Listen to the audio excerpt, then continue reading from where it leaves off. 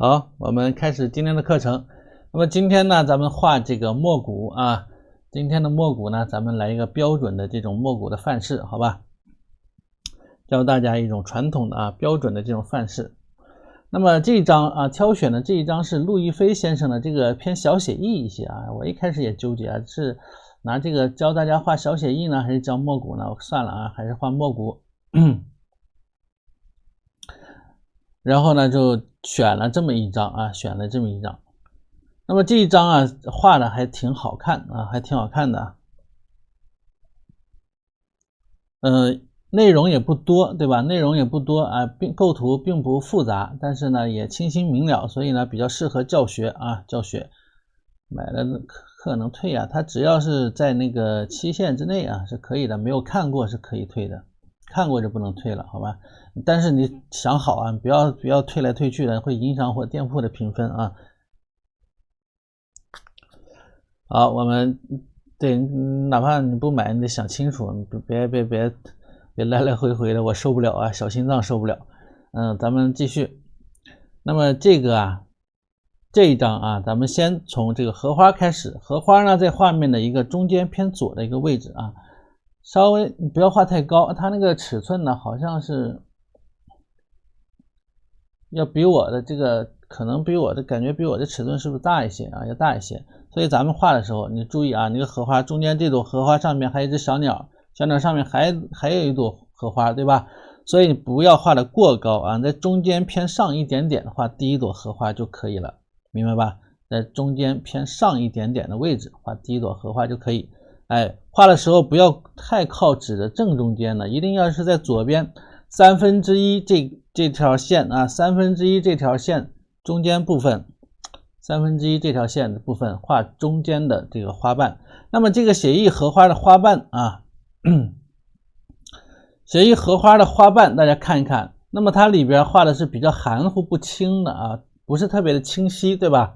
所以画的时候自己心里边大致有一个这个荷花的一个形象如果有一个形象在的话，它就会比较好一些，画起来呢就没那么费劲，对不对？如果你没有一个具体的荷花的形象在脑海里边，画起来可能比较费劲一些。那么你可以选择自己呢找一找这个荷花的照片呢，有没有合适的差不多角度的差不多形状的，你找一个那样的荷花作为一个参考，那样也行，对不对？也行。或者说我画荷花画的比较多比较有经验，我自己随便画也能画出一朵比较好看的荷花那就更好，对吧？好，我们先从中间这部分开始调白色。首先调白色和曙红还有朱砂曙红还有朱砂。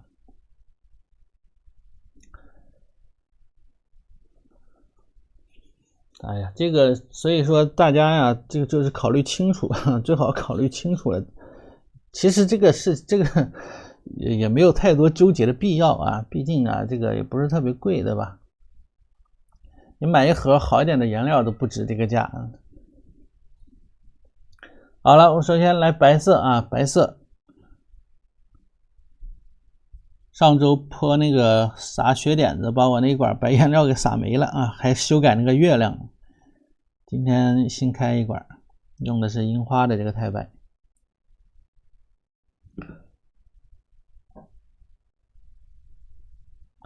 来，那么它应该就是纠结吧，我也不知道反正可能就是太纠结了。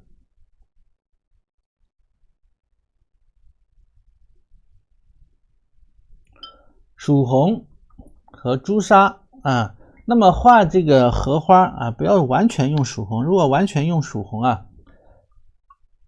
比较粉和白撞一块之后比较粉气，所以呢我们最好是能够加一点朱砂进去曙红加一点朱砂，那么这个红它比较的好看一些和白撞一块之后这个颜色会好看一点。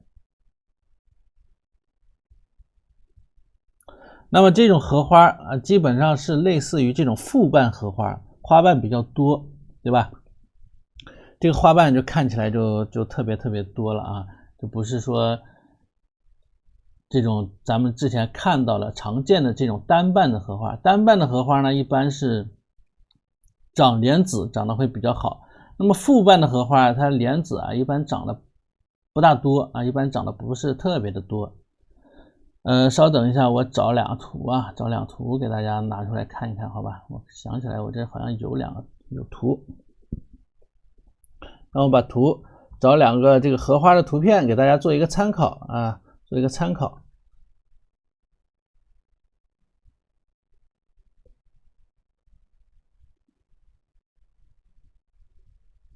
稍等1分钟啊。我之前保存过这个很多这种复瓣的荷花的照片啊，因为我特别喜欢画这个荷花，所以呢就存了比较多的这种荷花照片啊。我挑两个角度差不多的发给大家。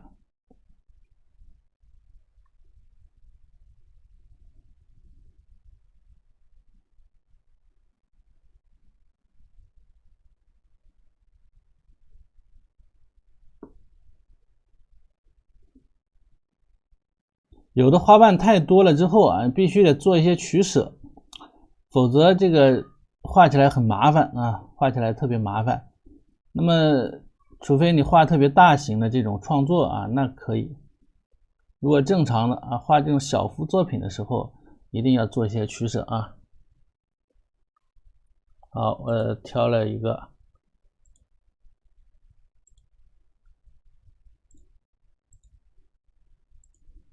你可以看一下这两个荷花的一个动态。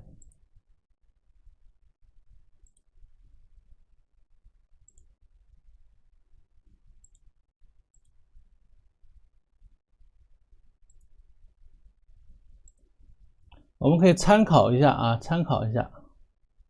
那么这个姿态呢，就比较符合咱们今天晚上要画的这个荷花的一个姿态，对不对？这一朵呢，它也比较好看，对吧？是不是？这个也比较好看啊，这个也比较好看。所以这俩你看一看啊，这俩呢，它基本上和我们今天晚上要画的这张画的一个构图，这个构图当中这朵荷花的一个动态比较接近了啊，我们可以这样做一些参考，对吧？你比如说这一张，我感觉更接近一些啊，更像一些。那么底下这一张，底下这一张也还不错啊，也还不错。但是朝向上它是有点朝左边，对吧？我们画面当中的这朵花呢是朝右边，你要么给它来一个水平翻转啊，这样也可以，可以参考一下。那么看啊，类似于这种复瓣荷花，它的花瓣呢是比较多的，里边的花瓣啊，有的特别的碎啊，有的特别小，特别碎，是吧？像这个还好一些啊，这个还好一些。比如说这一朵啊。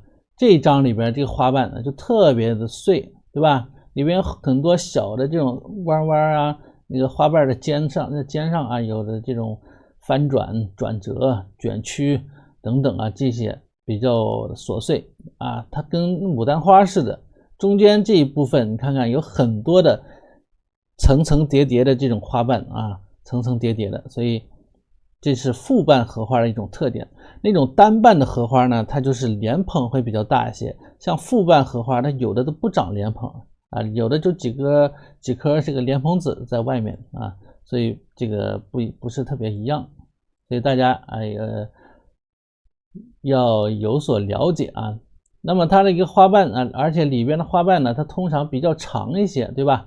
比较长一些，不是特别的宽，不是特别的胖啊。以前我们画的那种呢，它估计是比较胖一些。那么我就以上面我看看啊，以哪一个？以上面这个吧，啊，以这一张好吧，我就以这一张为参考啊，作为一个参考资料。一会儿画的时候，咱们就以这朵花呢作为一个参考，好不好？对，荷花好。那么今天我们就采用这种半写生啊，半创作的这也不算创作吧，是个花写生啊，花是大概有点写生的这个意思啊。我们来做一些取舍，画的时候一定要做取舍啊。这么多花瓣你全画完呢，那能画出大大的一团出来。这朵花我当时我这个我好像是我的那个抖音里边啊发了有一条里边画了一个团扇，里边好像是有一个荷花，好像是参考的这个，我忘了具体是哪一幅了。好，白色调成一个这个纯牛奶的这种感觉啊，不要特别的浓稠。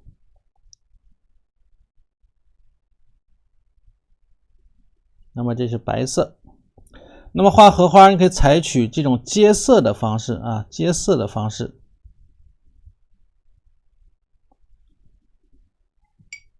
再来一支小一点的毛笔，或者你画的时候画小一点也行啊。就是这个曙红啊，就刚才我们用到的这个颜色啊，放旁边好吧，放旁边啊。调好了这个颜色，你可以这个笔里边啊蘸一点。好，那么画的时候，首先找好位置。我刚才说了，位置在左边1/3啊，1/3这根中线的地方，大概齐，我们就可以画。画的时候，从中间的这个花瓣开始画起啊，从里边内圈的花瓣开始画起。那么用到的这种方法啊，可以是撞色，也可以是接色。不要画的过高，过高的话，回头那个翠鸟啊，还有上面的花骨朵位置不大好安排啊，所以稍微注意一点，也不要画的太复杂了啊，太复杂这个花瓣不是很好画啊，我稍微拉大一点点啊。好，开始拿一个颜料管啊，给大家做一个参考。我们可以采用这种接色法，比如说从里边，那么这个从里边这一块开始，接色法呢就是先用红色啊重色把中间这一部分的花瓣的某一片花瓣的一个尖上用这个曙红加这个朱砂的颜色调一块的这么一个颜色啊画出来，然后紧接着就用白色把它接下来啊，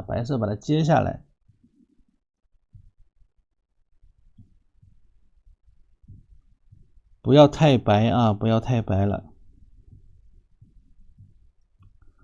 里边的画小一点啊，里边的花瓣一定要画小一点，像这样啊，画好之后，中间地方你可以稍许的用这个笔尖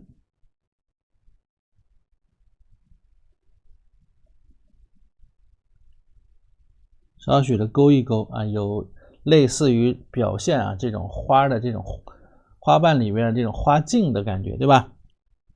比如说我觉得不够白的地方，我再来中间的部分可以让它白一点，我再用这个白色稍稍撞入一些进来啊，让它保证是在中间啊，不是在两头，明白吧？然后在中间。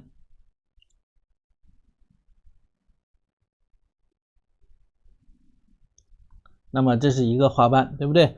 好，那么以此类推啊，我们参考着这个图片啊，这个图片和这个画的还比较接近啊，看着都很像了已经。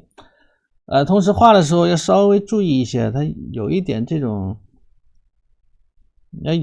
花瓣这种形状不要太雷同的这种意识啊，因为它其实现实当中的呢，它会比较雷同一些，但是我们画的时候尽量要让它不要有过多的雷同，所以每一个花瓣尽量让它有一点点区别啊，有一点区别会更好一些。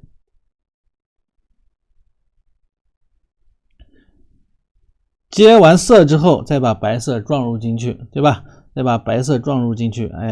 看到没有？再撞入进去啊，现在非常漂亮，也很自然。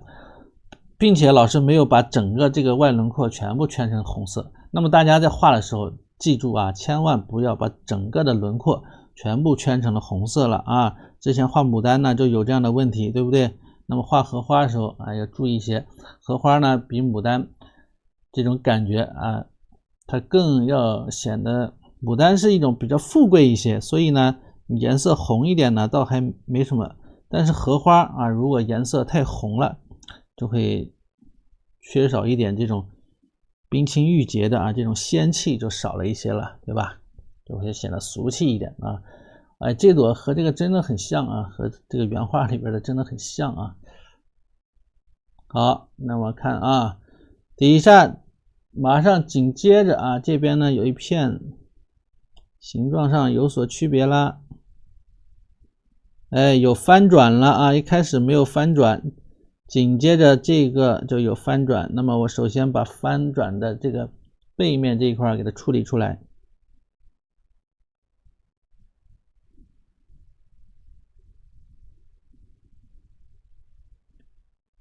有一点翻转的意思，对吧？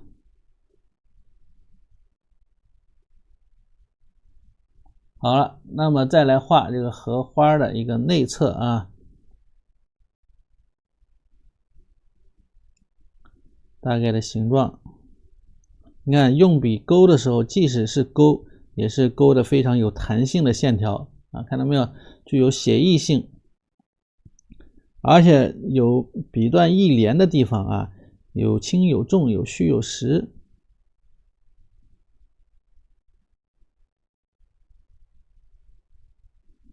那么这个小小的花瓣，你看看这个小小的翻转，包括里边啊这一块呢稍微重一点的地方，我们都给它做到了，对吧？都给它注意啊，做到了。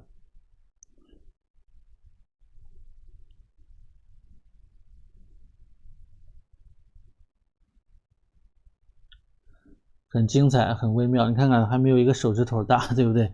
很小很小的一个啊，很小很小。所以画的时候，哎，大家一定要把握好这个分寸，好吧？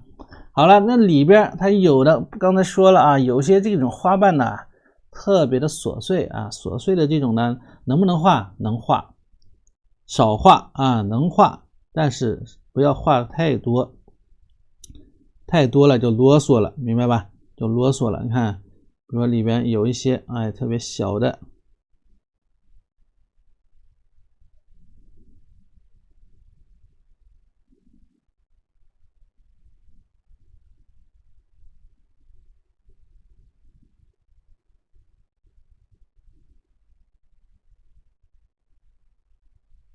对不对？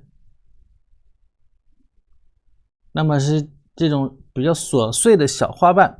那么类似于这种小花瓣，假如说你想啊让自己的画面水平啊画面的呈现再进一步，再高级一点啊，怎么办呢？对啊，右边是照片啊，我临时想起来了，加了个照片进去。比如说想让再高级一些，对吧？画面呢再高级一点。其实花瓣这种荷花啊，画的太干净了，反而不是特别好看。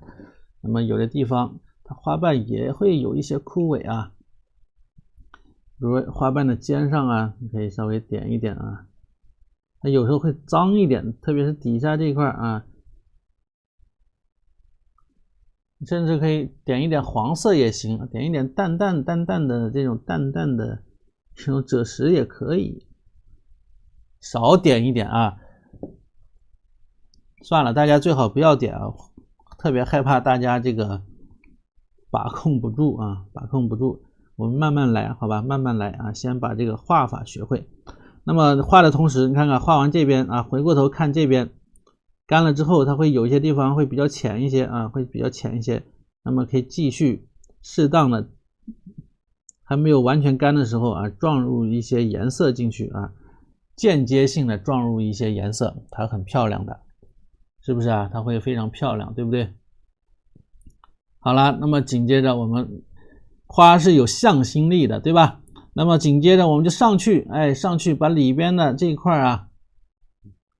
一定它是要向着中间，向着中间的这个感觉啊。那还是有一些琐碎的，我们再画两片，向着中间裹起来，一定要给裹起来。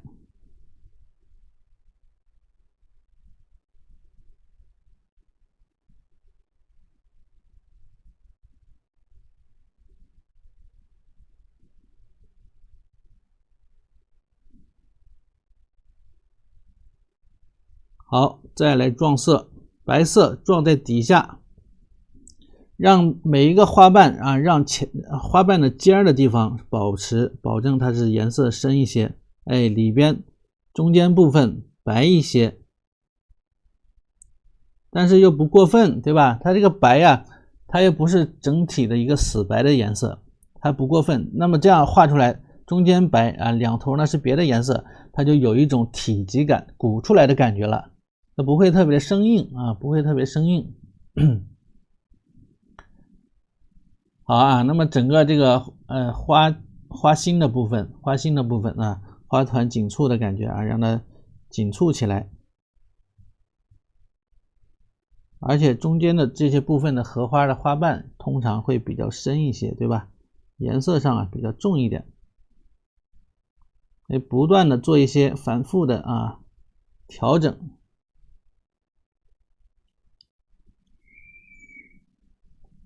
反复的调整一下。好，那么接着往上去啊，往上去，这朵花呢，它是有点像画面当中，我们看左边的图啊，看左边图，这朵花有一点像这边啊，朝向，它是花头朝向这边，所以左边要高一些，右边要低一些。但是我们现在图片里边呢，它是一个平正的，所以我们要有意识的把左边加高，左边的花瓣要给它加起来啊，给它加起来。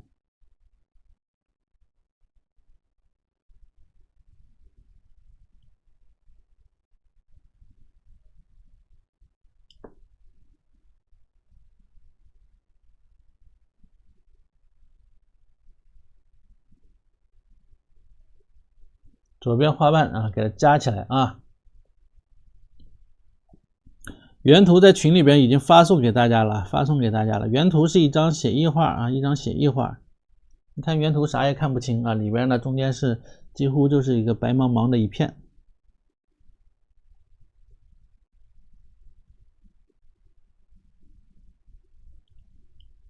青田市蜀铉不加胶。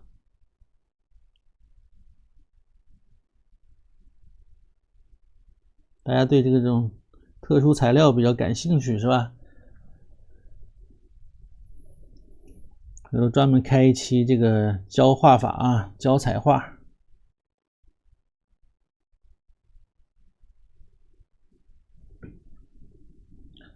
那么现在啊，看看啊，这个整个的姿态很漂亮了吧？已经很漂亮了啊。我们再来把它继续啊，稍微加一点啊，稍微加一点，比如这个花瓣里这一块啊，来一个短短的啊，小小的胖乎乎一点的，把这个层次稍微多加一个层次。画的时候一定把水线留好啊，把水线留好。有的是一种意象的，有的呢是一种这种具象一点的。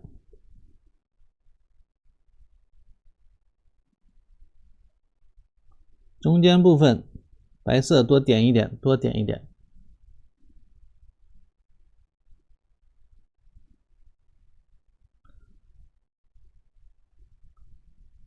好，内圈的这个啊，内圈这个差不多了啊，差不多了。我们继续往外啊，往外扩展，往外扩展啊。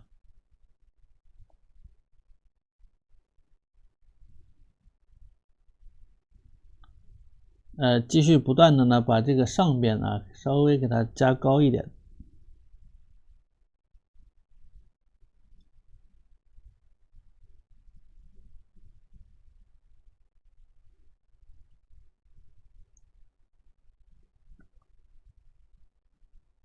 对，今天是墨骨画啊，墨骨作品。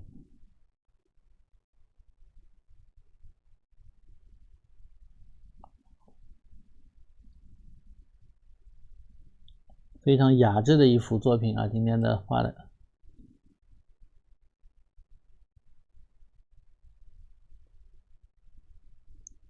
好，底下呢有一些这种稍大一些的这种花瓣的一个覆盖啊，有一个层次啊，层次。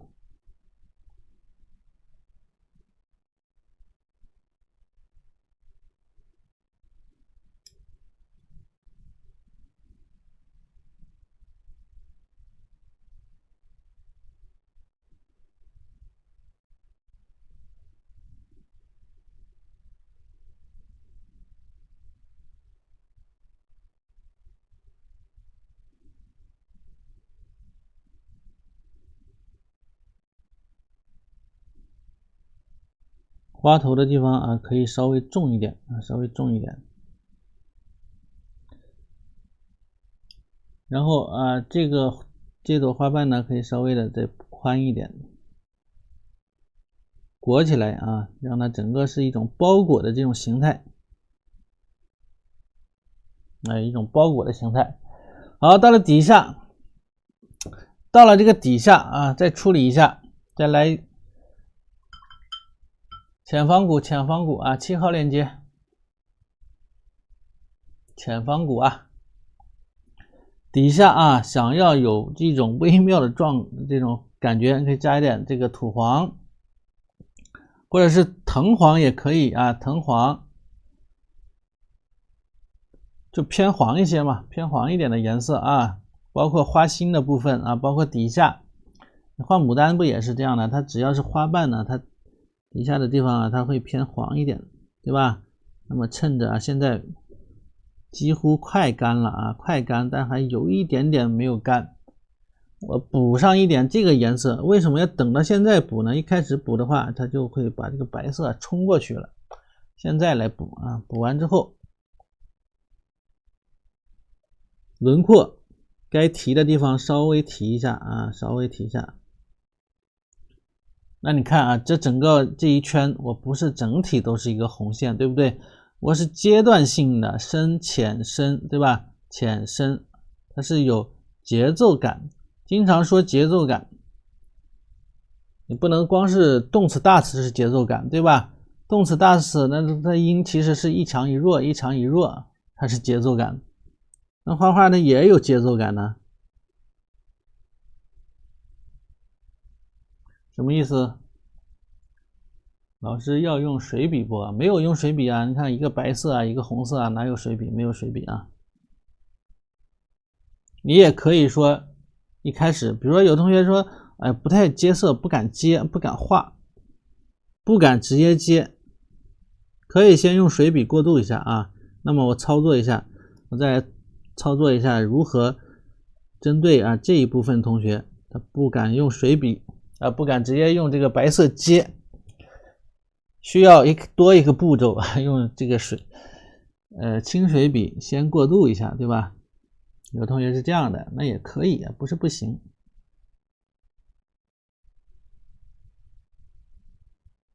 这个已经有点干了啊，怎么干这么快？好，再来啊，比如说再准备个清水笔啊。是的呀，淑轩呐，我那个地方忘改了啊，不好意思啊，上面那个特殊材料那个我忘去掉了，左边那个图，难怪那么多同学问要教是吧？不好意思啊，没有注意到啊，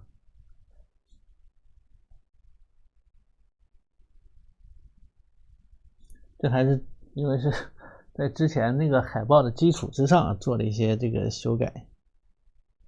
清水笔干净啊，一定要干干净净的清水笔。你看现在这个花头，我们缩小一下，看看这个花头的大小啊。你看一下这个花头在画面中的大小，不是特别的大，对不对？也不是特别的大。因为它只是说在内圈，完了还得画外圈，画完之后大概啊20公分没有，15公分啊，这个直径大概控制在15公分左右。你看它就不超过这个纸的中间的一半，偏右一点点，大概到这儿外圈，对吧？这边到这儿，然后这边呢到这儿，这么一个感觉啊，就很好看了啊。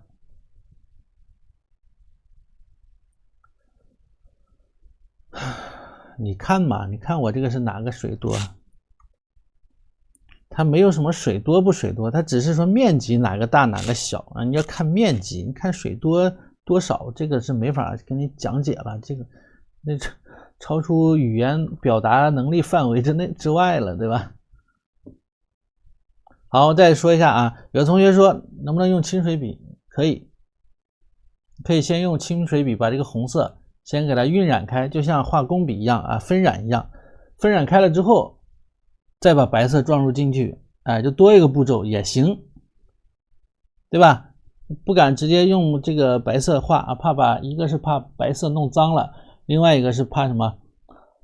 怕自己掌控不好，那么也可以的啊，也可以。比如啊，再来画一个，那么这个地方要加一片，大致加一片啊，我这底下，比如说我先这一块啊，这一块我先用红色的这个红色的这支笔啊，先画完之后，我用清水笔这么晕染开也行，对吧？我害怕呀。害怕白色接不住啊，接的有一个痕迹，对不对？你先这么晕染开，行不行啊？也是可以的。晕染开之后，再用这个白色的撞粉啊，再来撞粉，这不也可以吗？这样也可以啊，这样也可以，两种方式都可以的，都能达到最终的效果，明白吧？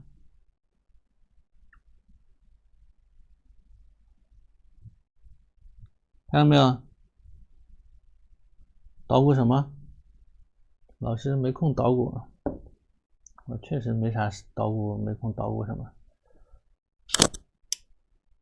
没有加胶，没有加胶啊！这位同学没有加胶啊，因为我搞错了，我那个忘删掉了，我其他的修改了，但是那条忘删掉了啊，加胶这条忘删掉了。生宣需要加胶，这个熟宣它上面已经有一层胶反水了，所以它是熟的，那根本就不需要再加胶了，明白吧？啊，是我的错啊，非常抱歉。粗心大意了一把啊，粗心大意了一把。啊，继续，我们开始往外圈啊，往外圈呢稍微画快一些啊。那么这个画法有没有知道了吧？是不是这种撞色、接色啊，或者是分染，掌握了吧？掌握了，我就接下来呢，我稍微画快一些啊，稍微画快一些。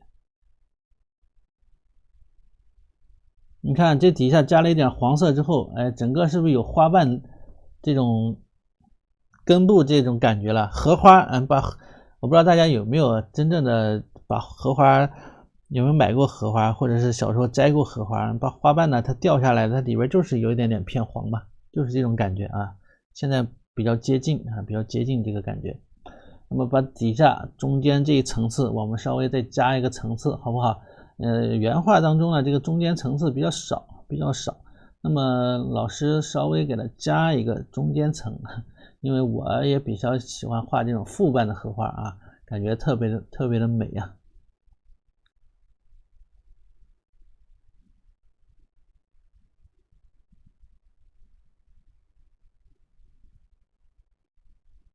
当然不要加的过大啊，不要加的过大。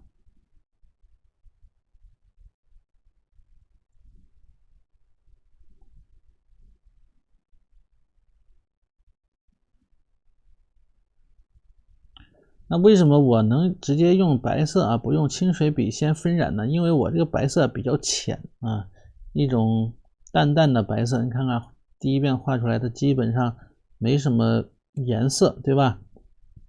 跟水差不多，其实比水白不了多少，对吧？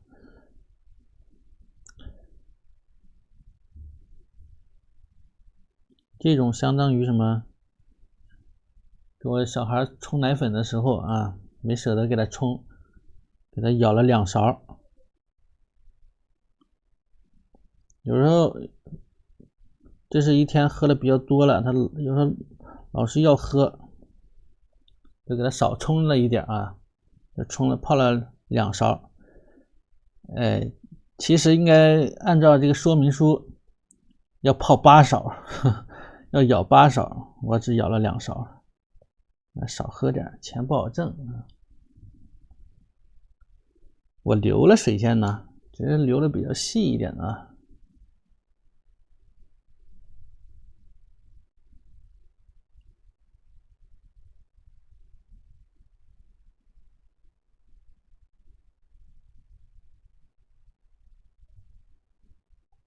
他有时候喝着玩儿，一天老喝，他看到就要喝，看到那个奶粉罐他就要喝。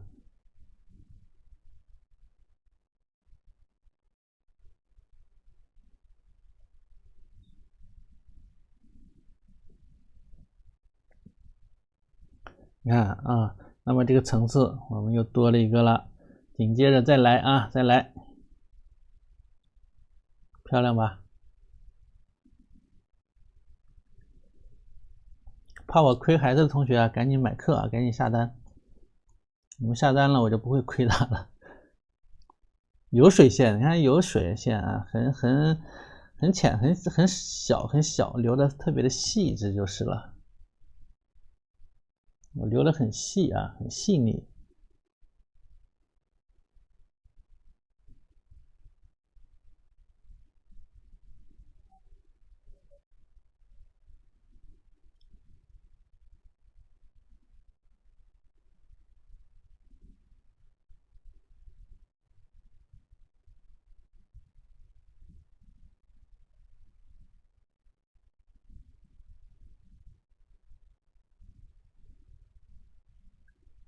中间层次，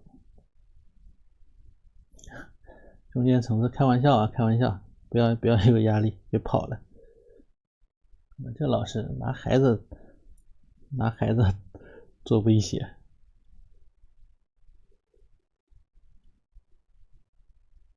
看啊，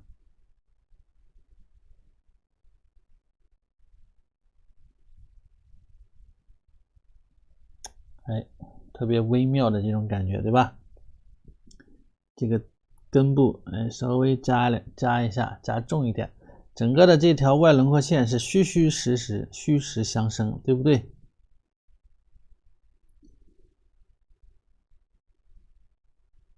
你想想啊，你这个画好了，往家里一挂，这不比去买那个什么装饰画啊，那种喷绘的那种，不有意义的多吗？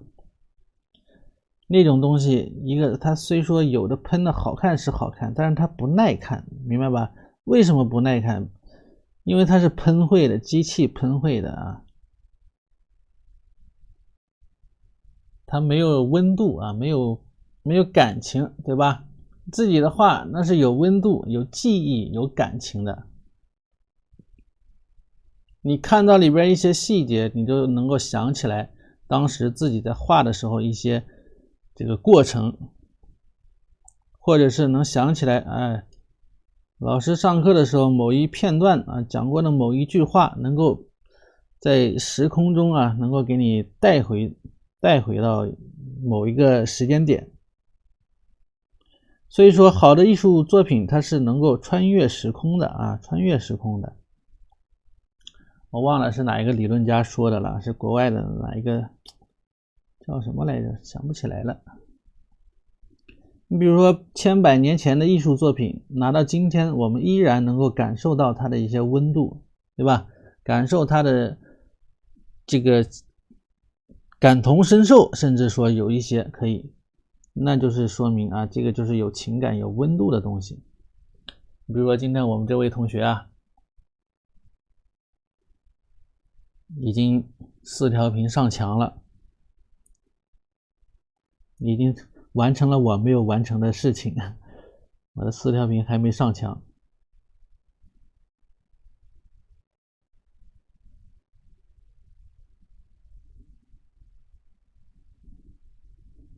那么这种白啊，不是特别的白，干了之后呢，会比较浅一些，是吧？特别的，哎，有一种花的这种柔弱感。如果特别死白的啊，像刮了那个墙腻子，那个刮墙似的那种啊，那就特别难看，它特别生硬啊，所以要画出这种柔弱啊、虚实的这种味道。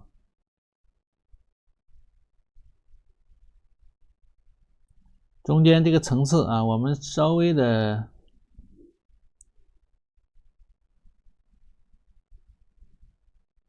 给它概括截取一点点啊，稍微的做一些这种取舍，不然的话中间这个花瓣层啊太多了啊，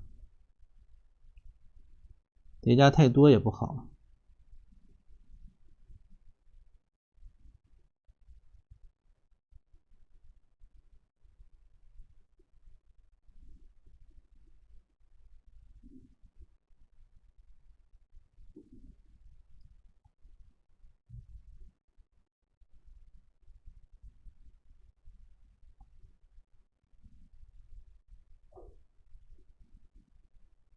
同样要注意啊，左边高右边低，那么左边高右边低。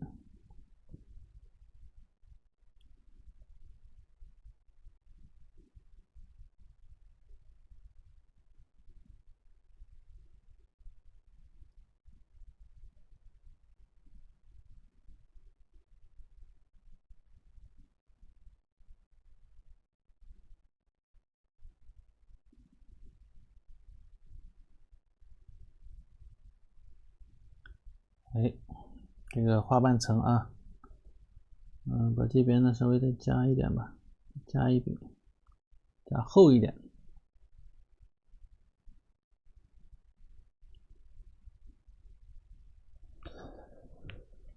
好，那么这个层次，你看看这个层次变化呀，就特别的丰富了，特别丰富了。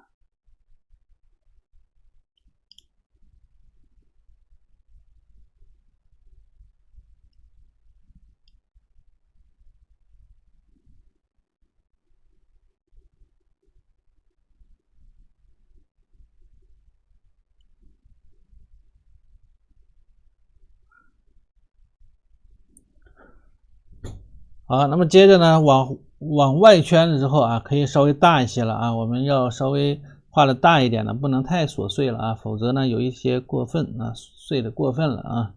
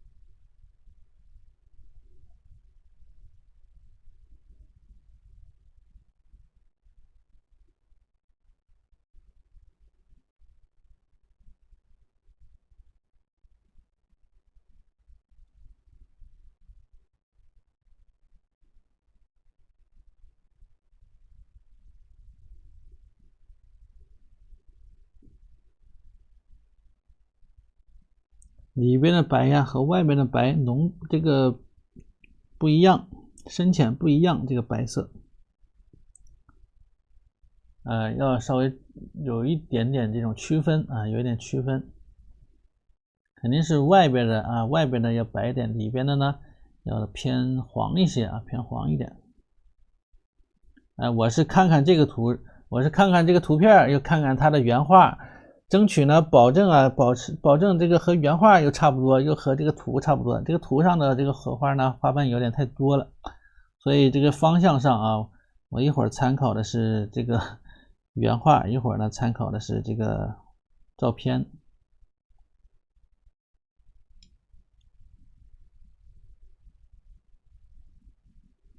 你看，那么这一半呢，我是参考的照片原画这一张啊。它是这么过来了，直接就赶紧完成这个包裹啊。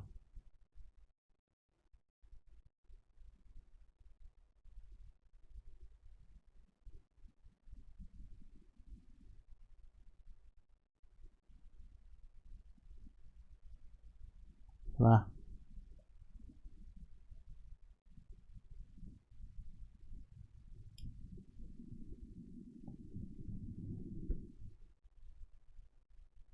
白的地方再撞一些白进去，一种冷艳娇艳感啊，你得把它画出来。画东西就是这样的，这种状态才是正确的。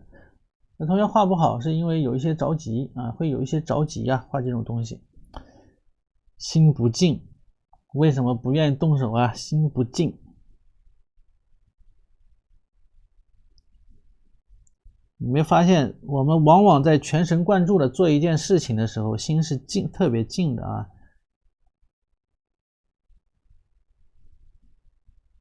你这种进入这个状态之后，你会忽略掉这个时间，对吧？忽略掉所有事情啊，只有这个一件事情，就是画画，是不是？对吧？所以会忽略掉很多外在的这些其实挺好的。为什么不愿动手？心不静啊，外在的诱惑没有撇清。包括有的同学说，哎呦，现在几十位老师天天直播，不知道选谁的好了，都不想画了，都不想画画了。为什么？心不静啊！几十位老师直播，跟各位又有什么关系呢？对不对？你不看，跟你又有什么关系呢？你要挑选嘛，就像去了图书馆那么多的书，你只摘取你需要的部分不就好了吗？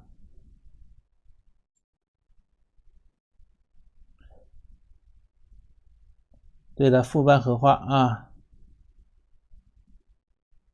你不能把你不愿意画画的这个事情怪在老师身上啊，怪在直播的老师太多了，看花眼了，这个锅这老师背的有点冤了，对不对啊？这锅我们能背吗？我们不能背啊，自己背。那假如说小孩上初中了，上高中了，天天又学语数外，对吧？政治、历史、地理、化学、物理。这一节课上英语，下一节课突然上数学了，下一节课又突然上物理了。然后孩子说我不学了，天天让我学那么多都给我学乱了，你揍不揍孩子？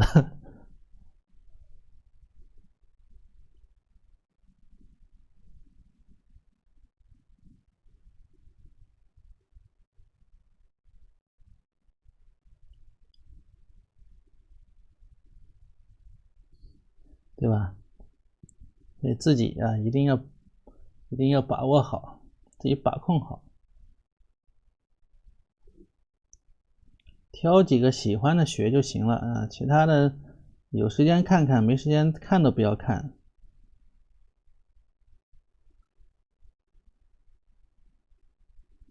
就像很多画家呀，他其实就是这个是谁来着啊？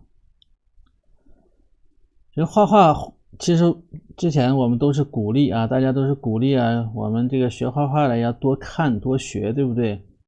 到了一定程度了之后啊，看了多反而会影响自己，会影响自己的这种想法啊和专注度。所以刚学的时候要多看多学，那么到一定程度的时候，就不能再看的太多了啊，不能看的太多，看多了这个也想学，那个也想学，这种风格也想尝试，那种风格也想尝试，最后就走着走着就迷失了。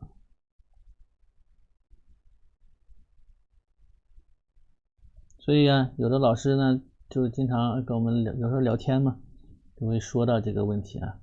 其实作为他们这种画家已经成名的啊，他也是这样的，有时候老想集思广益啊，博取众长，到最后就迷路了。当然了，学习阶段除外啊，学习阶段除外。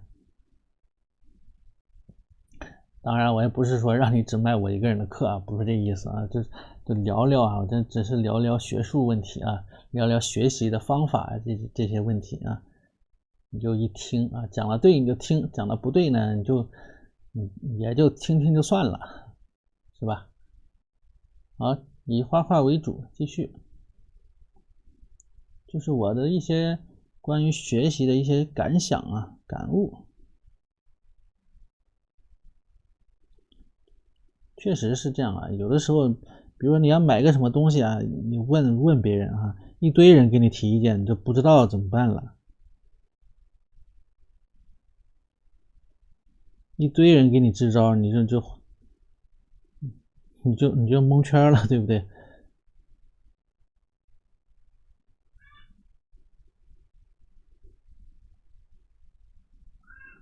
好，让它裹起来啊，裹起来了。这一块呢，我又是采取的这个照片里边的啊，照片呢我也看不清楚啊，我现在看到的也就是角落那个小块，那个小方格那么大小的，所以我也看不清楚。但是我只需要抓住大概感觉啊，有一些呢就凭借着联想，有一些呢就凭借着这种想象力啊，或者是一种把那一瞬间你看到的这个感觉给它画出来就可以了，不需要特别的具象啊，不需要特别的跟照片一模一样。所以有时候就是一种感觉，画画写生的时候往往就是这样的啊，一瞬间的这种感觉非常重要。我们画的时候就是某一瞬间的这种感觉啊，那个感觉呢有可能是一种情感，对吧？你那一瞬间的啊，你想到了什么？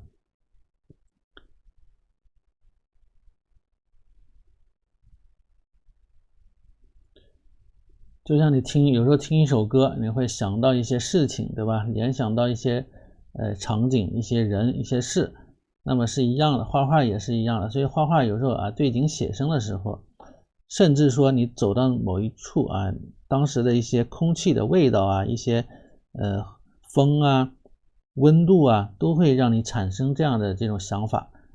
那么我们画画只需要抓住这一瞬间的这个情感啊，非常重要啊，这个就是创作啊，这就是创作啊，并不是说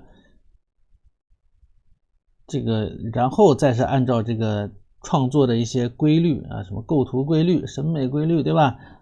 遵循这些规律啊来进行细化，但是所有的都是要围绕着你最初的想法和感觉啊，这样才能不让别人带跑，才能不跟着别人的思想，否则很多的作品其实都是别人的思想在你的脑子里面控制着你，然后你就再这么画出来的。所以这是谁有一句话说的啊，大部分呢都是人家的想法在你的脑海里面奔跑，自己往往是没有想法的，所以我们不能那样。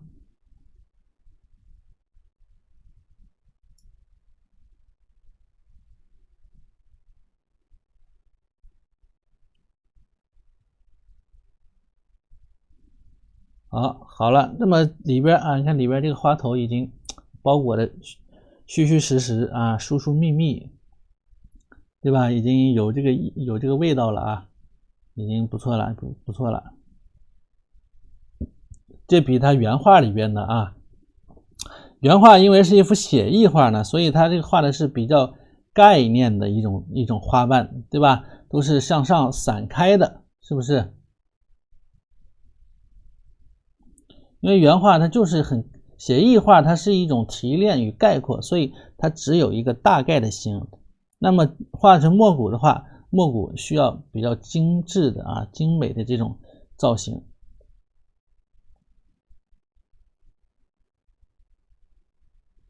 因为写意没法这样画，对吧？那这样画就完了啊，那就不是写意了。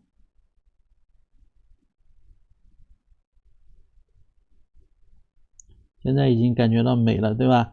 回头花蕊啊，把这个莲蓬一画，花蕊一画，那么这个花头的部分啊，就会更美妙，妙不可言。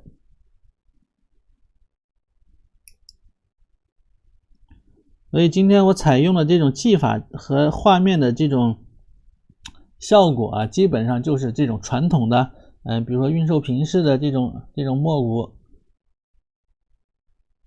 或者是居廉居巢啊，类似于这样的一种墨骨啊。那么中间这个地方我是刻意留出了一个椭圆形啊，刻意留出一个莲蓬的形状，这个要注意啊，一个小莲蓬的这种形状。好，笔尖再调一点藤黄，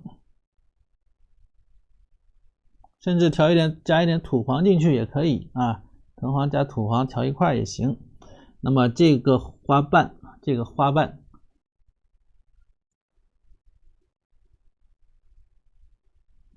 让它黄一点，因为周围啊回头都是莲蓬的，都是那个花蕊，让它黄一些啊，往上去一去也可以，往上去一点也行。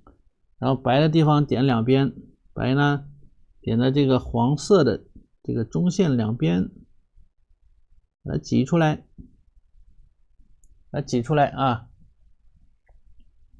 好，你现在看整个的花瓣，每一个花瓣虚虚实实的，对不对？有深有浅。好，喝口水啊，谢谢大家。我能去上个厕所吗？我想上个厕所去啊。大家帮老师点赞1分钟啊，一会儿回来。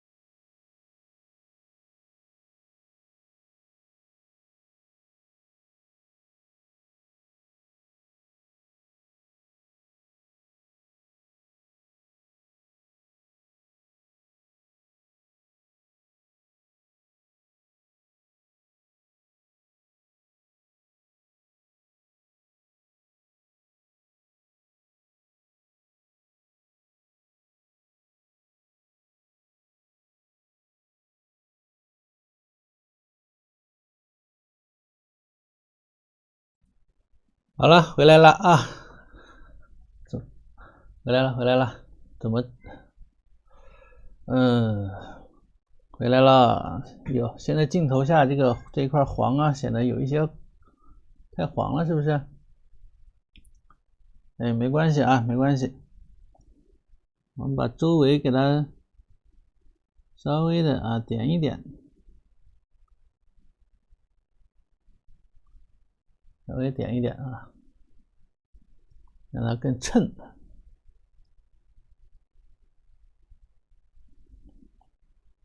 像这个缝里边，之前画牡丹记得吧？那个缝里边呢全是红，对吧？那么这个缝里边呢，我们可以用这个黄色啊，暖色填补一下，填补一下啊。一会儿这个荷叶是这样的。好，继续往上。那么我们先继续，我把这一边啊这半边先画出来啊，把这半边呢，我们先给它这个画出来。这个花绝对要画出来是比原画的这个花要好看一些的。红白老是互阴互串，是不是？就是没控制好嘛。笔头上控制好一点，红色干一些。你看我毛笔很干很干的，你知道吧？比较干的啊，不要那么多撞一块去。要控制好嘛，多了它，你比如说完全碰一块，它肯定阴呢，对不对？给它控制控制啊。今天画了一天呢，这么充实吗？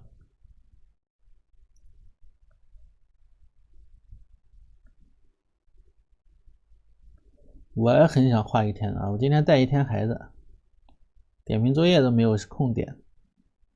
早上带孩子出去玩一圈啊，中午回来吃完饭又带孩子睡觉。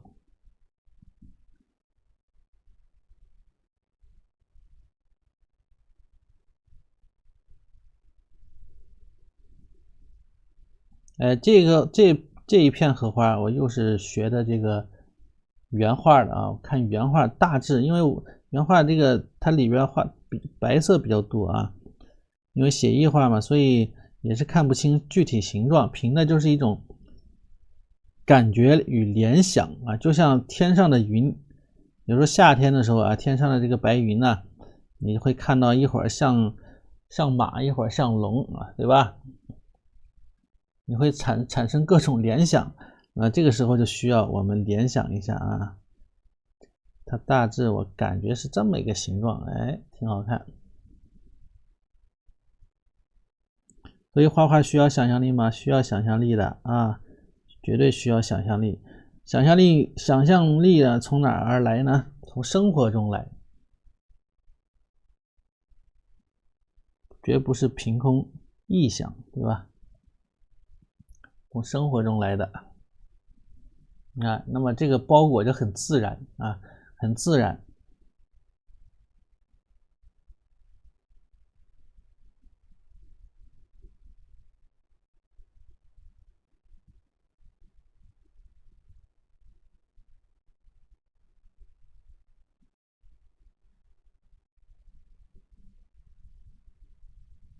哎，然后这边再来一片。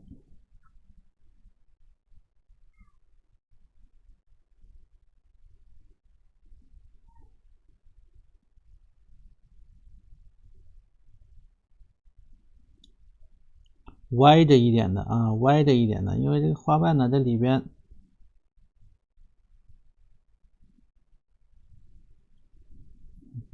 说不清道不明的啊，它这个形状啊，有常理无常形，对吧？有常理无常形啊，什么样的都有，但是必须得向心啊，向心力啊，得有。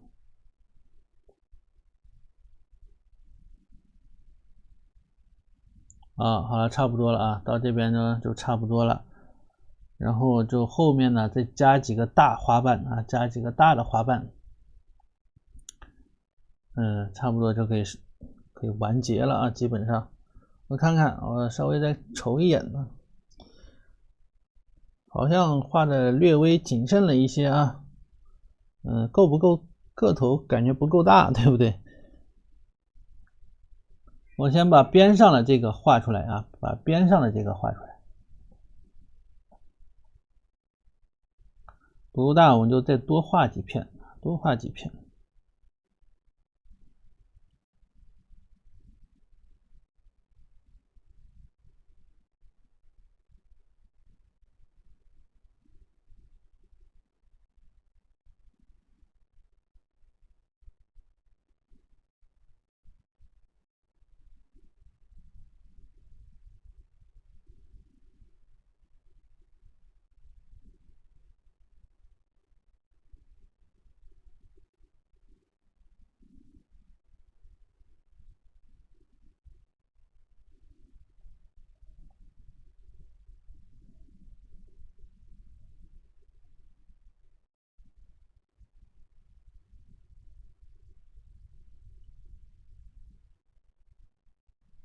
哎，这边补一片。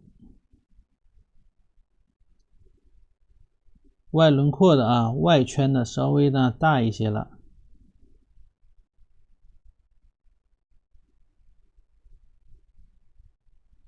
稍微大一点啊，稍微大一点，对吧？稍微大一些啊。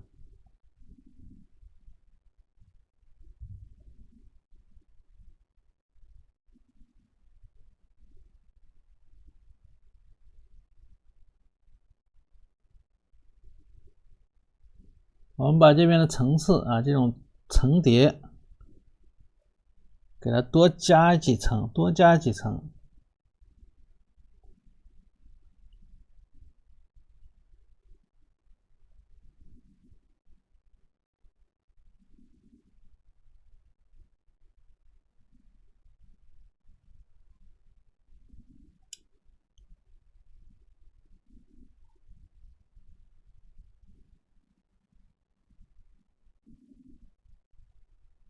哎，多加几层。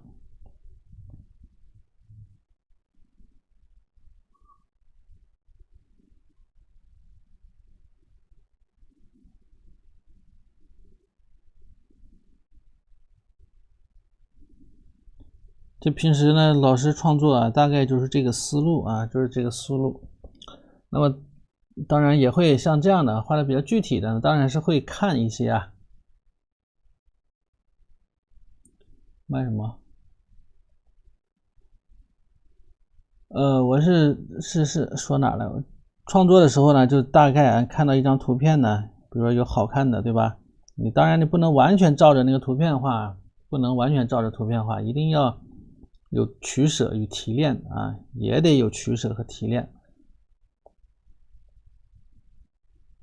好，那么现在我们可以大概可以把这边呢稍微封个顶了啊，封个顶。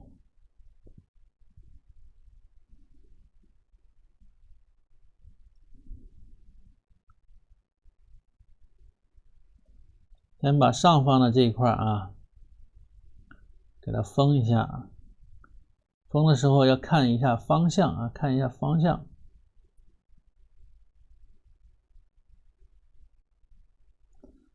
看是你可以选择，要么让它打开啊，要么让它往外打开，要么呢再是往里包啊，都可以，两种方式都可以。哎呦，我的妈呀，小孩在哭呢。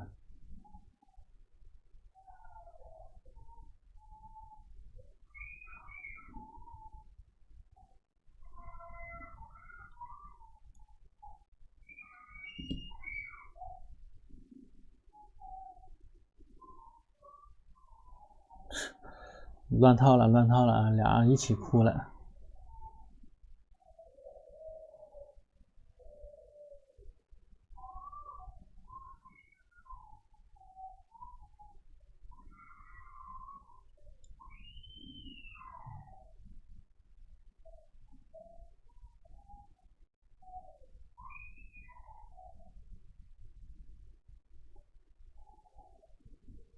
估计吵架了。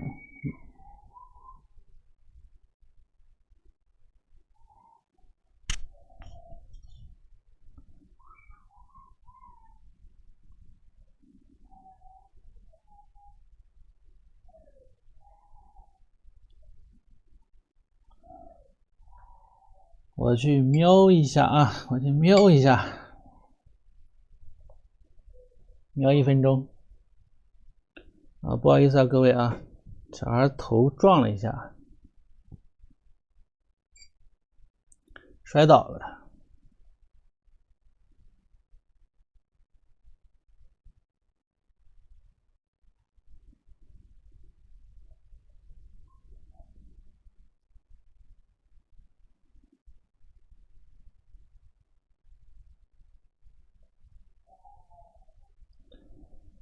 摔了那个后脑勺撞了一个大包啊，一会儿去看看啊。那么我们把上面这块要高一点啊，高一点，我们把它封住。花瓣呢也可以稍微大一些了，到这儿啊，到这儿呢就不需要再来那么多琐碎的花瓣了，该大就得大一些了。让它整体啊能够包裹起来啊，能够包裹起来。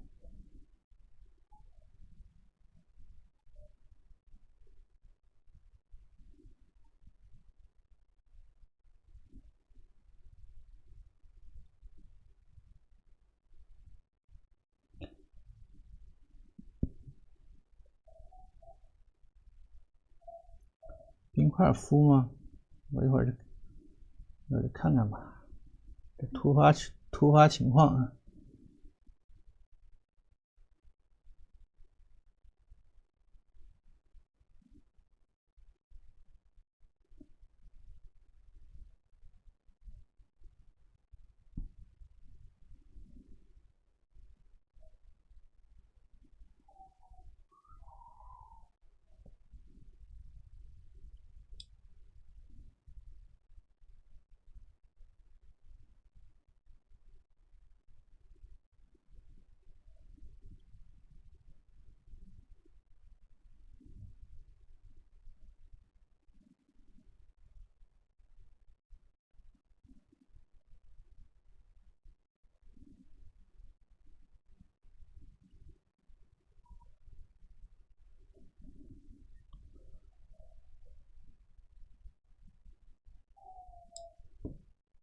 算了啊，今天咱们不然就先到这吧啊，我要去看一看啊，带他去看一看，然后明天晚上我们继续，好不好？明天晚上我们继续啊，不好意思啊，各位，实在抱歉啊，明天晚上我们再继续，好吧？哎，这是上一节课已经画了这么多了啊。那么我们继续啊，调这个白色，白色要调出这个牛奶状啊，纯牛奶的这种感觉，好吧？纯牛奶的感觉啊。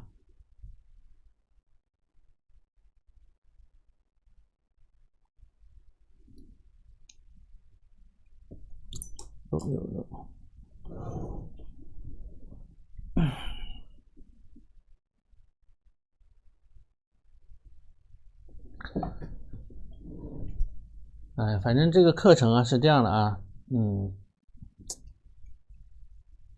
肯定是不会降价，对不对？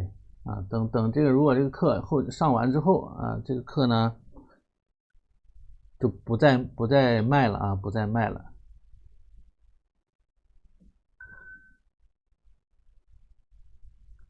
等我这个课程更新完啊，你别说318，到时候就没地方买了啊。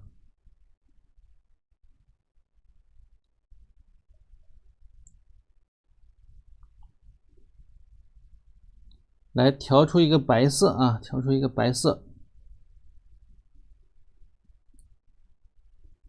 那么这个白色，哎，调出一种纯牛奶的这种感觉就可以了啊，稀一点，你看到没有？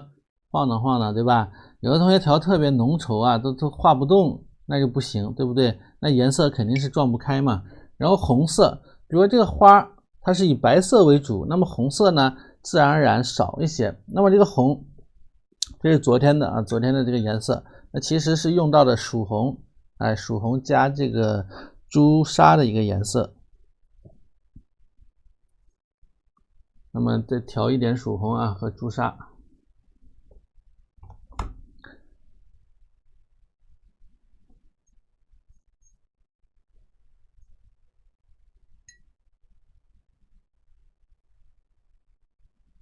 所以说这个就是啊，没有可能是不是因为我缺了一点包装啊？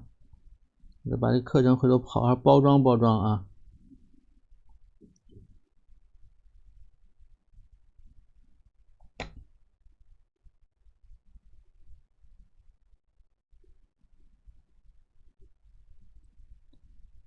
之前好几千块钱的课你们都买啊，同样也我还不是每节课都教啊。现在呢318反而还不买，证明啊咱们这个就是缺了一个包装，没有别的啊。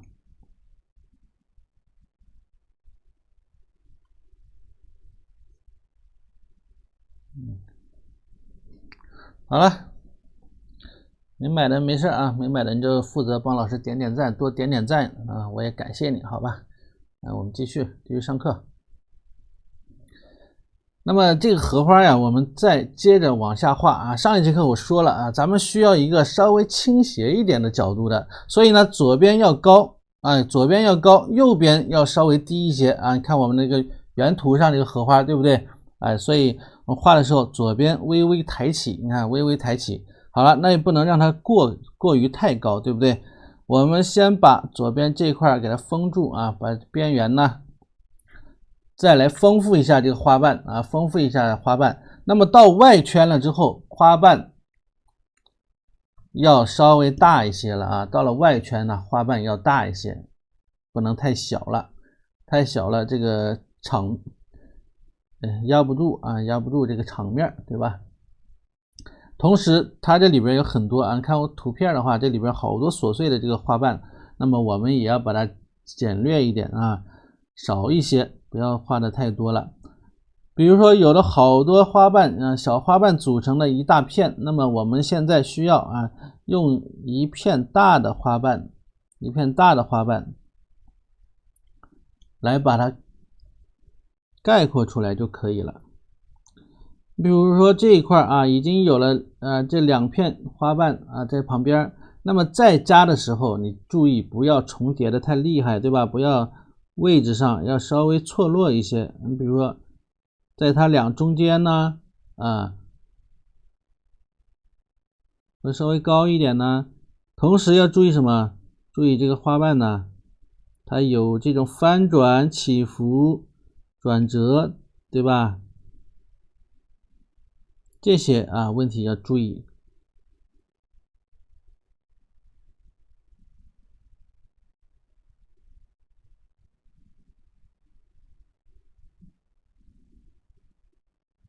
好，然后白色，那么这个白是不是特别白？不是特别白没有关系啊，你不要着急往里边挤颜料，不要着急挤颜料啊，你就把这个白色多点一点进去，看到没有？多点一点进去，积在上面啊，积在上面，一会儿干了之后它可能还会浅啊，稍干一点之后它可能还会浅，那么继续往里加就行了，明白吧？所以不要着急的把这个白色调的特别浓，好多同学一看，哎呀不行啊，赶紧加，对不对？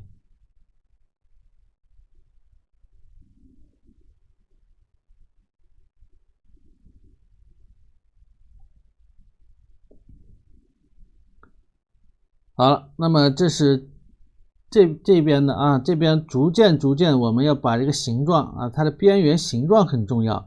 边缘的形状一是什么？这些空白的地方啊，这些空白不能，我们经常有一句话叫什么知白守黑，对不对？知白守黑啊。那么你画的时候，画同样如此啊。那么这块你不光要看你画的这些地方，你要看这个空白的地方啊，空白的地方要让它的形状要给它错落一点，明白吧？要错落一点。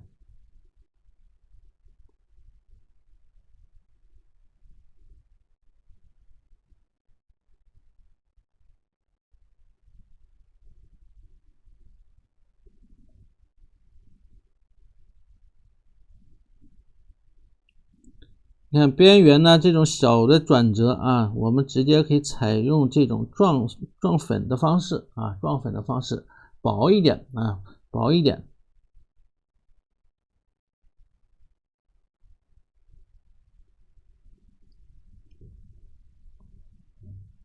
这个边卷起来不要太厚啊，不要卷的太多，然后继续。水线注意要留一下啊，要留一下水线。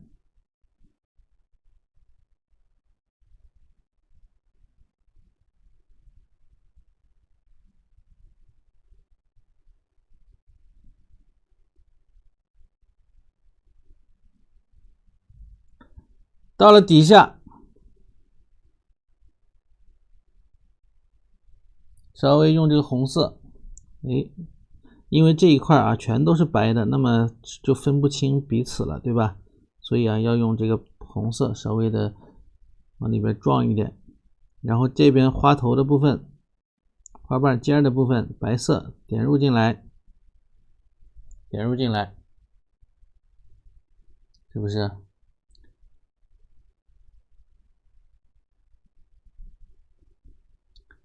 放心吧，肯定能让大家得到提升啊！咱们这个课程已经很有成效了嘛，这还不需要我王婆卖瓜自卖自夸，对吧？咱们拿同学们的这个作品说话就行了啊，已经是有成效的。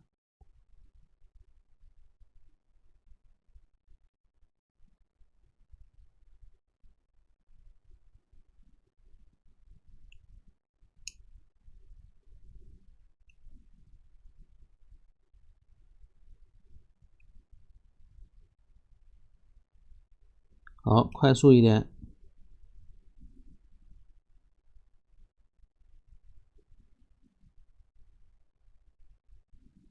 那么速度快一点，这个你看这个线，它能接住，看到没有？接住了，对吧？这边呢，因为很浅啊，没有关系，并且它虚实的啊，我不是说把这一条线都勾得那么重，看到没有？所以说这个你在用笔的时候啊，要注意啊，边缘千万不要像勾线似的，像勾白描似的那么去勾它，那就不好，那就特别死板啊，墨骨画的这种灵动啊就缺失了。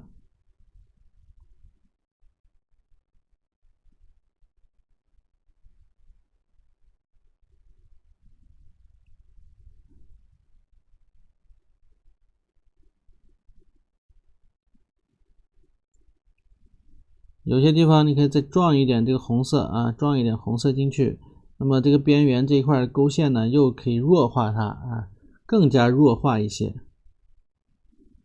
所以用笔的时候一定要很灵活的啊。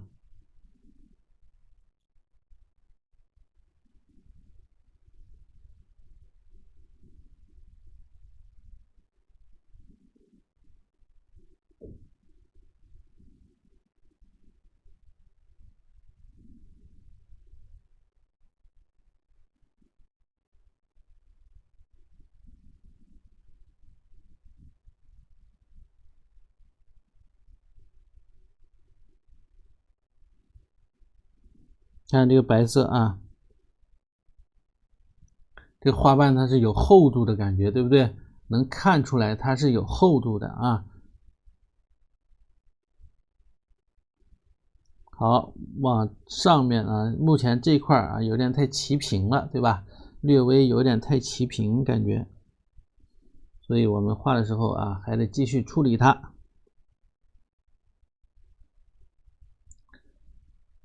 先不用管它啊，我们先把这个底下这一块啊，再继续画一画，继续画一画。那么底下这一块之后，也是几个大的花瓣啊，以几个大的花瓣呢，把这一块包裹起来就可以了。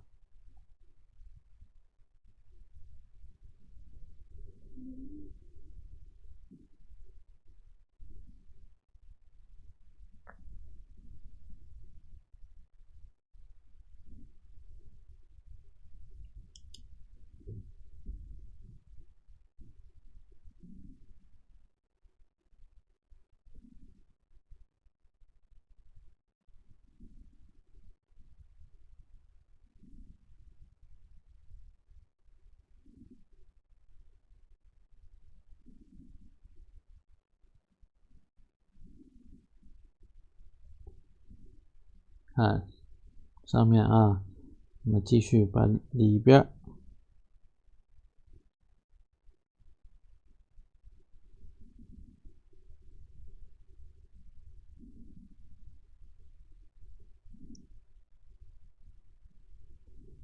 这样画出来啊，这个花瓣呢，它是有一种通透的感觉，对吧？很单薄的这种感觉啊，既显得这个怎么说，既娇也不能说娇艳啊，既清新啊，又有这种质感啊，这种生命力，完了还要柔美，哎，把它的这种特征给它画出来。如果说是画的很白的，那么特别硬啊，如果白太厚了，显得这个花瓣特别硬，明白吧？它不柔软。真正的荷花花瓣啊，你要无论是荷花还是普通的其他的一些花呀，它的花瓣都非常的柔美啊，娇柔，一摸水分感觉这个很湿啊，水分很大，另外还特别的柔软，是这样的一种感觉。所有的花瓣啊，你的花瓣不要画的像塑料的一样，有的同学那个白呀点的太多了之后，它就显得很硬啊，太厚了之后就特别难受了，所以要恰到好处，并且这一个花瓣里边啊，这个白色它的一个还是必须得有一些什么深浅的变化啊。你看，比如说尖的地方白一点，哎，里边浅一点，对吧？每一个花瓣的都是这样的。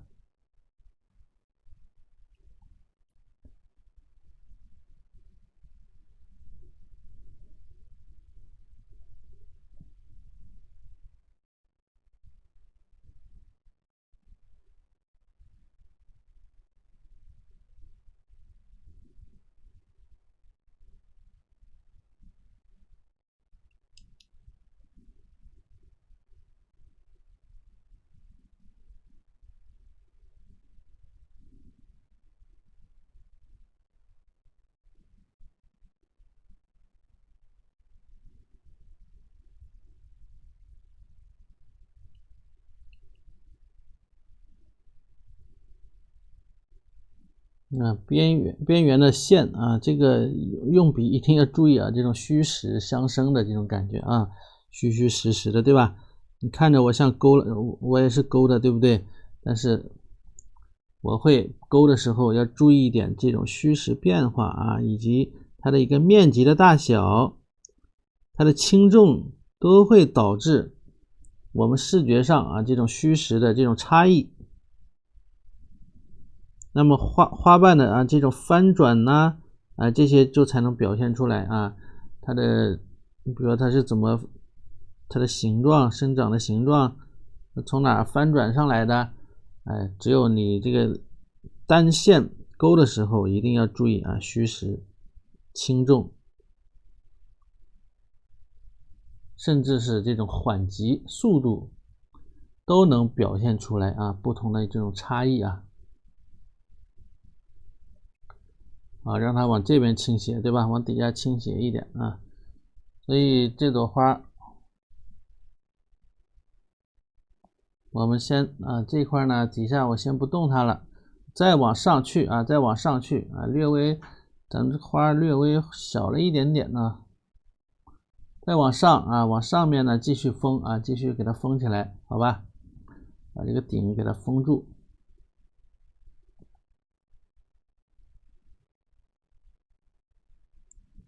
那么到了上面啊，这些花瓣呢，它都是同样要具有这种包裹性啊。它其实啊，它一组一组的花瓣，它是有一些相似与雷同的，对吧？它只是说角度上会有一些错位。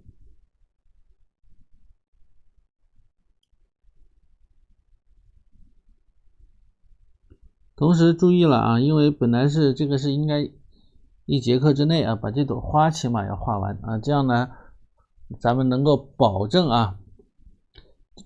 这个颜色上没有什么出入，对吧？因为上一节课和这一节课2节课的话，颜色有的同学不知道能不能调的一样，因为就得大家调的时候一定要注意啊，尽量保证啊，基本一样，好吧？对，根据自己的情况，如果你的这个花已经画大了，已经不适合加花瓣了啊，那就不要再加了。外圈啊，就几个大花瓣，稍大一点的花瓣啊，给它包裹起来，就可以，这个花呢就可以不要再动它了啊。你不能为了画而画啊，要根据实际情况来，根据个人的这个情况来，好吧？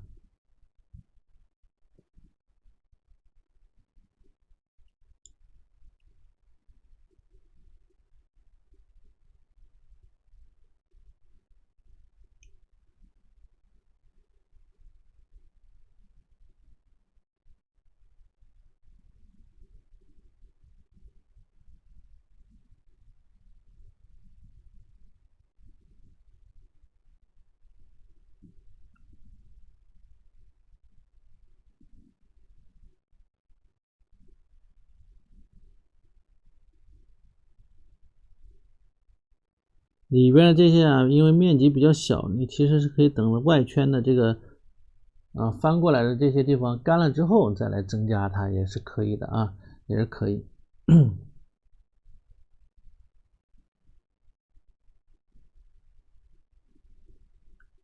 逐渐呢又要这样包裹啊，往这边包裹了，对吧？逐渐就是这样一种感觉了。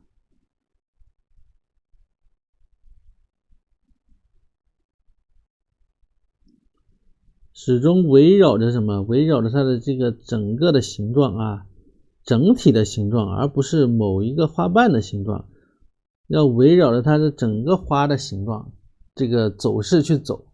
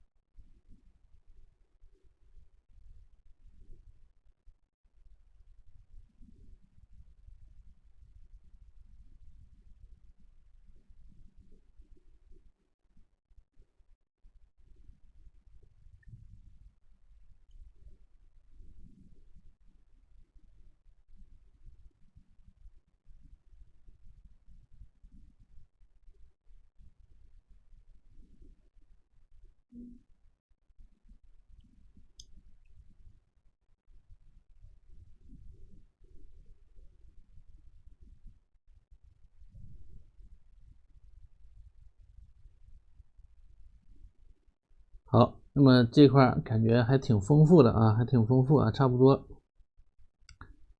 可以了啊。我这边再来一片稍微大一些的。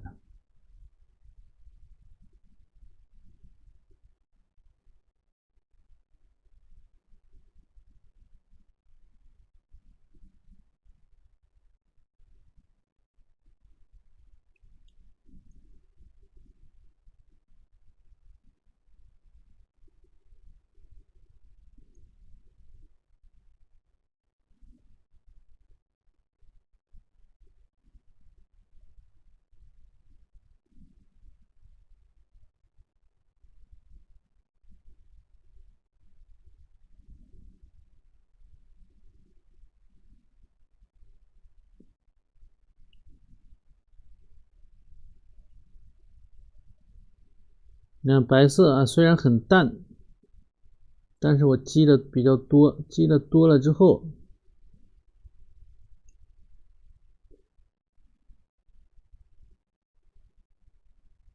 它也是能够有这种深浅的变化啊。如果像这样碰到了啊，可以稍微再处理一下啊，再处理一下。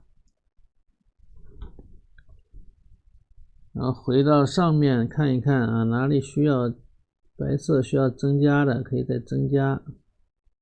因为都还没干啊，都还没干，这个时候进行一些增加是没有问题的，你看，但是不会有这个边的啊。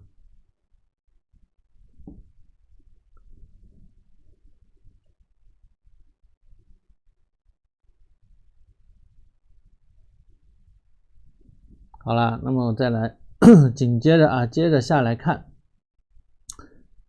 呢，这块啊，看看这两片，包括这块，这个形成了一个直线，对吧？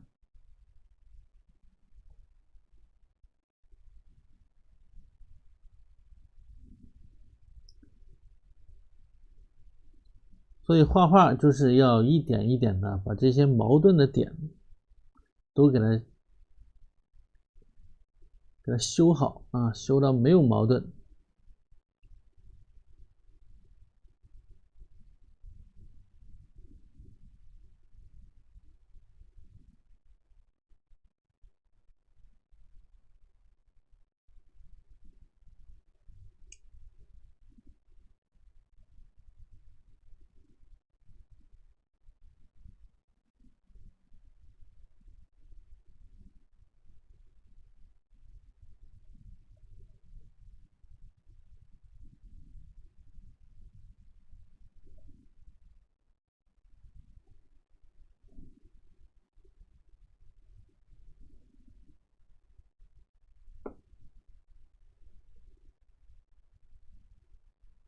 今天的画在1号链接啊，咱们所有的直播画的画都在1号链接，啊，只有这一个课程。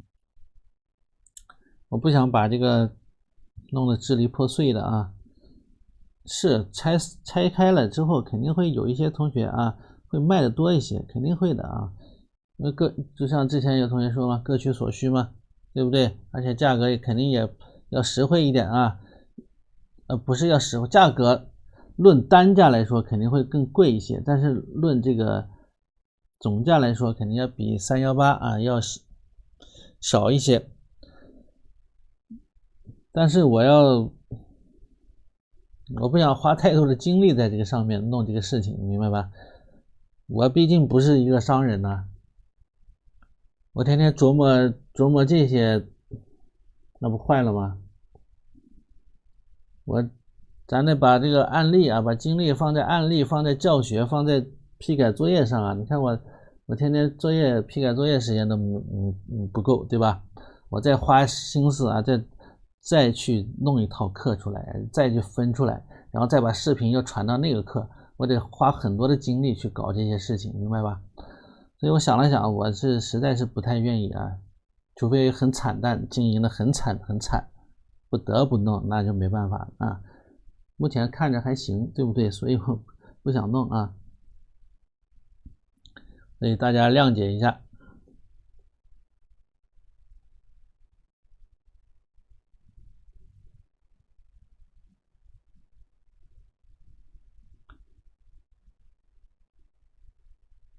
好，差不多了啊，差不多了。我看底下这一块，这儿再来一片啊，再来一片重叠的。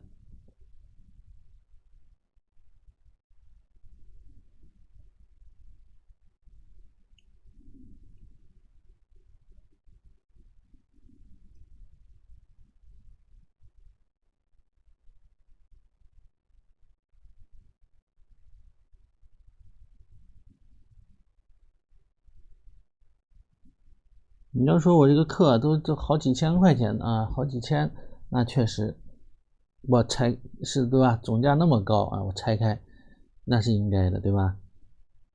我这已经是都白菜价了，对吧？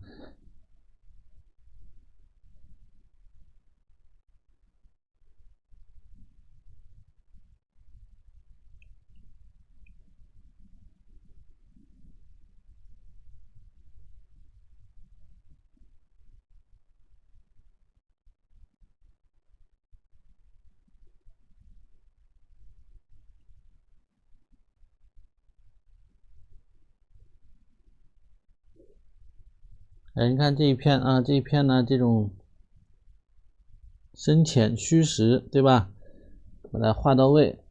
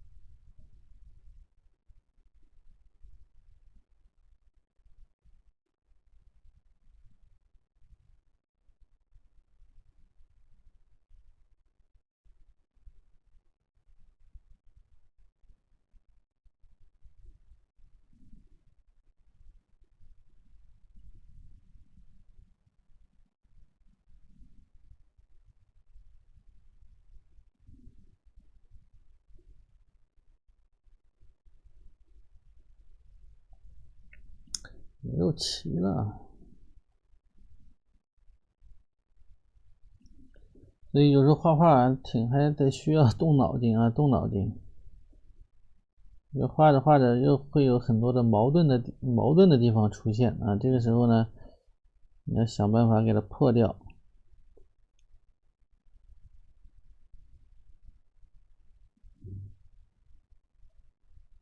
其实画面呢，画画就是处理这个各种的关系啊，让各种关系都平衡啊，都平衡了之后，它就没什么问题啊。如果不平衡的话，这个看着就不舒服了啊，就不舒服。比如现在啊，现在这个问题出在哪儿？这个我加一下还加齐了啊，应该再加高一点，加这儿好一点吧，好像。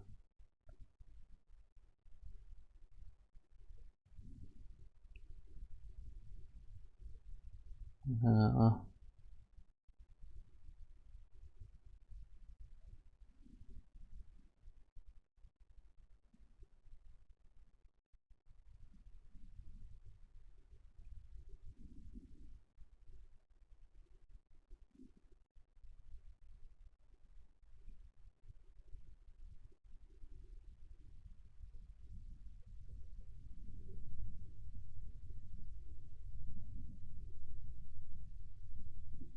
哎，这样好一点啊，好一点。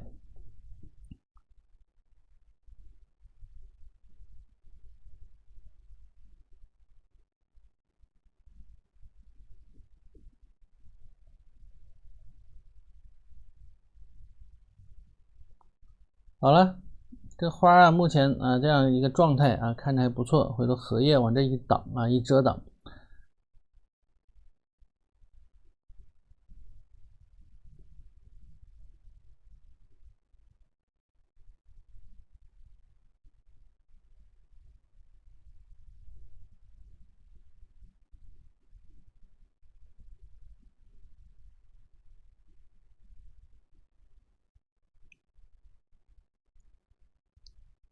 所以要有一定的想象力啊，要有一点想象力。哎，这又围过来一个，对吧？把这些小的这种空白的地方啊，都给它处理的。一个是空白，不要雷同啊，不要雷同。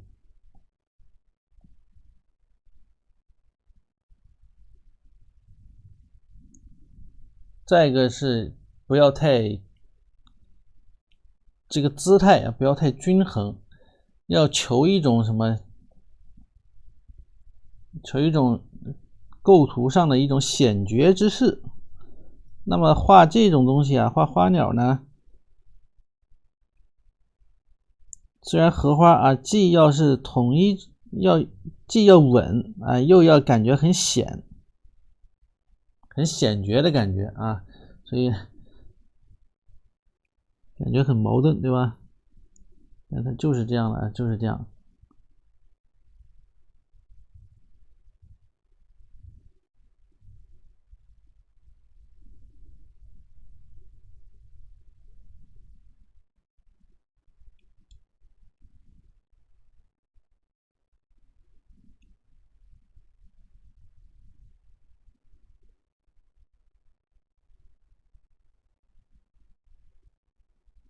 所以这个潘天寿的这个构图里边啊，他就说的这个问题啊，关于花鸟画的一个构图问题，对吧？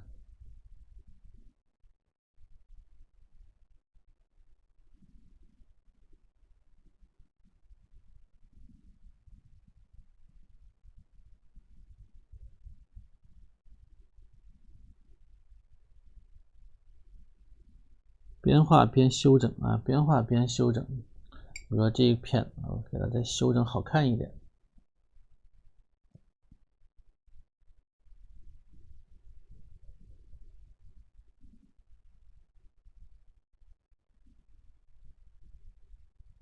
你看是怎么修改一个花瓣的啊？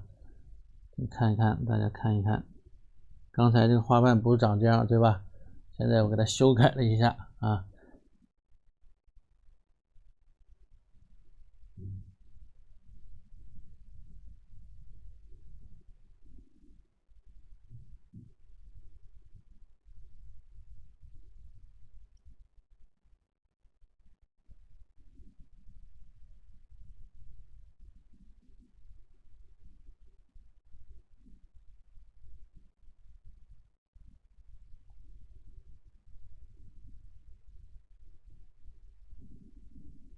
好，荷花部分呢，暂时就先到这儿啊。干了之后，往里边再来添加莲蓬啊，把莲蓬再给它添进去。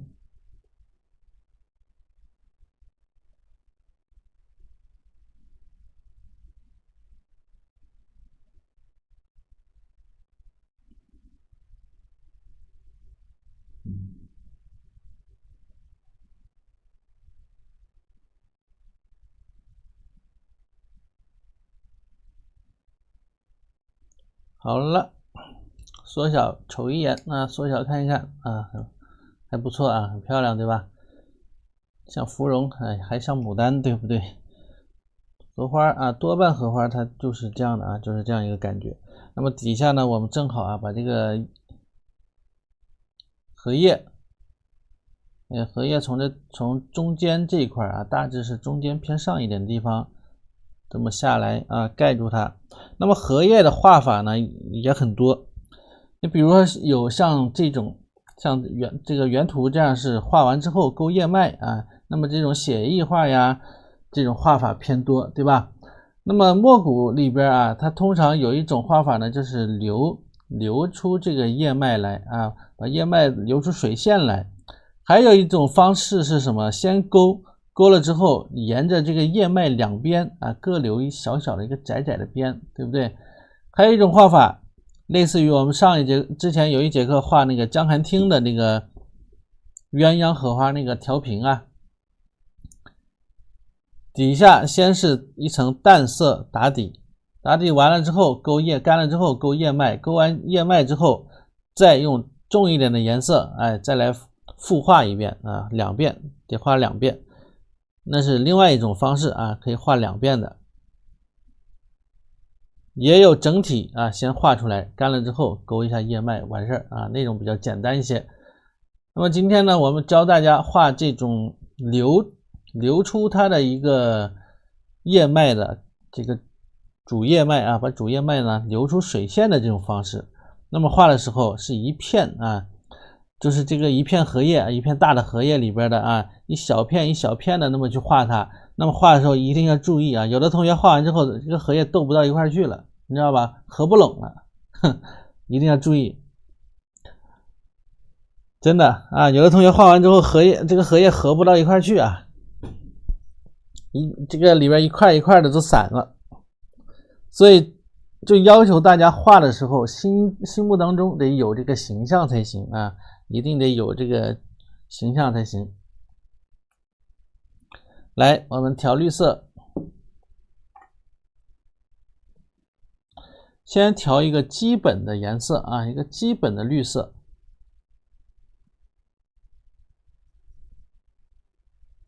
那么基本的绿色啊，如果是这个吉祥颜料的话呢，就是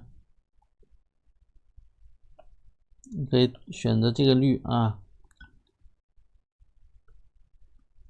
你可以选择这个绿啊，都行，只要是绿色就行了。然后呢，再加赭石啊，不要太暗，再加点三绿，就是这个花白绿啊，叫花白绿，哎，就是这样的一个感觉啊。加水。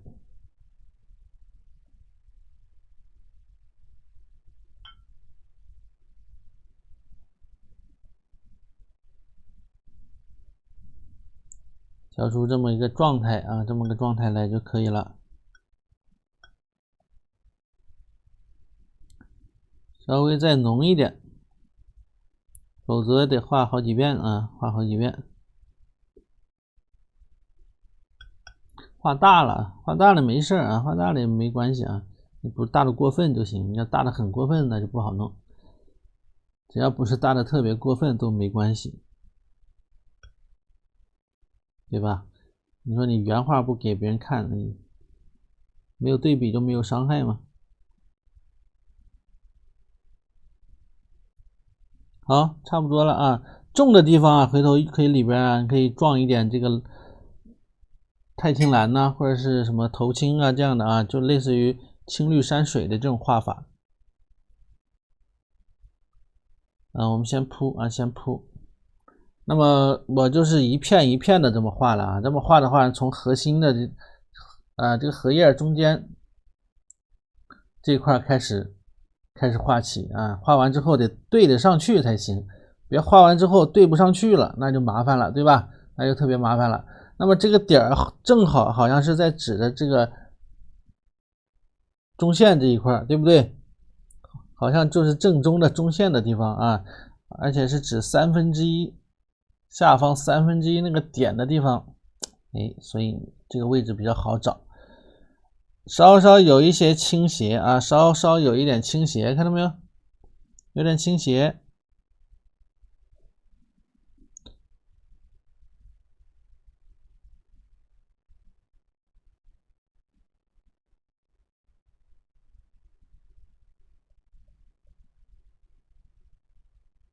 对吧？有点倾斜啊。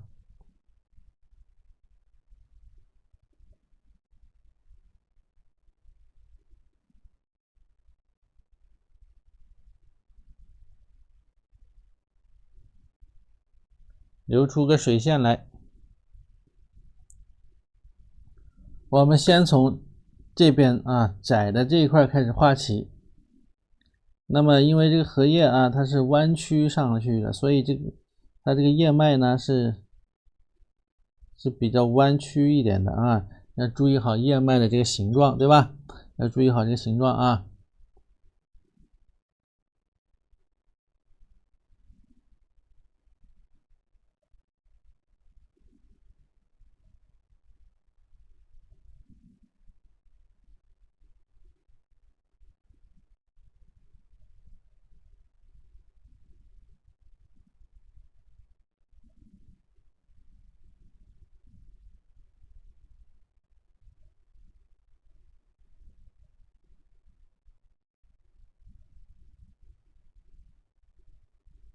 那么我们就分这种小块处理啊，分这种块面处理，看到没有？哎，分块面处理。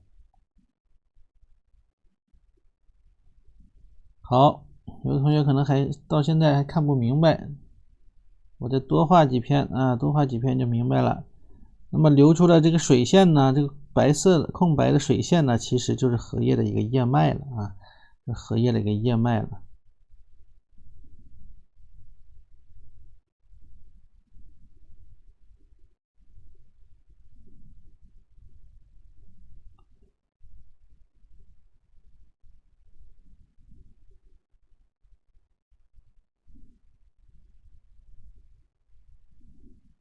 看懂了吗？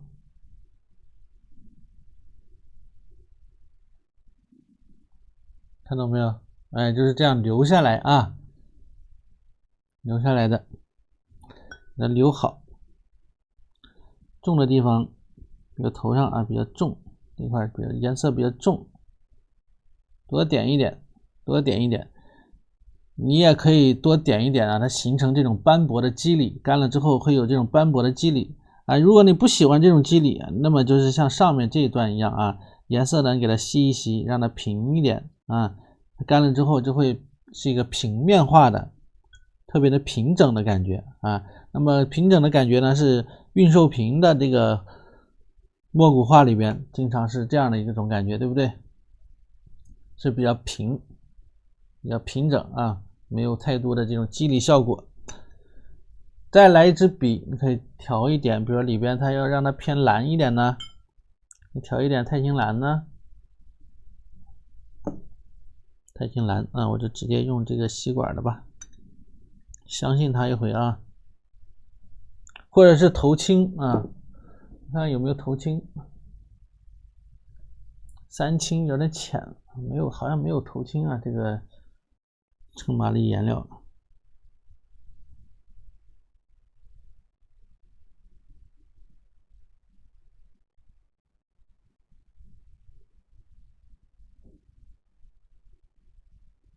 叶子的颜色就是我调了这几个绿色啊，就这个绿色，这几个绿色调一块儿，然后加了一点这个赭石和土黄啊，加了一点赭石和土黄啊，你就大致调的差不多就行啊，大致差不多就可以了。自己试验，一定要自己试验啊，实践出真知，一定要熟悉颜色的这些基本的这种调色啊，一定要比较熟悉才行。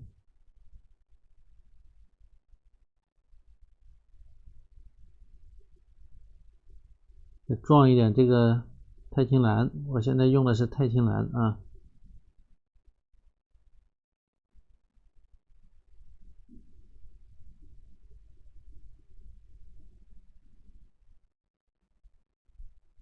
撞一点钛青蓝进去，对吧？比如边缘的地方想让它再偏黄一点，撞一点什么土黄啊，或者是赭石呀，啊，少撞一点点。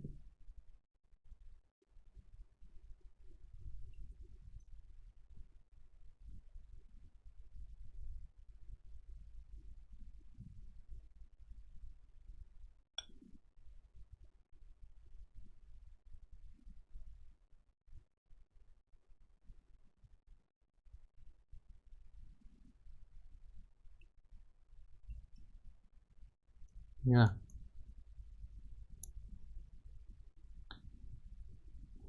只要你愿意啊，这个荷叶能画的非常丰富啊，颜色可以画的非常的丰富，怎么画都好看。比如像这样的，可以画的像原画这个就画的比较重一些啊，这种绿呢就比较绿，你也可以选择画的不是那么绿，都可以啊。画的哪一个叶看不出来吗？这么明显看不出来吗？大荷叶啊，对呀，这不说了吗？这是河中间这一块吗？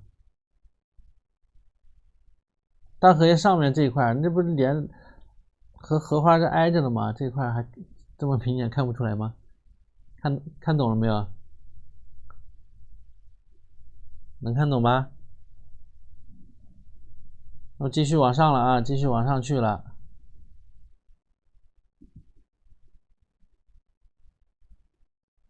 好像就是金边的感觉，能不能看明白？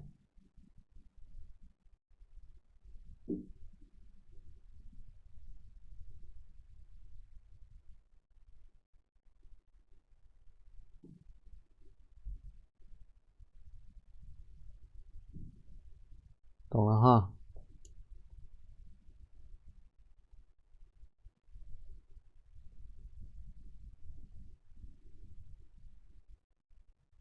可能我先勾一下叶脉啊，大家可能看得更明白一些。所以你这个如果是新来的同学，点击老师的头像啊，加关注，粉丝群里边老师会把这个图啊发给大家，对照着图看就能看得更明白一些。如果你手里没有图的话，又是用手机看的，那指望着这个屏幕上面的这个原图，那肯定是看不大明白，对吧？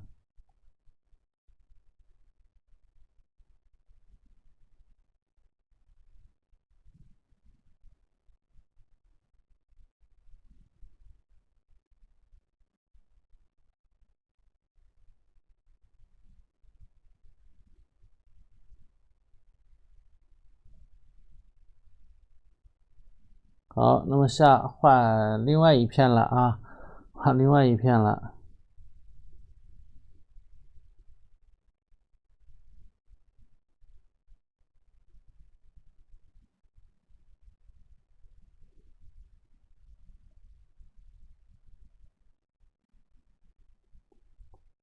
因为这个透视的原因啊，近大远小，所以我们一开始画的是最远处的，那么它最窄，那么逐渐它会越来越宽，越来越宽。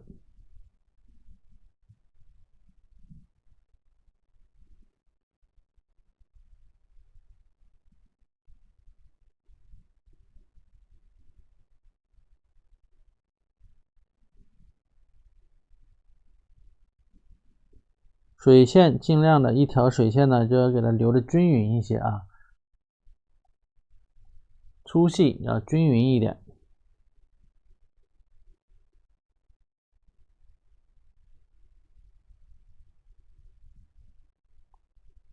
那么这个时候啊，水头可以大一些啊，水头大一点，水头不要太小，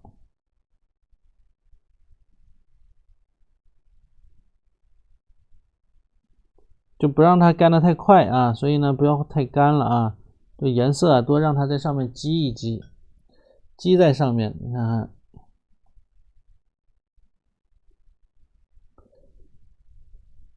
该用重的地方啊，我们用这个钛青蓝，你也可以用什么头青啊，这样的颜色也可以。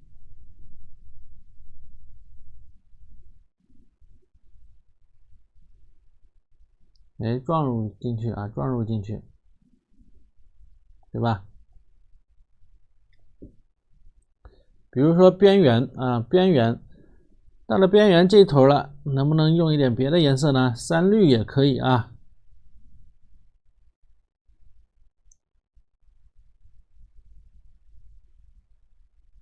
比如到这个边上了啊，来点三绿行不行呢？也可以，对不对？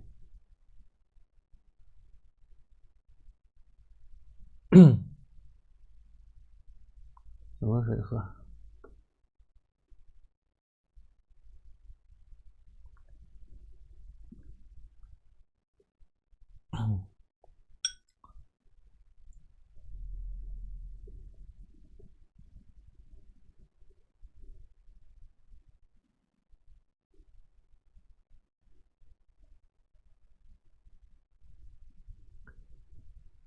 估计好多同学搞不清这个叶脉啊是怎么长的啊，这个荷叶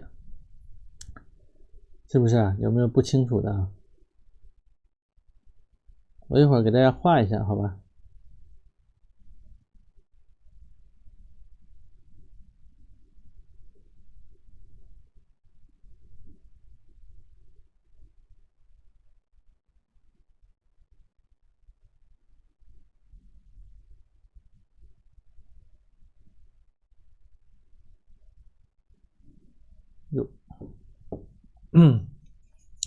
有没有不了解这个荷叶这个叶脉是怎么长的呀？从陈默老师的直播间问到的呀。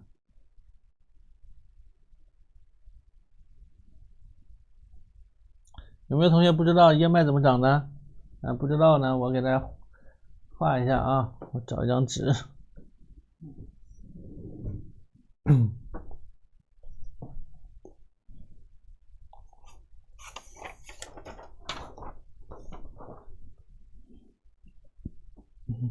还有没有铅笔？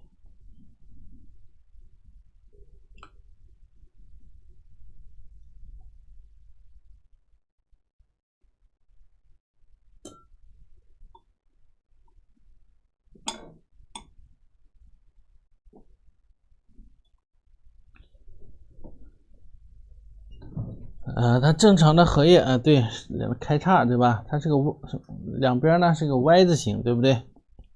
来，我放大一下啊，讲解一下吧，不然大家画的时候不明白啊，不明白就比较麻烦。所以画什么东西啊，都得搞清楚，你画的时候呢才能够不会糊涂，对吧？比如一片荷叶啊，里边是个圆的。有点像太极一样，有点像太极一样。然后每一片荷叶啊，比如它的外圈，它是这样的，你知道它为什么这样吗？因为好像画的小了一点啊，因为它这边呢是这么长过来，然后是这样，对不对？然后中间这一块呢，它是倒过来，是这样，然后这边又是这样，明白吧？它是这么一个形状啊，是这么个形状。所以你看到的荷叶，它的边缘其实是这种一圈一圈的这种感觉的啊，明白吧？所以你得搞清楚啊，搞清楚。所以我们通常画墨骨的时候呢，那就把它分开。比如我刚才画的这一段，这一块是哪儿？为什么到这儿变尖了呢？是因为是到了这儿，所以呢，从这儿开叉，开出一个 Y 字形来，对不对？开叉，它其实它开上去之后啊，它这个 Y 字形这么开上去之后，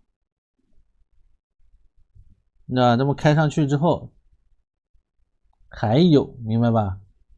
它其实还有啊，上面还有个小 Y， 好的，到上面还有一个小 Y， 它其实还有一个小 Y。这个地方还有一个小 Y 啊，你要看真实的荷叶你就知道了。这么开上去，然后这边呢是比较大，然后这个缝里边还有一个小 Y， 小一点，这么接下来，然后接着呢接着底下这一块啊，就接着这一块，然后再是这个大 Y， 大 Y 旁边又有一个小 Y， 它是这样的。好。比如一片荷叶，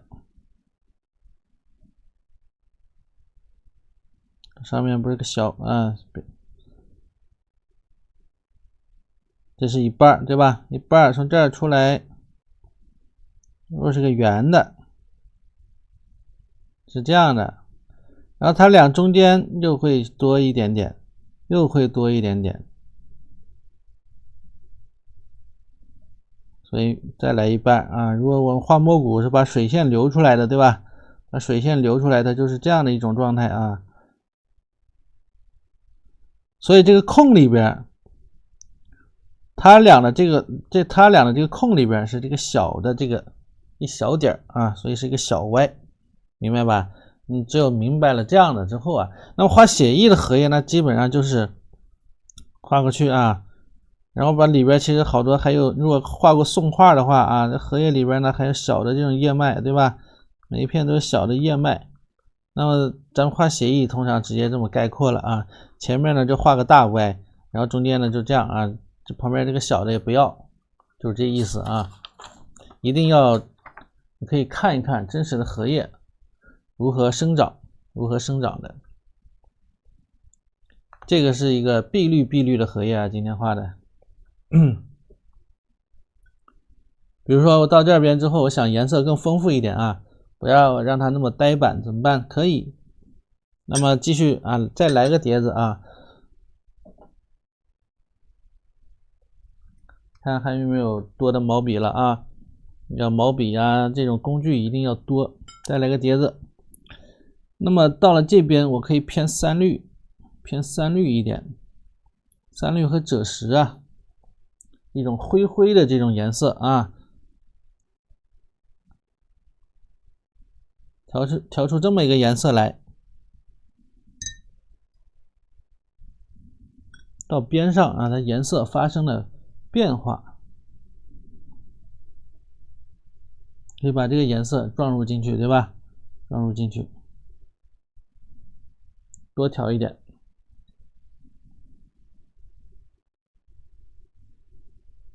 你也可以直接在这个绿的基础之上撞入黄色进去，也可以，让它五彩斑斓一点也行。画法很多啊，这个颜色你就随心所欲就行了啊，就不一定非得跟老师一模一样，画你喜欢的啊。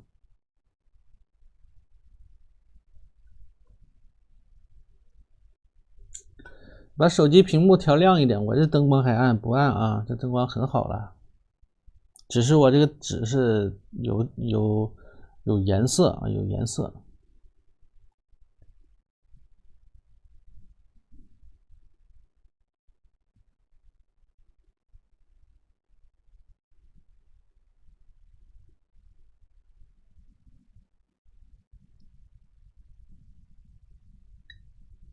来看啊，那么我用新的颜色了，水线留好，走的时候你看毛笔压扁啊，匀，要走得很均匀，你不要一点一点的去画，那肯定是不匀。那么这样它这个边上啊留的就比较齐一些啊，比较齐一点。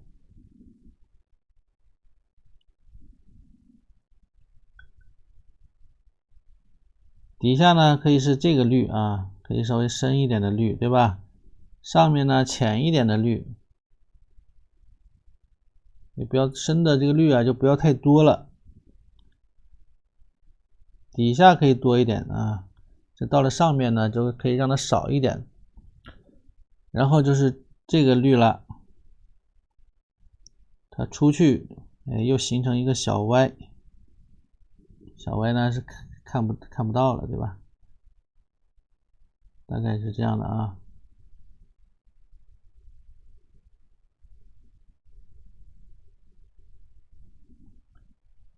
边缘来一点什么藤黄来一点这个赭石或者是土黄，赭石或者土黄啊。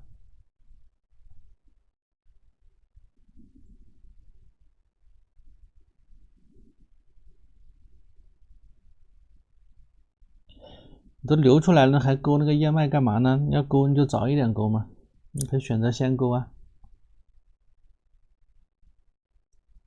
我可以让这个荷叶这种枯黄的感觉啊，边缘有一点枯黄嘛，对不对？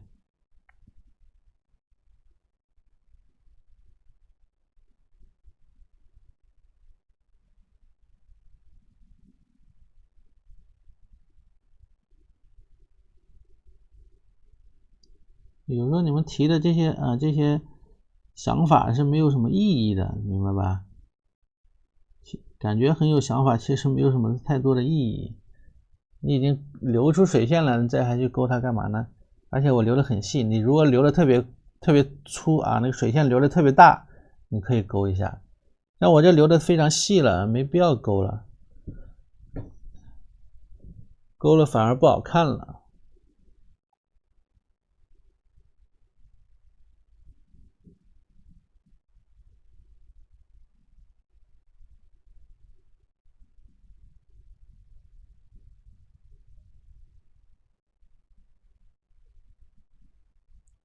好，再来一片啊，那么这个形状出来了。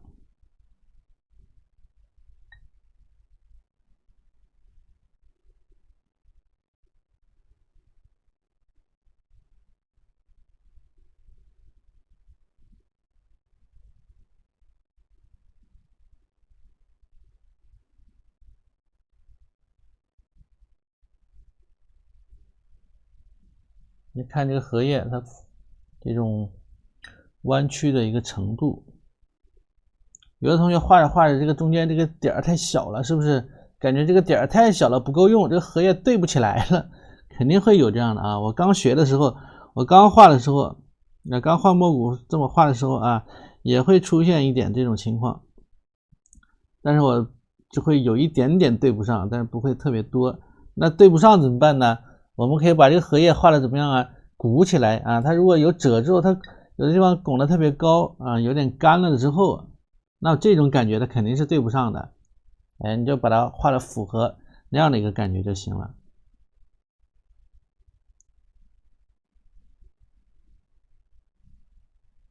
好，再用这个绿啊，再用这个绿。今天呢是教大家一种比较为标准的一种蘑菇的范式啊。你看包括颜色啊，有没有特别的，也不是很特别，对吧？都很规矩的一种画法。那有的什么蓝的啊、红的呀，这荷叶啥样的都有。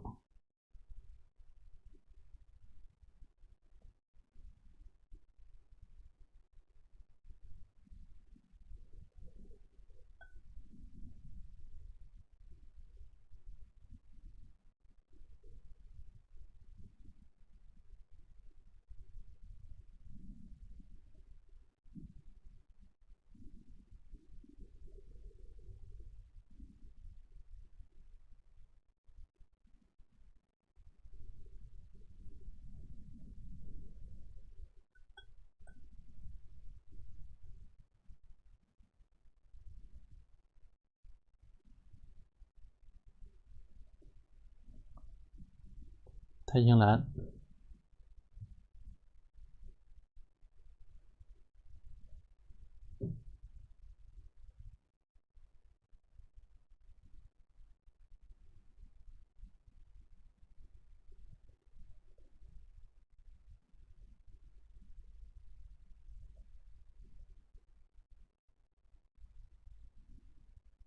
这个吸管颜料还是不是特别好用啊。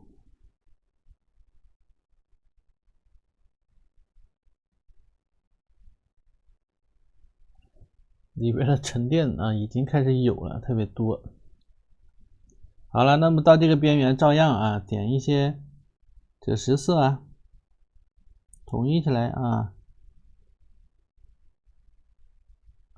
对吧？少点一点，哎，少点一点。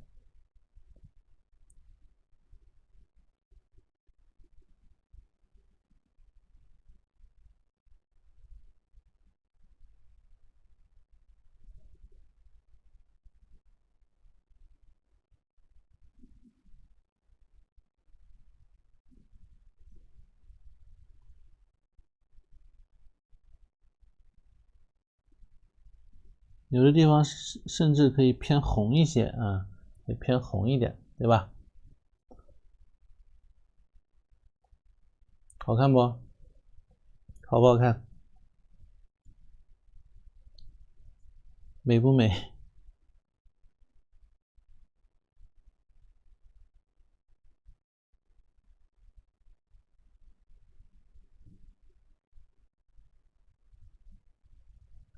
有点干了。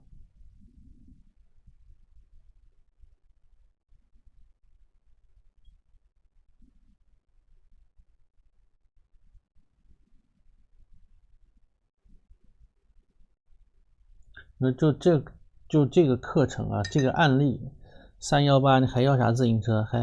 还想讨价还价，说明就是不爱啊。好像再低一点更好看了啊，那是好像没有不够低。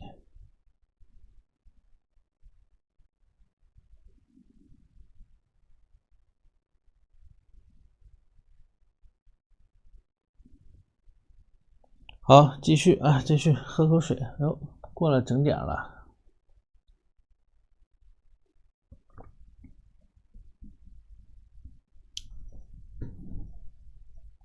还有作业点评，还不满足。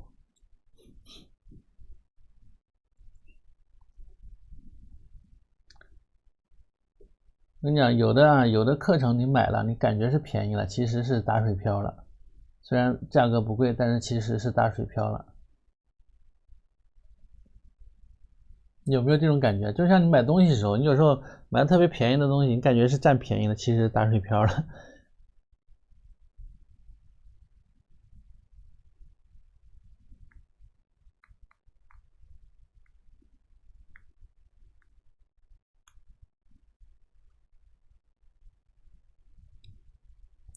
画原作是生宣纸，是一张写意画啊，咱们是一种变体临摹的方式，把它改成了一张墨骨画。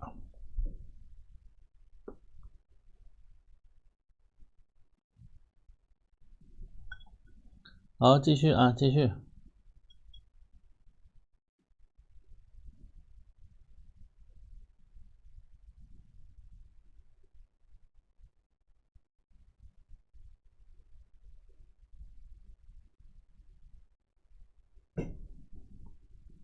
我们继续。那么画的时候要注意啊，能对得起来，好吧？那么逐渐呢，它上面是鼓上去，然后逐渐要变得平缓了啊。所以在每一小半这个荷叶的时候，到了下方这个啊，要逐渐的让它平缓过来，让它往下，所以这个时候就很关键了，很关键啊。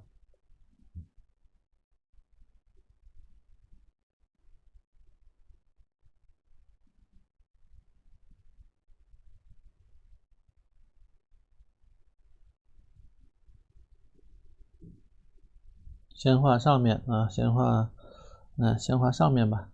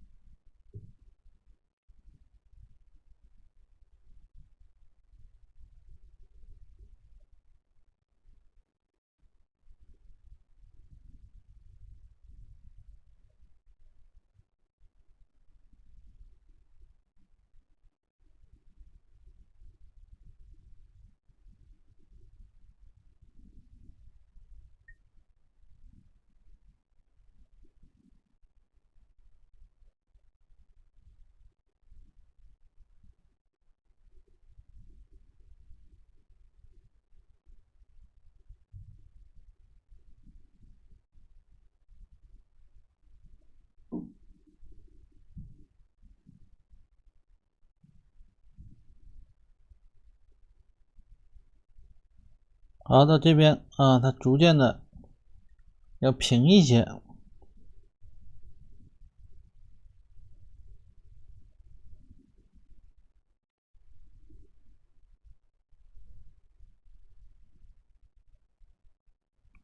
如果没有把握画好啊，你可以先把叶脉勾一下，你可以用一个淡淡的铅笔勾一下。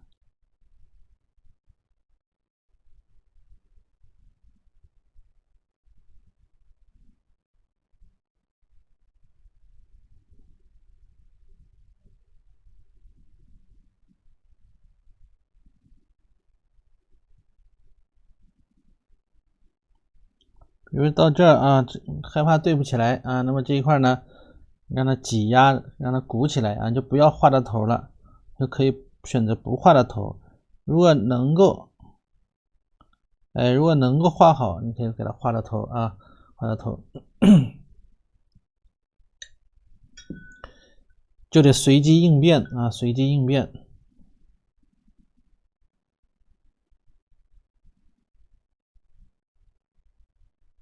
就碰到了一点，你看里边已经往这边都流淌过来了。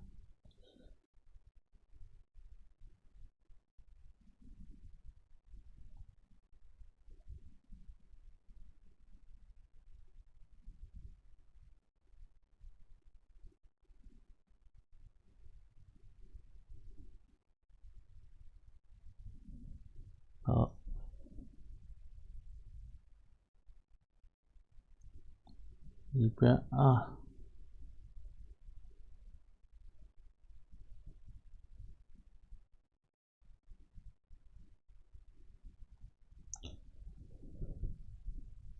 哎呀，以前7合1都学不到这么多啊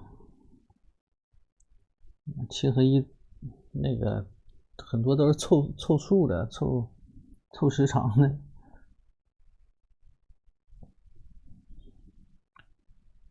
这个即使你现在没有时间画，你回头有时间了，你随时可以画，可以看，可以画，对吧？可以听，永久的嘛，永久的啊，永久有效的。你也不用多交服务期什么，这个以前还有服务期的钱，对吧？现在也没有。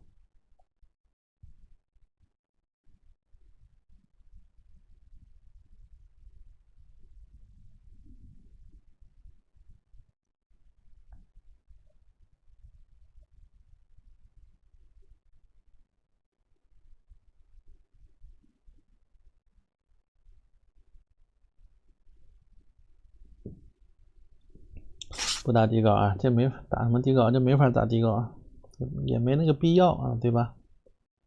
咱又不是没有那个实力，还打什么底稿？打完底稿还得把灯光打得亮亮的，还怕大家看到。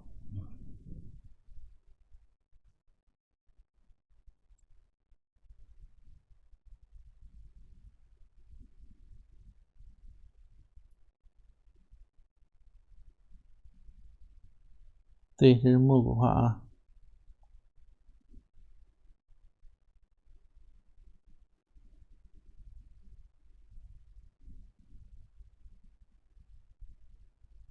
哎，有些地方看再加一点点，有的地方加了一点点这个黑色，或者是有一种颜色叫做焦茶，你们用过没有啊？那个颜色里边有一个颜色叫焦茶，这个焦茶色你可以适当的往这个荷叶上面啊边缘点一点这种干枯的感觉，给它点出来，是不是？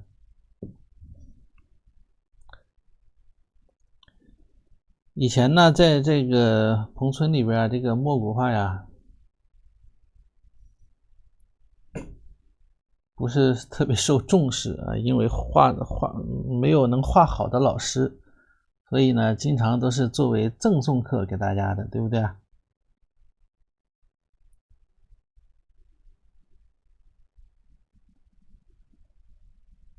后来到了高阶之后啊，这个课啊才又被纳入进去了。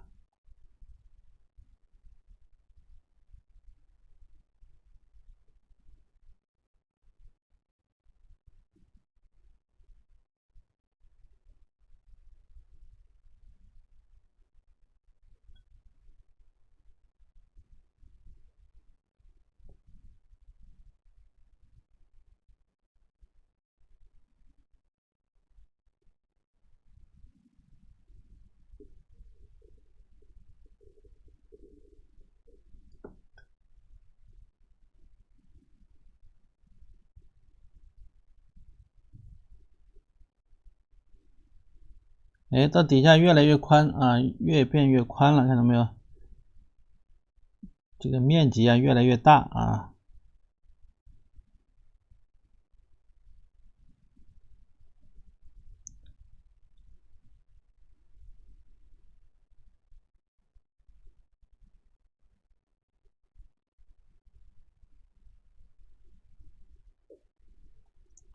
画墨骨画其实挺有意思啊。流线的处不需要涂黑了啊，没有涂黑的必要啊。你看我这水线流的特别细啊，其实。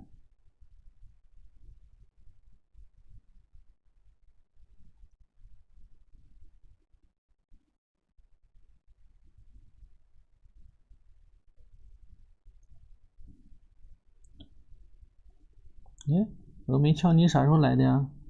刚开课的时候，刚开始直播的时候没见你啊。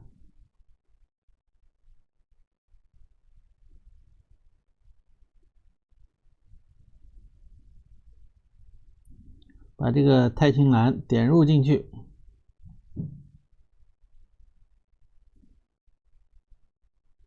哎，其实这个东西啊，就是画多了啊，你有一定的这种造型能力啊，和有一定的这种随机应变的能力啊，修改能力，你就可以不需要画底稿，需要多锻炼，需要多锻炼。很多同学就是打底稿打习惯了之后，他就对这个东西特别依赖啊，不打底稿没有安全感。不光是这种，不光学生啊，不光是大家，还有一些老师他也是这样，会产生很强烈的依赖性。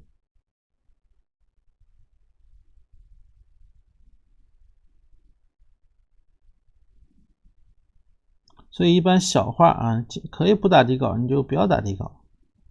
除非特别大的画，那是打底稿，那就一定要打底稿。不打底稿，画坏了，那等于是白浪费时间，对不对？毕竟啊，这个时间成本你要计算进去啊，时间可比钱还重要吧，对不对啊？小时候没有这种深刻体会啊，现在是深刻体会到了。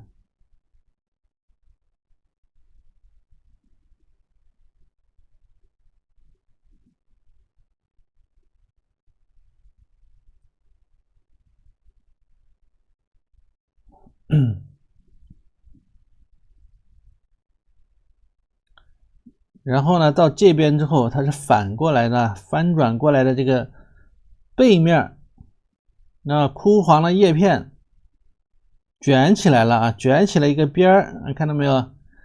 这个卷边的感觉怎么画呢？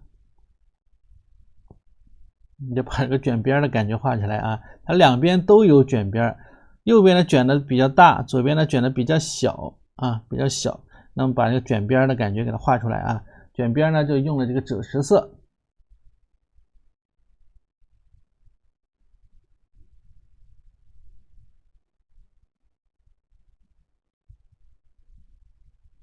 赭石可以加一点点的绿啊，没关系，加一点点绿，好吧？哎，不要太纯的赭石啊。我们把这个卷边给它先画出来啊。到这之后，那这个卷边它卷起来了。卷边它也是有这个形状的啊，有形状的。它卷边其实卷的是什么地方呢？就是我们画到的，刚才画到的啊，这鼓起来的这一块啊，这块鼓起来的这一块，对吧？这个 Y， 这不是一个 Y 字吗？哎，这个大 Y 这一块和小 Y 这一块啊，卷起来的是这两个地方，所以这两个地方它卷起来之后，你要想象一下啊，它一旦卷起来了之后，它就是上面大，下面小，对吧？它就是这样的啊，是不是？所以它的叶脉是一个倒着的，也不是倒着啊，就是还是正着的一个 Y 字啊，只是说它是这么卷过来啊，这么卷过来，是这样卷过来的啊，所以它这一块的形状大致是这样的一个感觉。好，我们知道啊，知道了就可以了。它画的非常的笼统，画的很概括，但是你心里边得有数啊，你不能很笼统，那就画不好。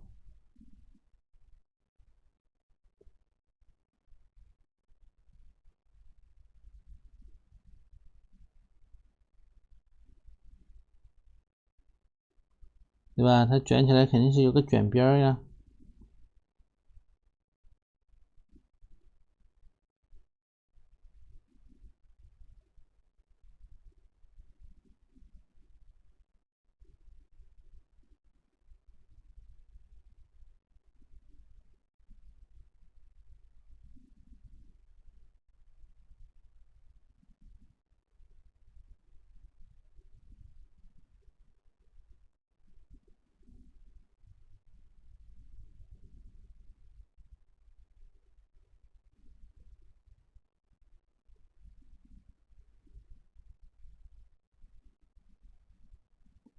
有没有一点想象力啊？要发挥一点想象力才能画好，对吧？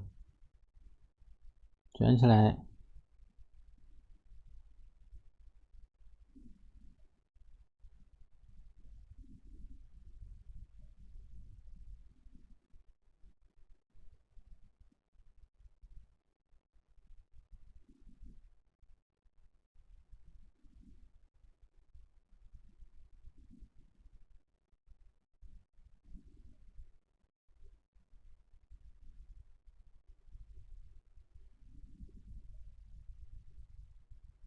好，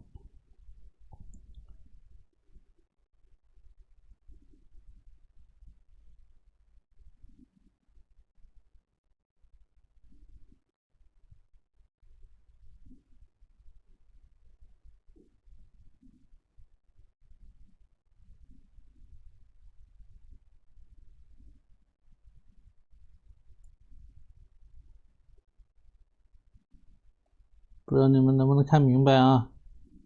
看不明白使劲看一看，等一会儿画好应该就能明白了啊。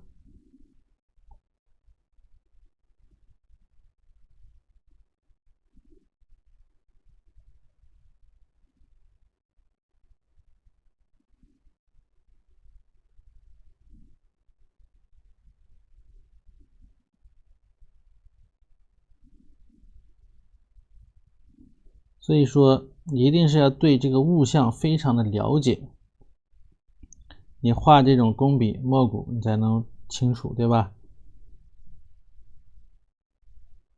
所以我说很多同学画写意呢，那都是就是画的很多东西画的不对，因为不了解物象。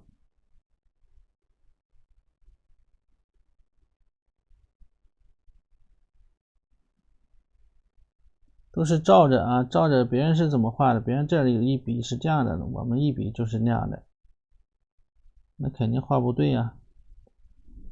好，你看这个已经鼓起来了，对吧？已经有翻起来的这种卷边的感觉了。那么到了这一块啊，这一块之后呢，我们其实也是要让它怎么样啊？卷过来嘛。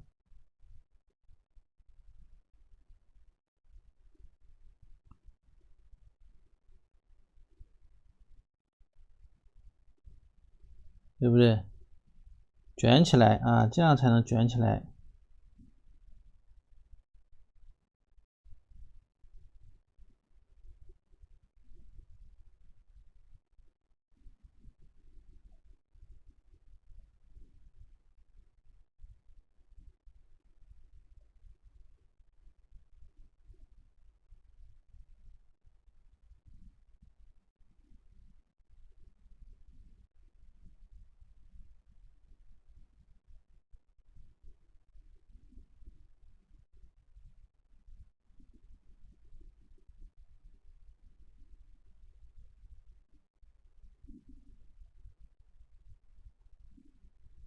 然后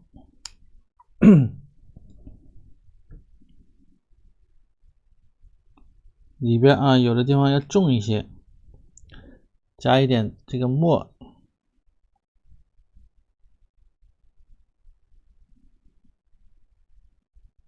加一点这个黑色啊或者墨，对吧？地方点重一点啊，重一点，得有一点的这种。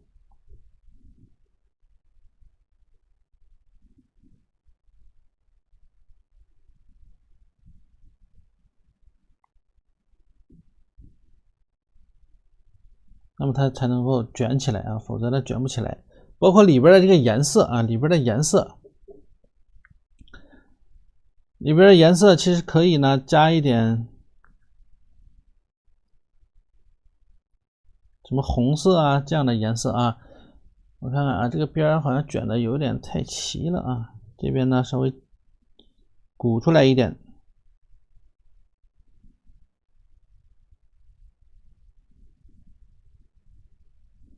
因为它是有起伏的，所以要适当的不断的调整修改。有起伏。好，这里边啊也不能说完全这么突然就这么变得这么赭石色了，对吧？那么有的地方啊，你可以绿色啊，可以来一点嘛，它不能完全一下就变成这个黄色了啊，稍微来一点。然后这个里边可以用这个太青蓝，或者用一点胭脂调这个赭石的颜色，反正就是重一点的颜色。它既然卷进去，它就是有一个阴影，对吧？说明它是有阴影的。那么这一块加重一点。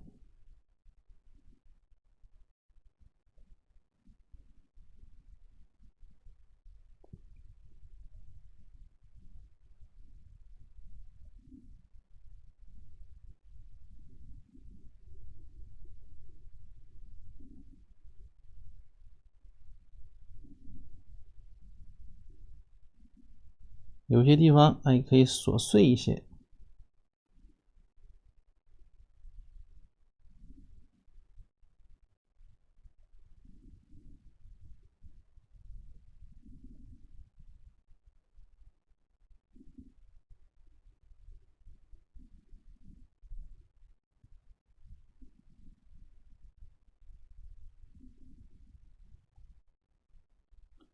鼓起来啊，是不是？鼓起来了吧？好啊，继续啊，继续。好，那么到这边之后啊，这紧接着下来一片，对吧？紧接着又下来一片，这就简单了吗？到这儿就简单了啊。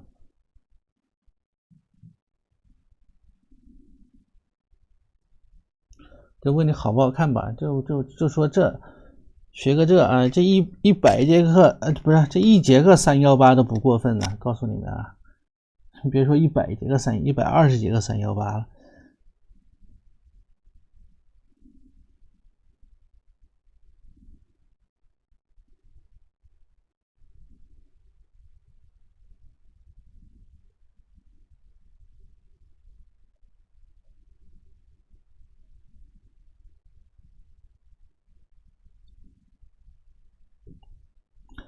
你们知道这个在北京啊，北京什么宋庄啊那样的好多这种画画的班啊，教墨骨的，你知道人家这个学费半年都是好几万啊，半年都是好几万，全年呢都是在三四万左右啊，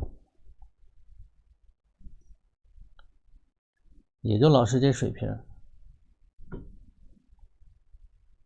你知道吧？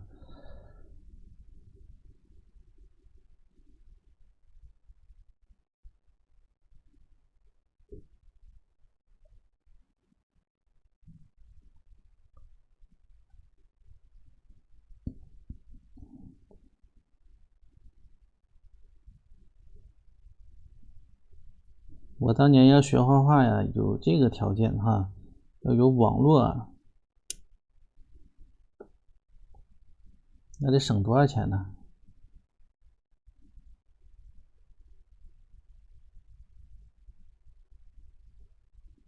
我那会儿我记得我是1个月上高中吧，那会儿去高中的时候，对，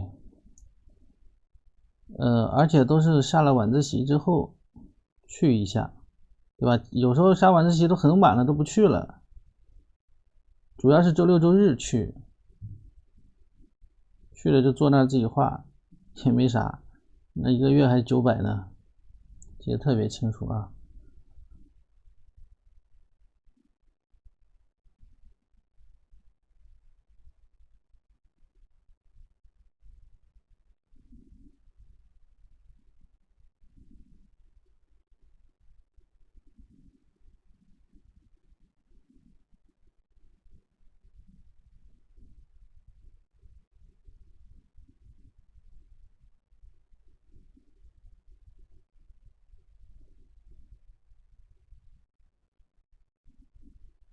我们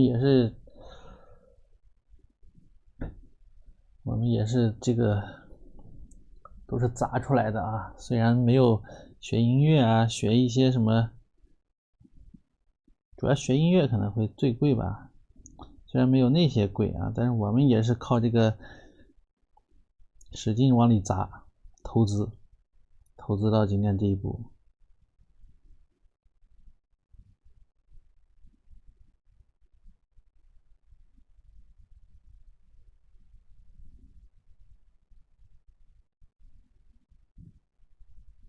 好，到这边之后呢，我们可以啊，让它自然一些。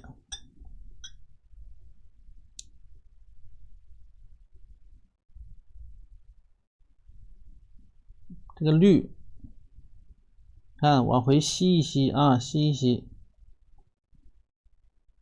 包括这个绿。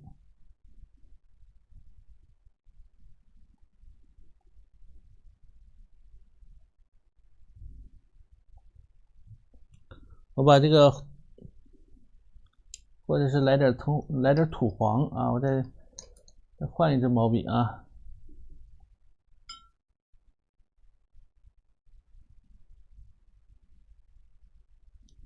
整点土黄。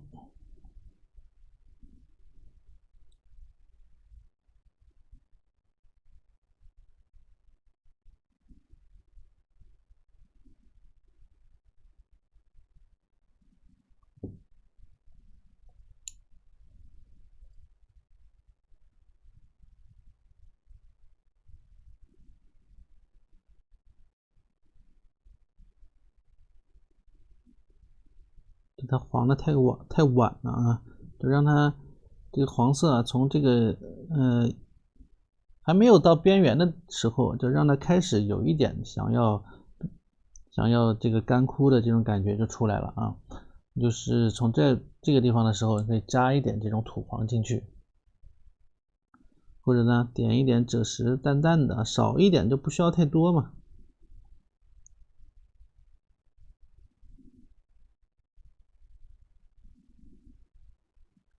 哎，里边呢稍微重一些，对吧？这个里边啊，要比外边的这些还重，要比这些要重一些才行。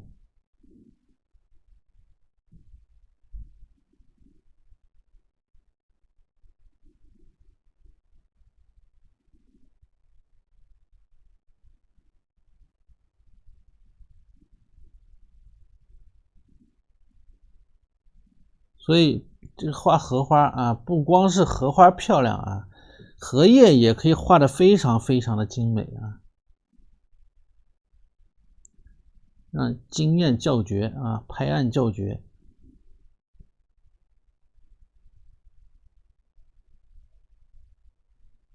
那这已经是属于一种半创作的一种状态了啊，这已经是教大家在半创作了，这已经不光单纯的是临摹了。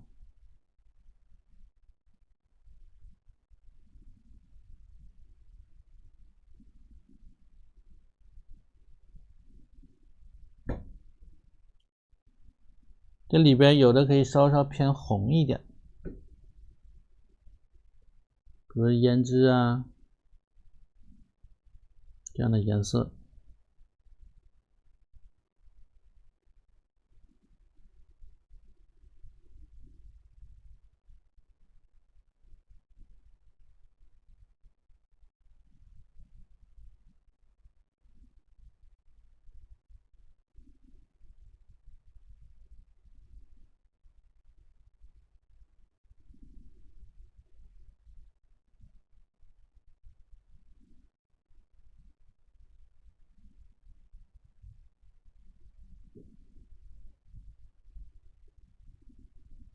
哎，是吧？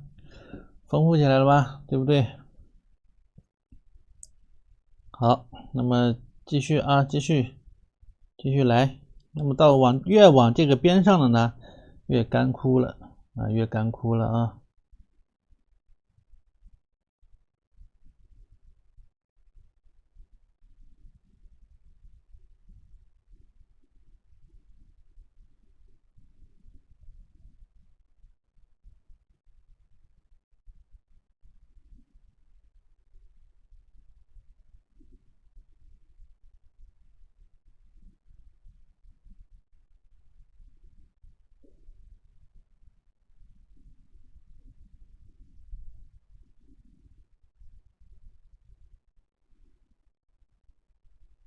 残破，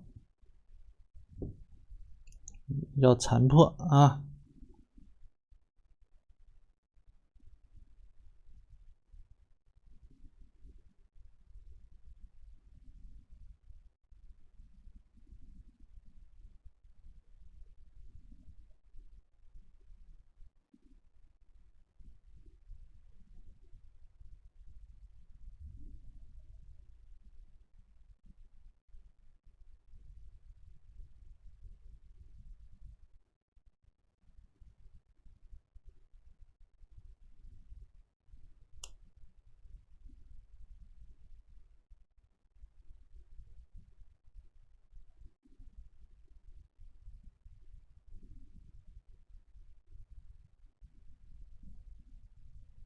那么这一块已经残破了，这个叶片啊，这块荷叶它已经被撕破了。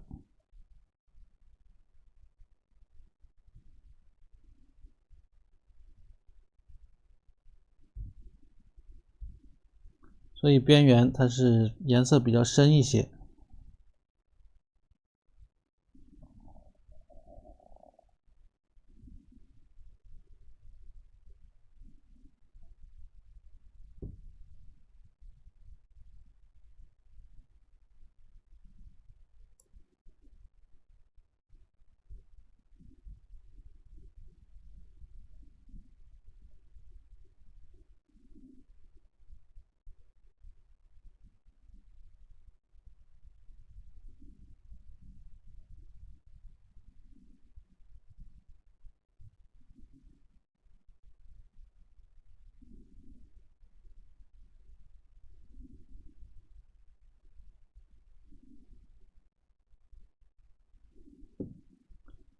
有的我看看啊，有的地方啊，把这个画花的这个白色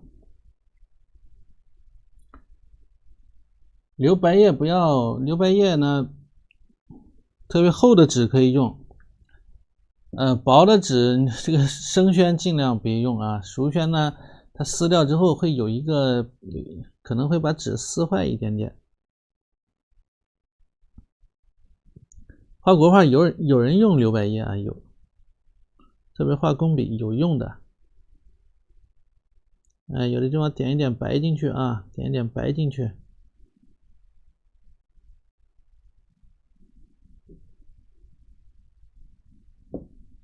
好，那么咱们这半边啊，这半边呢就画好了啊，这半边呢就画完了，是不是？你看看这个效果啊，看看这个感觉啊。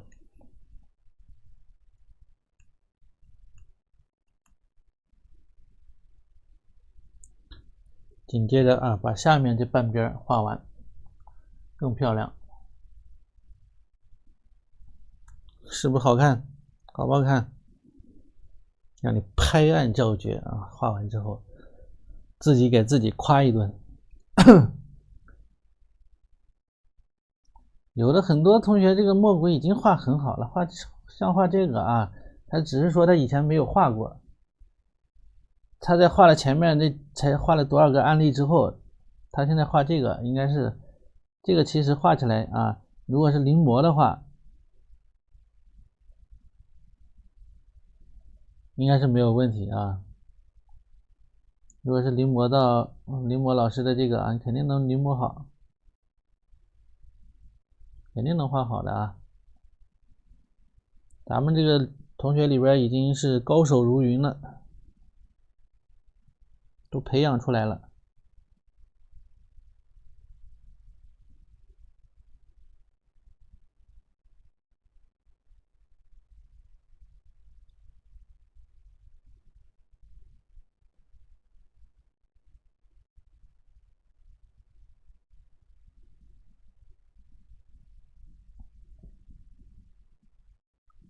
这个荷叶要让它有从里边这么翻过来鼓出来的感觉啊，所以这里边要重一些，该重了就得重，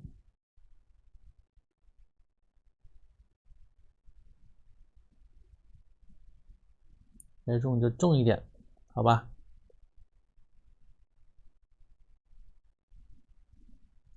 那继续啊，继续呢，往这边，我们往这边继续进行，继续进行。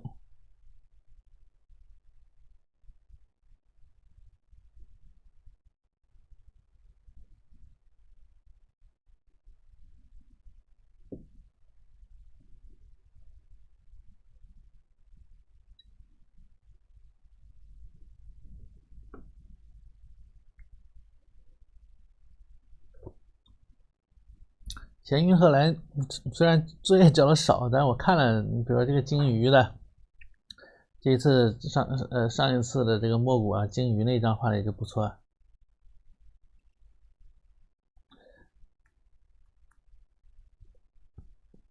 啊，再来啊，嗓子有点疼。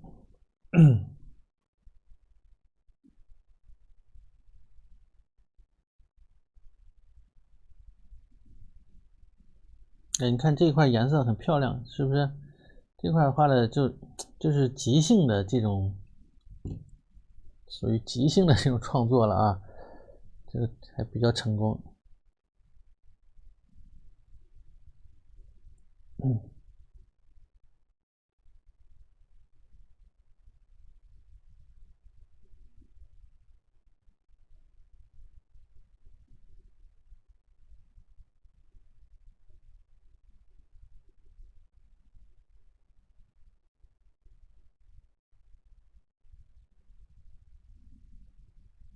这边这个荷叶它垂落的啊，垂落的比较厉害了。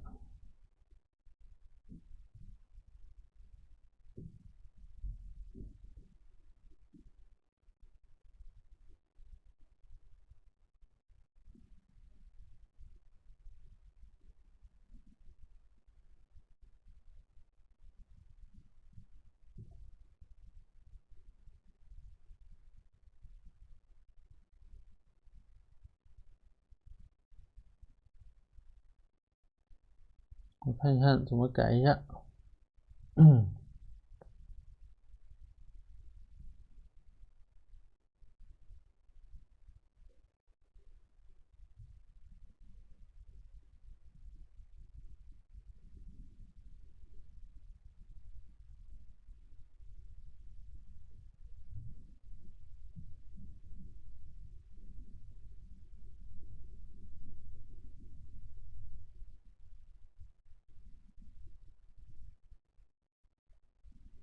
这个里边这个叉，这个开口哎不能开太大了，所以画的时候要注意一下这个开口。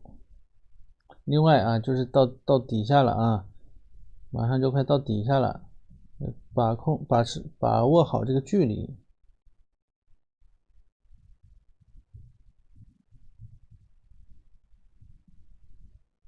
稍微把握一下距离啊。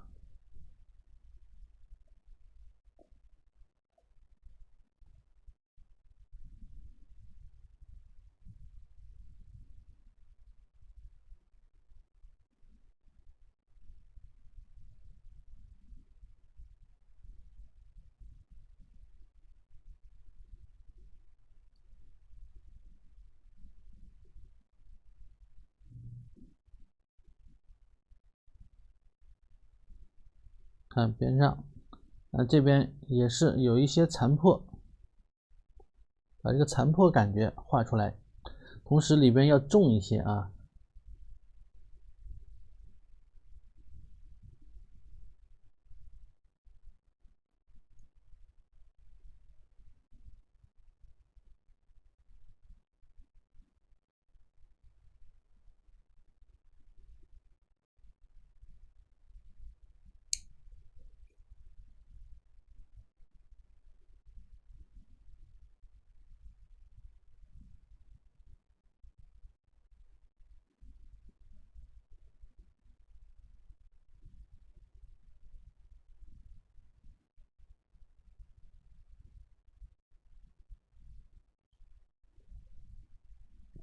好，再来赭石边缘，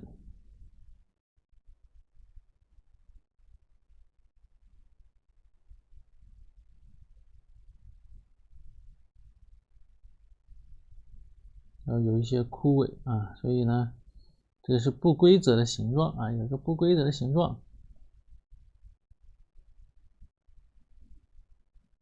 画下来，甚至到了这边边上啊，那么这片荷叶的旁边啊，也是这个赭石啊，稍微点一点，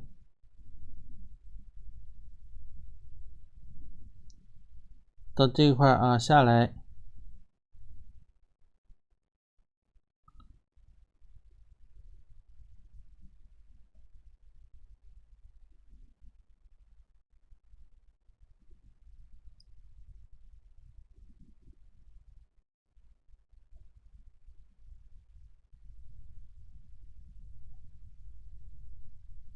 把这个残破感，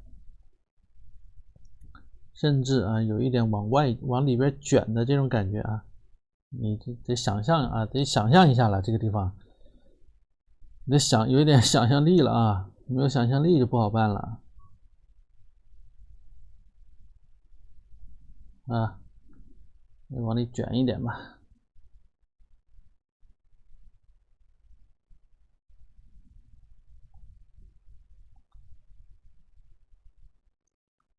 也可以装一点绿色进去啊，稍微装一点绿色进去。看这个颜色变化非常的微妙，非常漂亮。这不是一般的漂亮，这是非常非常漂亮了。再点一点胭脂进来。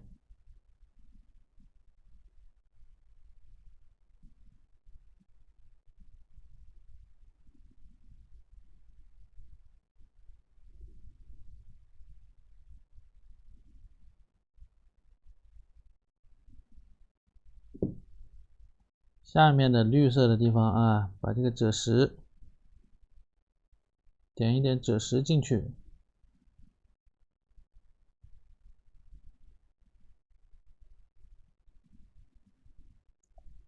看到没有？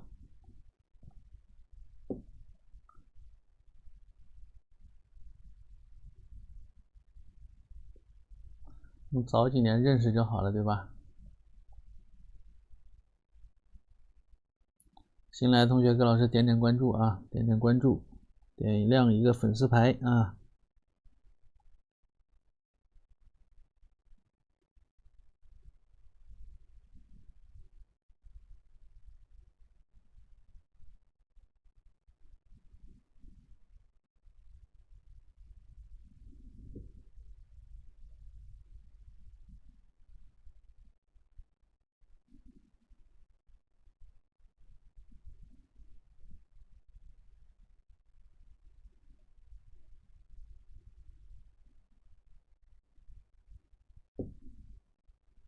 多准备几支笔是真的啊，来回的切换，来回的切换，对吧？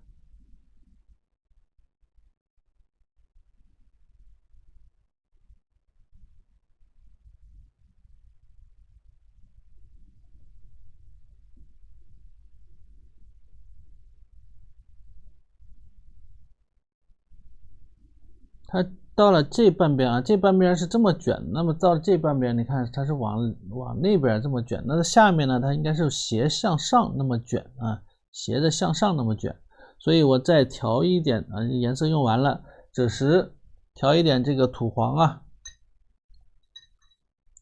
来，刚才有同学说看不见调色啊，我往这边来一来啊。你看我现在手里边抓满了毛笔，你看，两只手都腾不出空来了。就是一个赭石调一点藤黄就可以了，这个颜色啊，赭石调一点土黄，然后呢再点缀一些什么胭脂啊这样的颜色。那么这边啊要往这边卷了，对不对？要往这边卷，那么大概的一个它卷曲的感觉啊就是这样。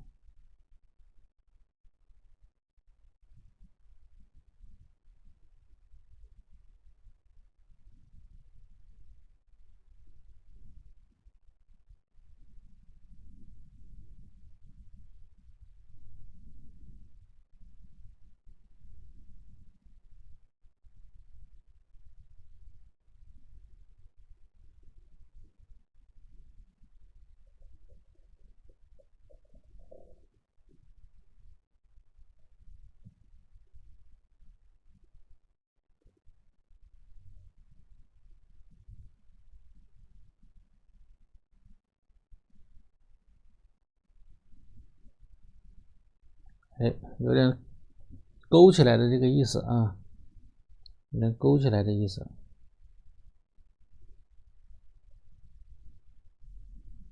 所以大概是这样的一种感觉啊，它是这么卷的嘛。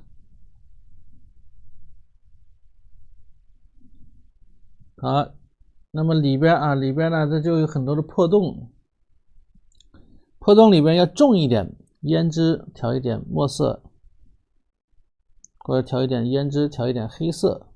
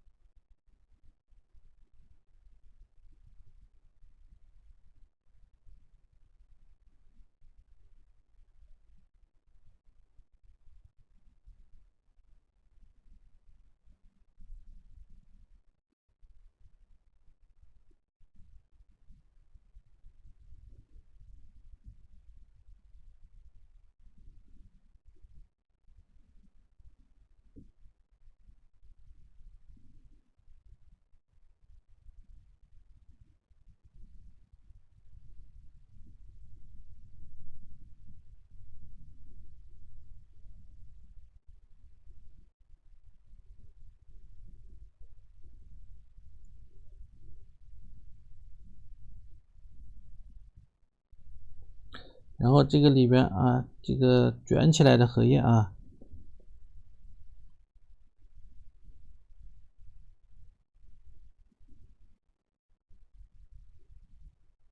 有点反光是不是？啊，有点反光啊。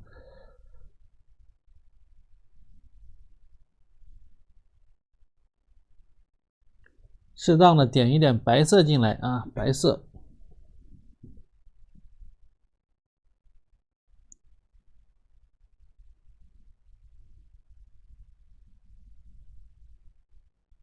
点点白色、绿色，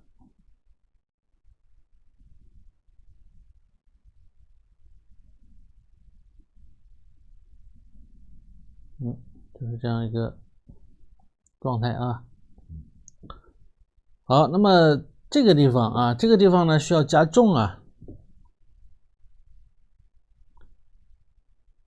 对吧？那么它不加重啊，就显不出来啊，显不出这个反叶来。它给它加重一点啊，加重一点。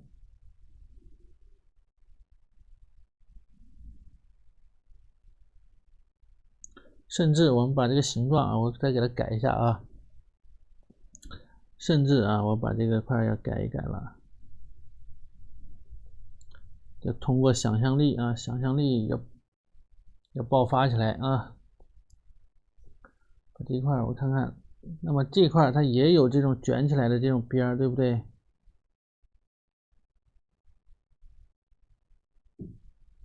它其实也是应该有个稍微卷起来一点的，也可以等它干了之后，我们来压一压啊，覆盖一下也行。水印不太好压住了啊。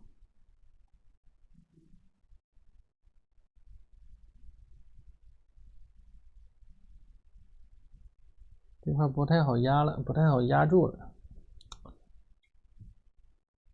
算了，一会儿看吧，先不动它了。这个水印啊已经太重了，压不住了。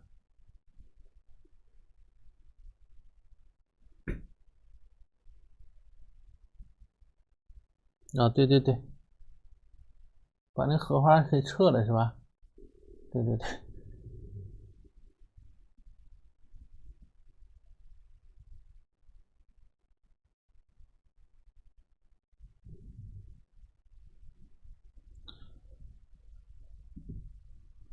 好，继续啊，加快速度，加快速度。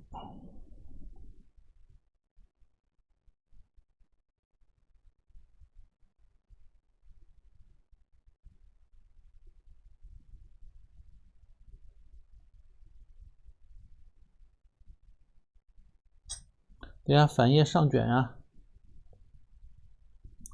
等一下啊，我们先把这个要么先把外圈这一圈给它画出来啊，然后再填里边的也行。我们直接先填外圈的吧，把外圈这一圈卷着的、上卷的啊，这一圈上卷的这个感觉给它画出来啊。画出来之后，我们再把里边一填补，就很快了，好吧？不然的话，你得把握好这个形状啊，我怕大家又把握不好。今晚完成是完成不了啦，上面还有今晚把这个荷叶画完啊。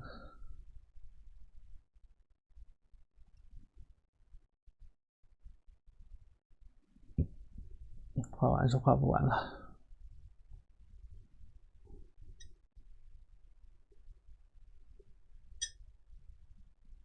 没有加花青啊，花青已经让我给淘汰掉了。玛丽颜料的花青我是不敢用了啊，已经让我给淘汰了。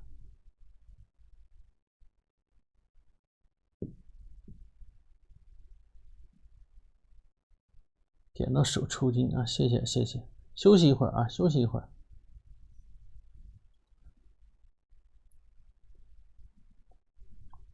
好，从这个背面这一块啊，我就从背面这一块开始了，翻过来的这一块开始啊，行不？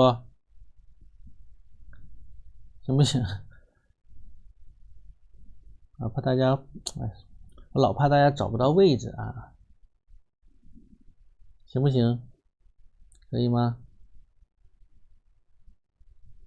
对，别点太累啊。你先把底下这一块画完啊，底下这一块，底下这一块呢，就让它自然残破就行了。哎，就像这样自然的残破就可以了。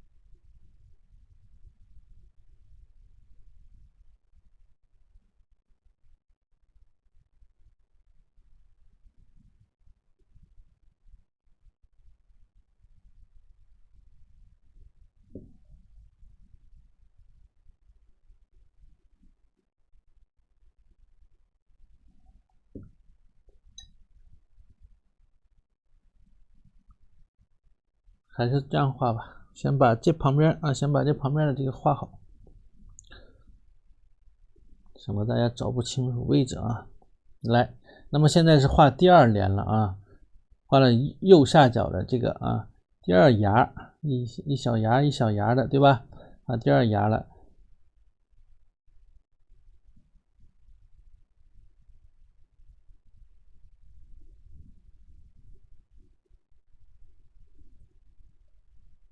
第二芽要比这一芽呢要窄一点啊，要窄一点。先过来，再往外，哎，再往外打开。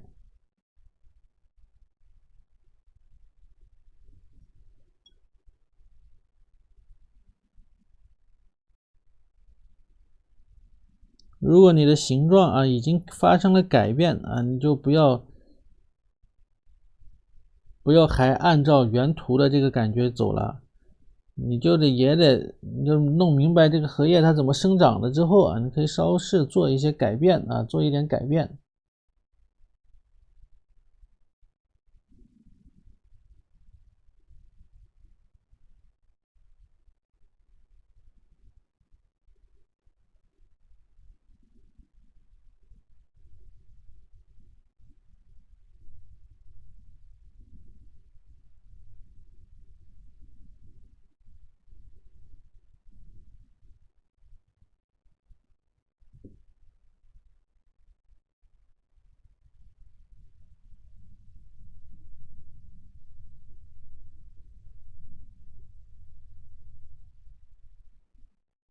颜色过渡啊，要让它稍微显自然一些。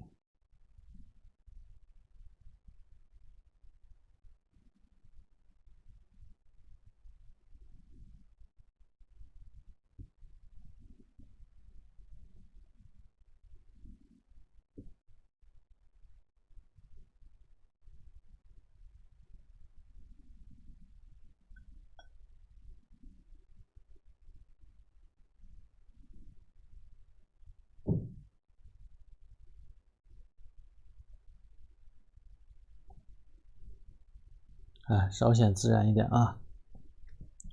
那么这个里边会有一些红啊，墨呀，像这样的地方啊，可以点一下。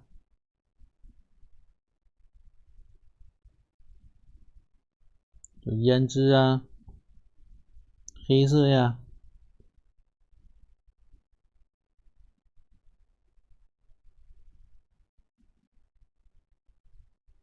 绿色呀，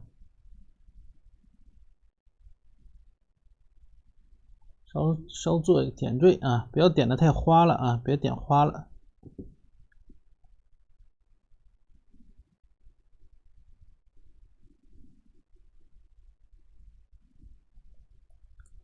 好，再把太青蓝啊撞入到中间这一块重的地方。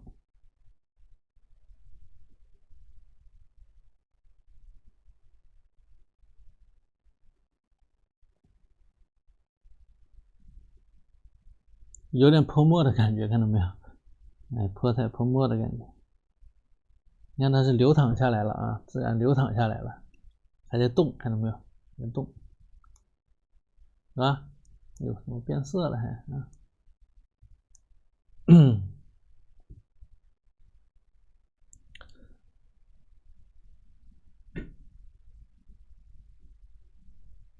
趁湿的时候啊，该撞的多撞一点进去，否则干了再加。你看这边干了之后加的呢，它是淌不开了啊，它已经晕不开了。所以趁湿的时候啊，能撞多撞一点，能撞多撞一点。好，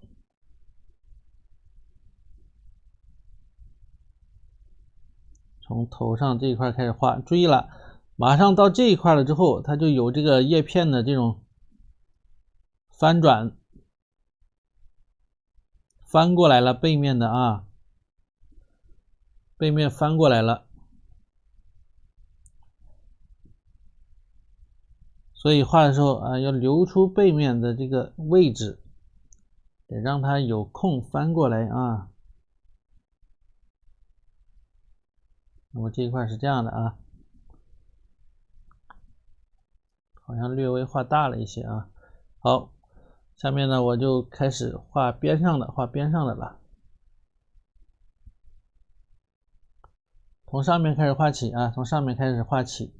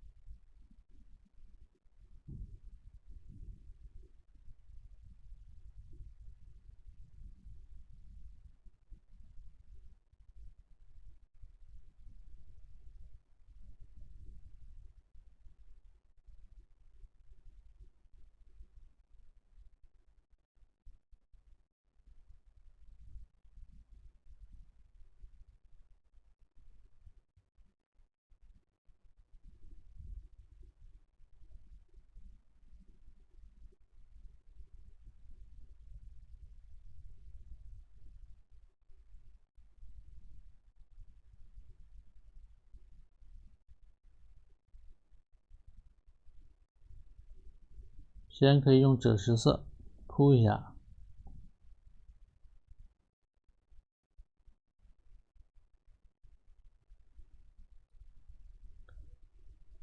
这边啊装一点绿色，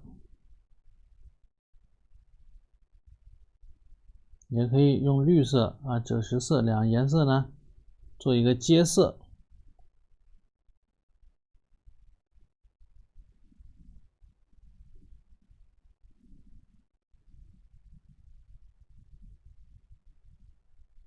啊，做一个接色。到这块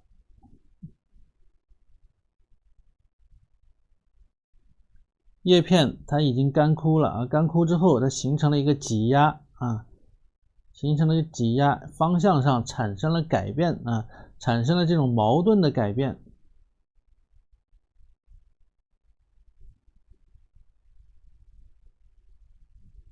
突然顺过来了啊，突然又顺过来了。所以你得理解啊，一定得理解。回头搜一搜什么干涸、枯涸的照片啊，瞅一瞅。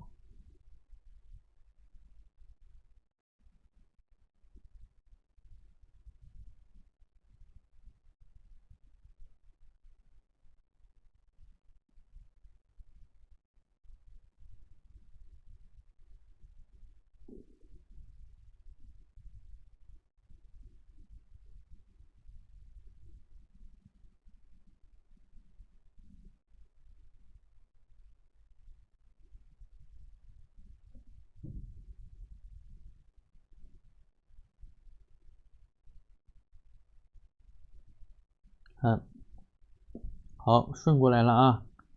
已经顺过来了。知道我画的是哪一块吗？应该能看出来吧？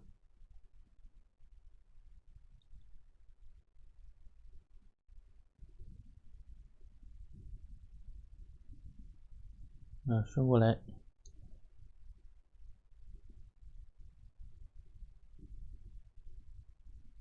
这头上啊，该绿的要绿一点，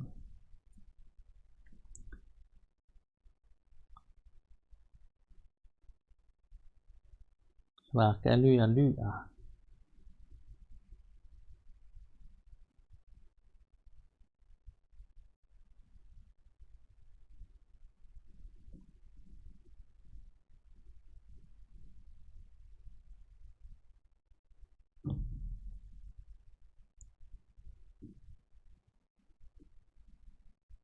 快要结束了啊。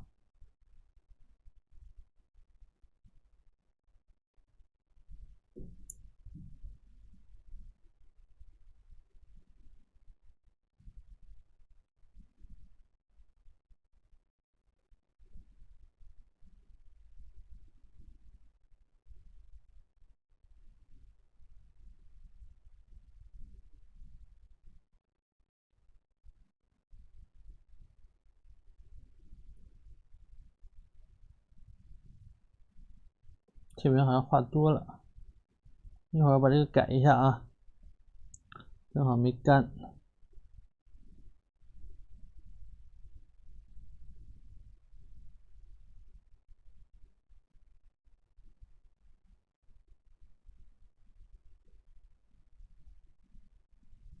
不用改，就这样吧。有的同学都已经跟画了，我就不改了啊，这样也可以。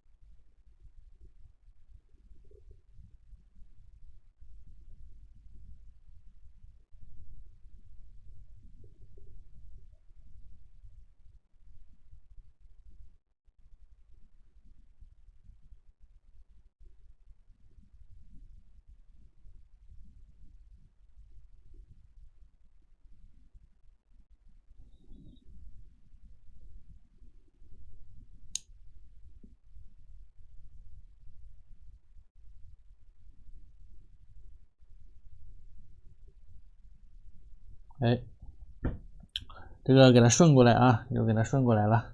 然后呢，再来一点，把这个形状稍微做一些改变就可以了啊，不要让它太齐。那么有的地方需要凸出来一点啊，再大一些，对吧？有的地方再大一些，比如这个，我干脆给它两合成一个，来给它两合成一个。更有张力一点呢。那么里边有一些啊，这个叶脉呢，比如说水线碰一块了也没关系啊，有一些碰到一起是没有关系的。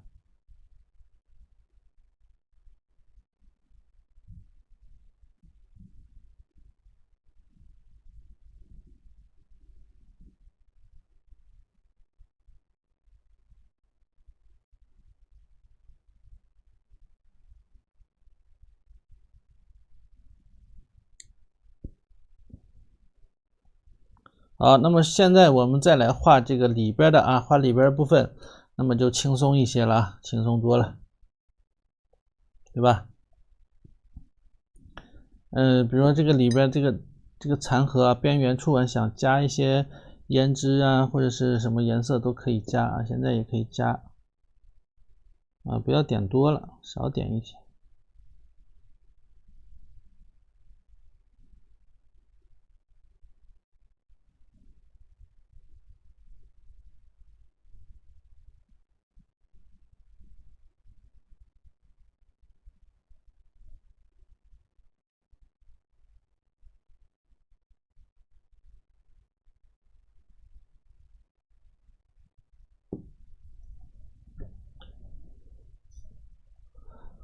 今天被老师的话惊艳住了，忘点赞了。我说今天这个点赞怎么没有往常高？缺了一个力量啊！来，继续啊，继续。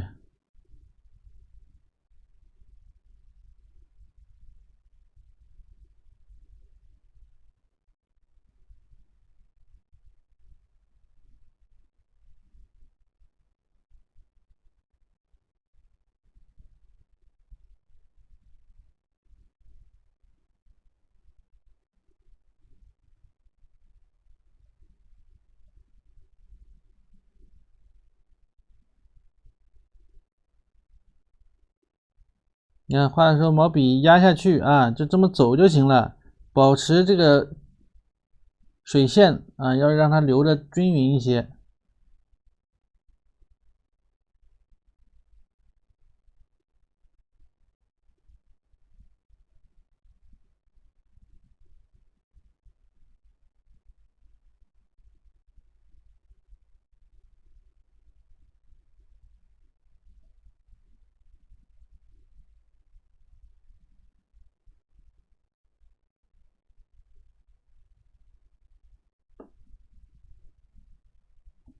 有同学不临摹过那个什么白话图卷吗？运寿平的，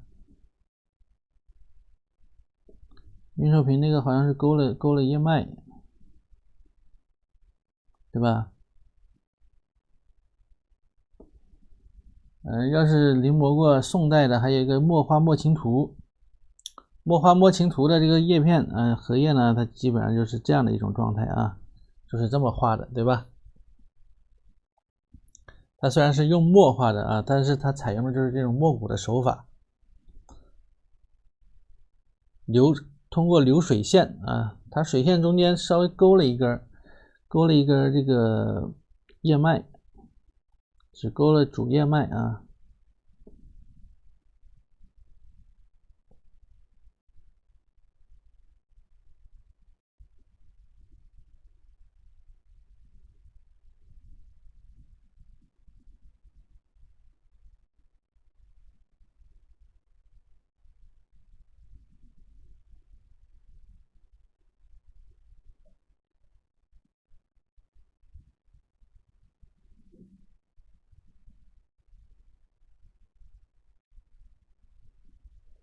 你说昨天来了，今天没来的人是不是可惜了？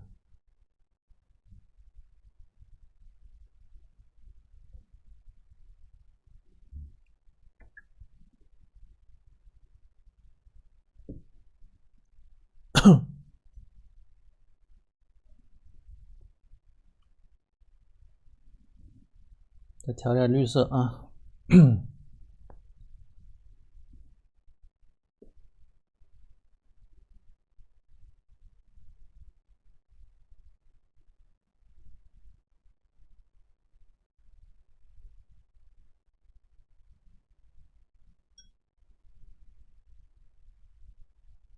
孩子没事啊，孩子没啥事。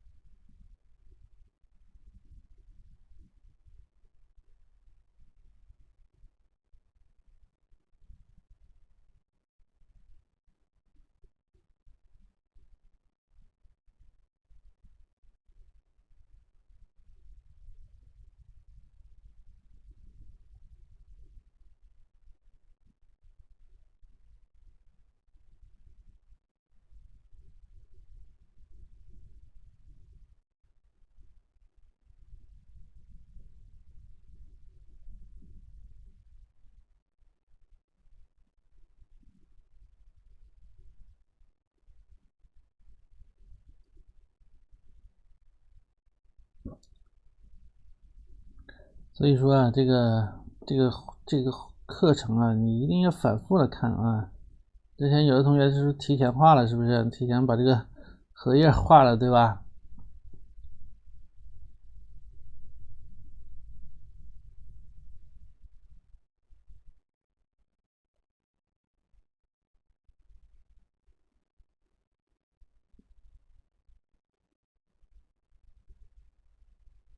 我们学画画的时候想反复看老师画，那不可能啊，老师不可能反复给你画呀。那会儿也没有摄像机，有摄像机，但是我们上课不可能拿摄像机，那会儿手机还只能拍照片，还不能录像呢。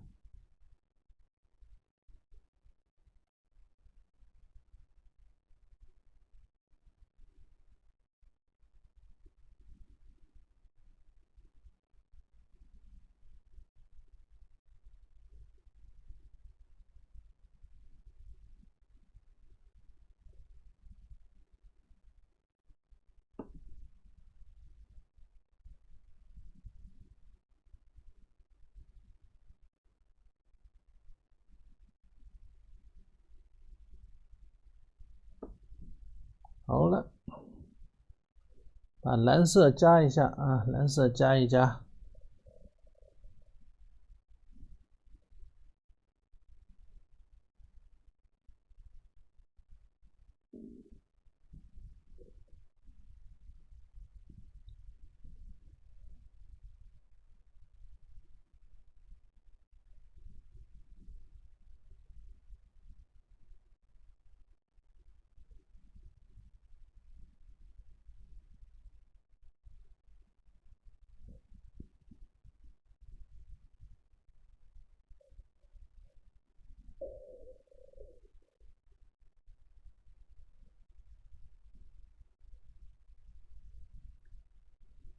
再来点赭石，把这个边上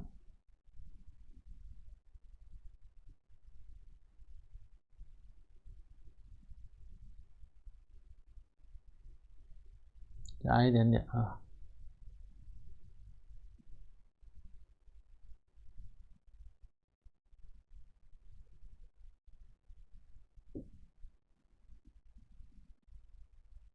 好，那么这篇荷叶呢就快速完成了啊。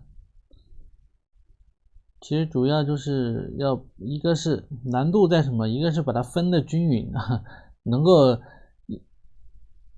画完之后能够对得起来啊。有的同学画完之后这个很多都对不起来啊，不够地方了，对吧？不够地方了。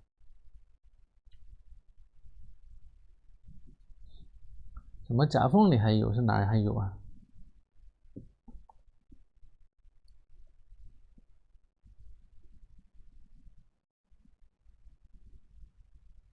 哪个夹缝里还有？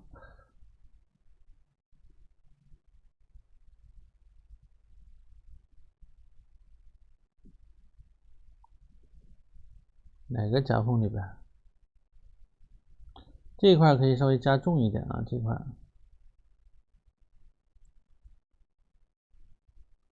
因为正好是一个翻转过来的这个位置啊，所以加一加。包括这些地方啊，你可以用这个胭脂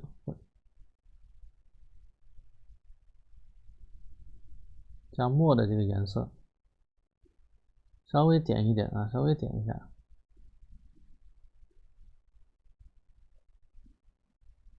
好，可以了。五彩斑斓的荷叶啊，都给我画累了，你看看。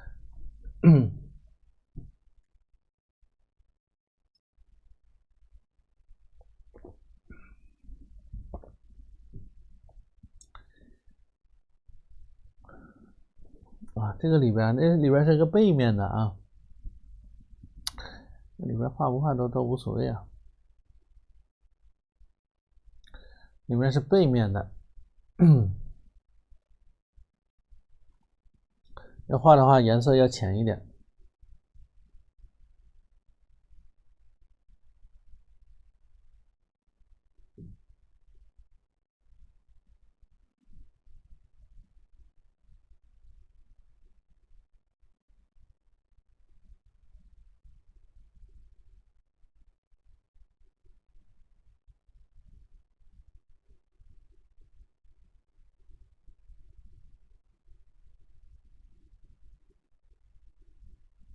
这块其实画不画不无所谓啊，画了我反而觉得还不是特别好看。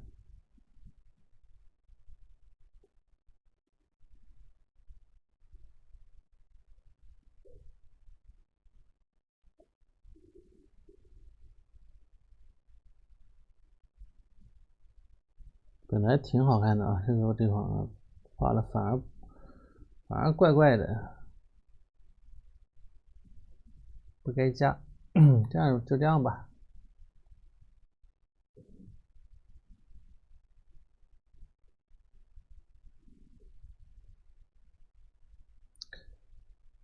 所以那个空里边啊，可以选择不用加，不用非得跟它一模一样吗？咱们已经是有出入了，已经跟它的画法呢，包括这种感觉都不一样了，对吧？已经不一样了。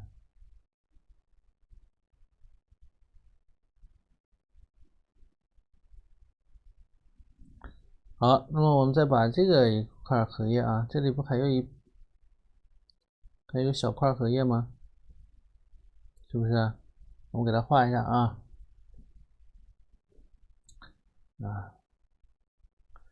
准备先休息吧，累了就休息啊。来一波小广告啊，来一波小广告。咱们的课程链接在1号链接啊。这么精美的作品，难道不心动吗？难道不想学吗？不想画吗？对不对？这个画出来挂在家里不也好看吗？你想画个荷花4条屏，墨骨荷花4条屏更绝，是不是？你看看，这啥都不画已经很好看了啊！光不看花，光看这片叶子就已经很绝了，是不是？所以说呀，如果爱，请狠狠爱啊！如果爱，要狠狠的爱。318你都行动不了。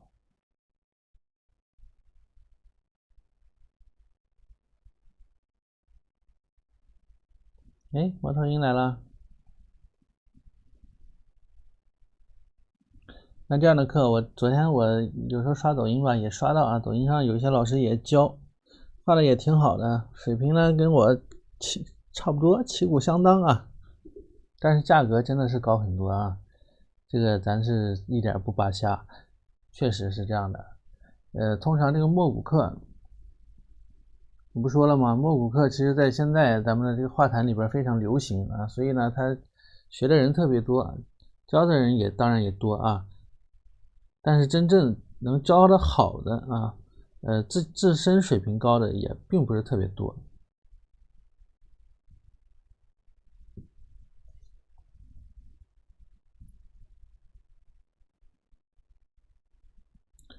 对，这个画在1号链接啊，在1号链接。你想想120节课，每节课都是这么精美的案例，是吧？才318，有什么负担吗？对不对？而且是永久的啊，永久的这个课程回放是永久的，有什么负担吗？对不对？你没时间总有时间的时候啊，这说明还是不够热爱，对吧？好，我们画反面的叶片啊，反面的叶片，卡纸在7号链接，卡纸在7号链接啊。反面的叶片颜色要浅一些啊，就是有3绿加赭石或者加土黄的这么个颜色，浅一点。对，你看着回放啊，细细的品，细细的画，你不要天天跟考试似的啊，老师画完你就，有的同学就是这样嘛，没有买课的同学啊，就是这样的一种状态，老师画完他得画完，不然的话看不到了，对不对？何必呢？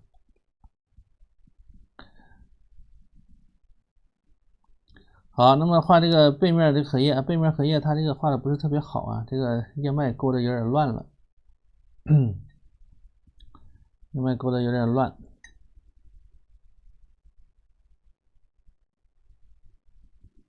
我们首先把这个杆儿给它确定出来啊，把这个荷杆给它确定出来。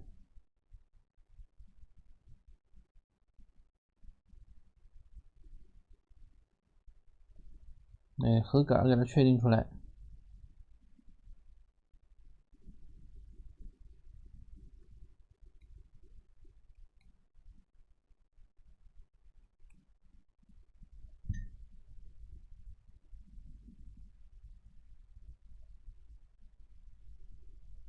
当然不要画太粗，也不要画太圆，圆中见方的一种感觉啊。所以转的时候，你看看，尽量的能方啊就方一点。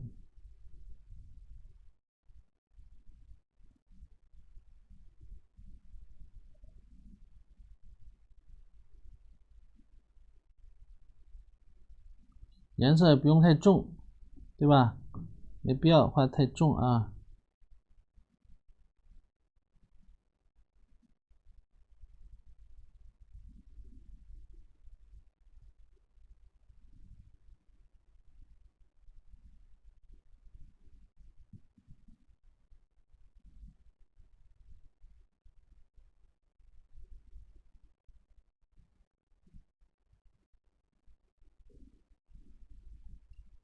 每一张画都是仔仔细细、认认真真的画的，每一个案例都是老师精心挑选过的啊，没有凑数的，对吧？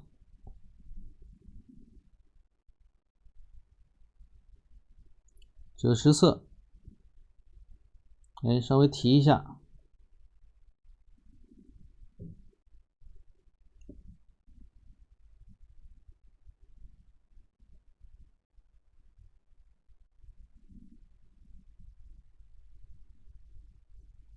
那每一个细节的处理啊，都在教你们啊，都在教你怎么处理，对不对？没有一点含糊，所有的细节的处理啊，是不是？真的是精品啊！还有比这精品的吗？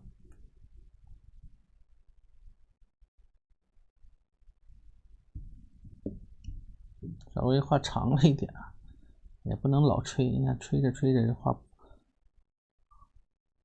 长了一点点。好，那么接下来画这个荷叶了啊，画荷叶了。那么这个荷叶呢，它有一点没有打开的感觉，对吧？它是想画出这种没有开的感觉啊，所以我们可以选择啊，从这个中间啊，从中间开始画。那么没有开的荷叶啊，它是另外一种这种形状。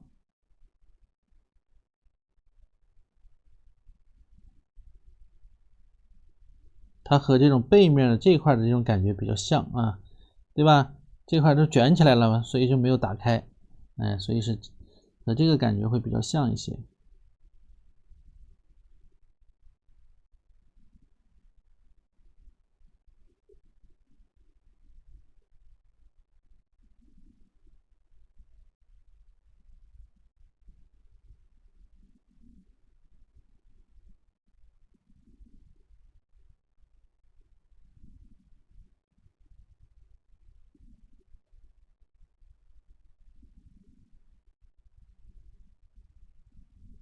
那么我就完全啊改了啊，已经改了，不按照它这个画了啊，顶多就是这个形状啊，形状上呢和它这个还是比较方向上是一样的，画法呢已经不一样了。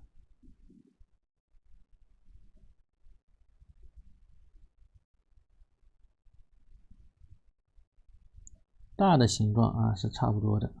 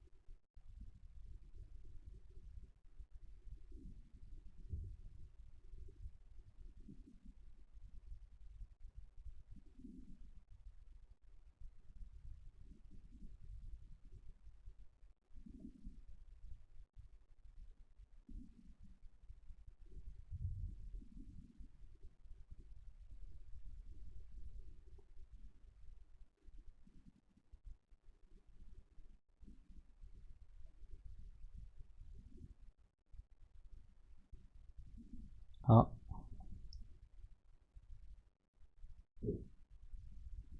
然后注意一下啊，这个颜色该撞色的地方啊，稍微撞一下颜色。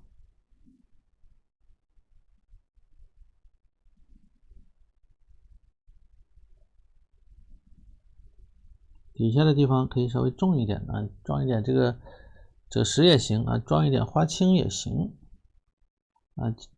花青还是别装了，花青撞了中间啊，一会儿教大家撞中间啊。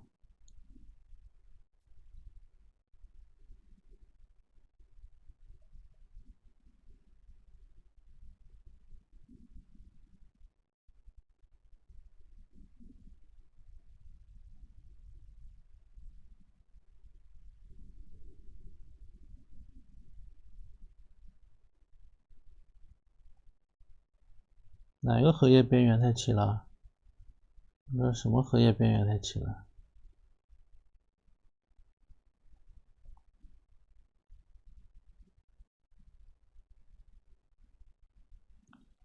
没关系啊，没关系，这个没关系，这本来这种这不跟花一样啊，花不能太齐，荷叶的不一样啊。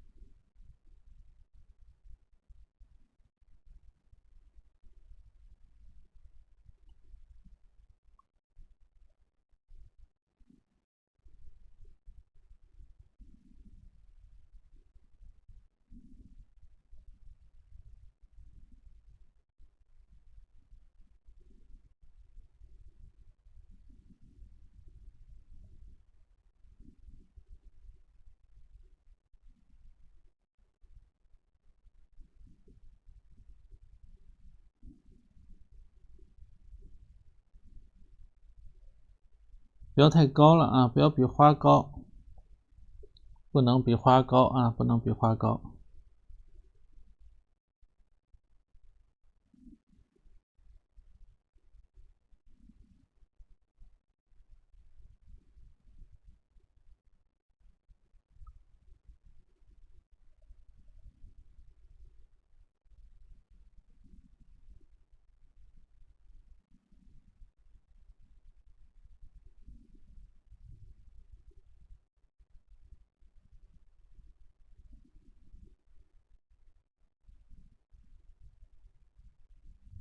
不能比花高。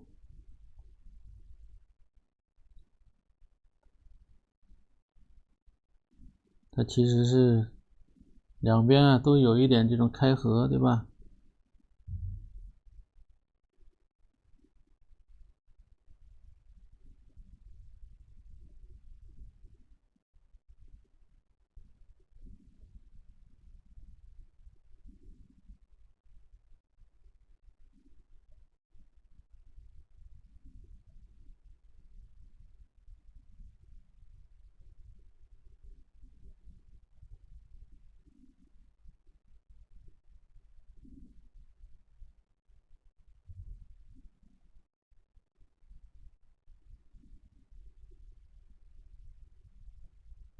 合起来啊，让它合起来。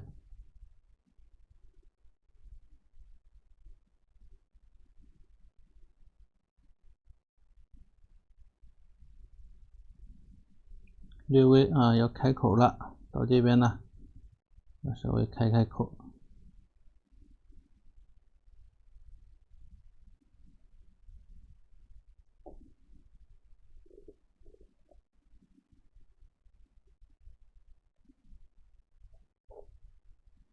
形状上也有一点啊，有一点起伏变化。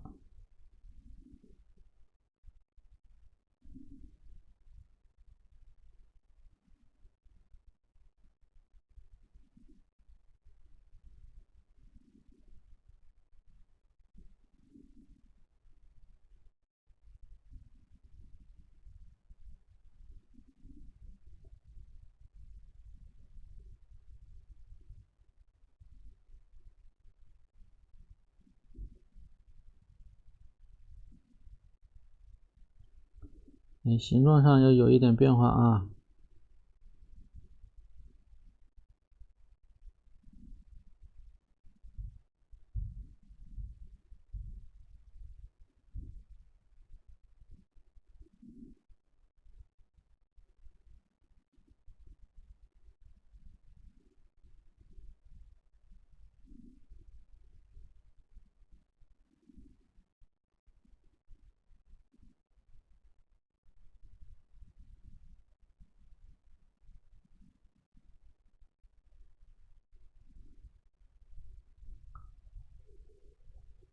好，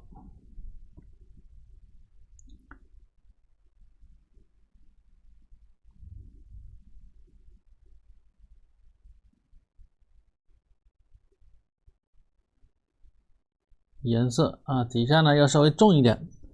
这个十四啊，我们再把这块的这个小荷叶颜色给它丰富一下。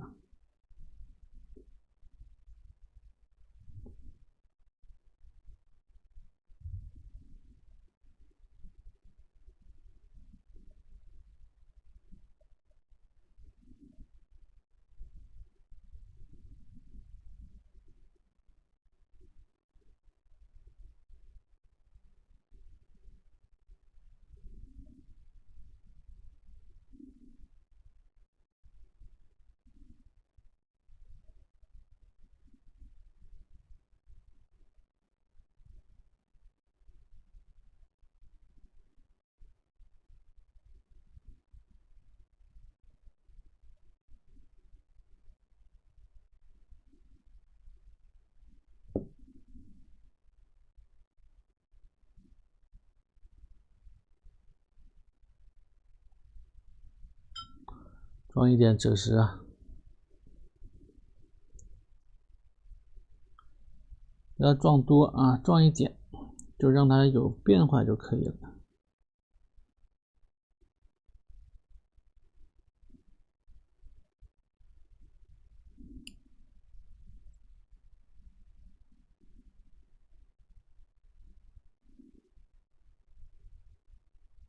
深的地方让它深一些啊，浅的地方啊，第一次看老师这样画吗？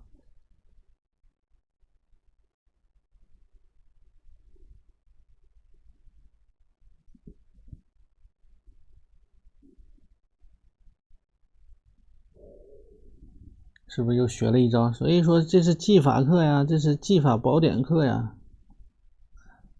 我光说你们又不信，很多同学不相信老师，是不是？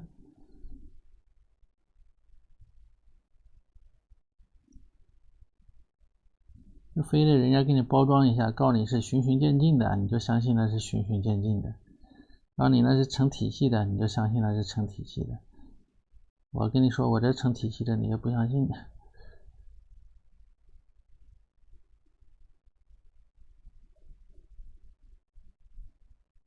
好，里边啊，里边呢就用这个蓝色，这个叫钛金蓝。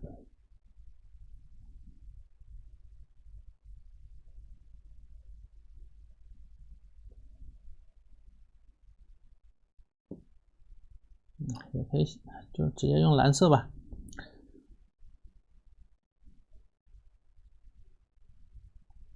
斜着一点啊，斜着一点。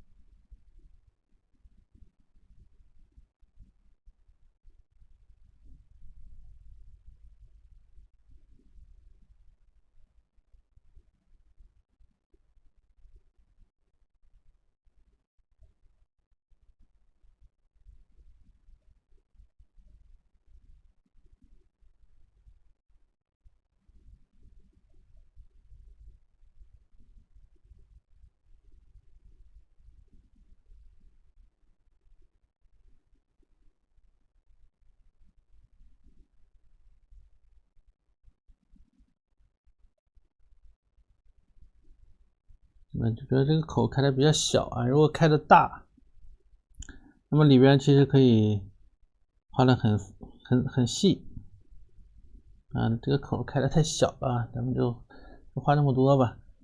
再点一点绿进去啊，也不要纯是这种蓝色，点点绿进去嘛，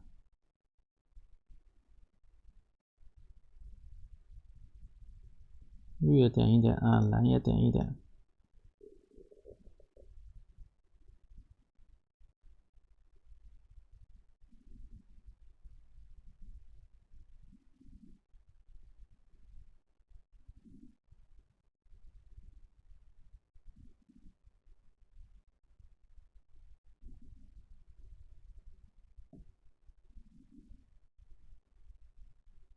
根部的地方再撞一撞颜色啊，再撞一撞，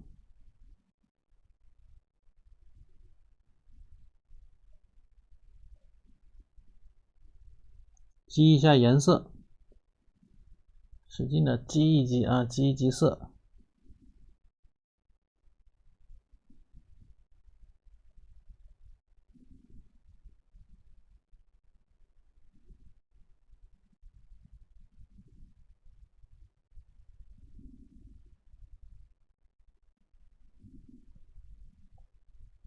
比如这个小缝里边啊，都可以用这个蓝色啊，轻轻的啊，一定要很小心。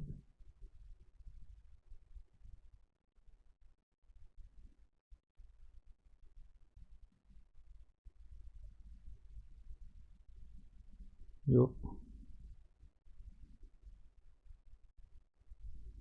啊，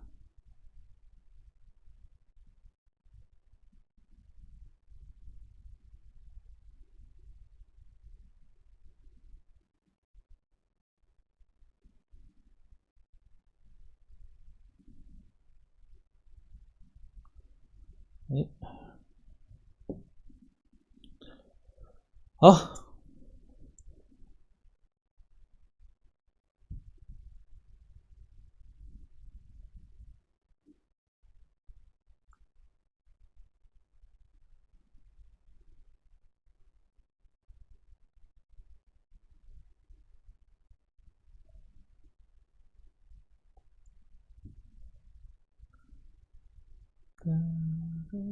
好，是墨骨，不是小写意，也不是工笔，是墨骨。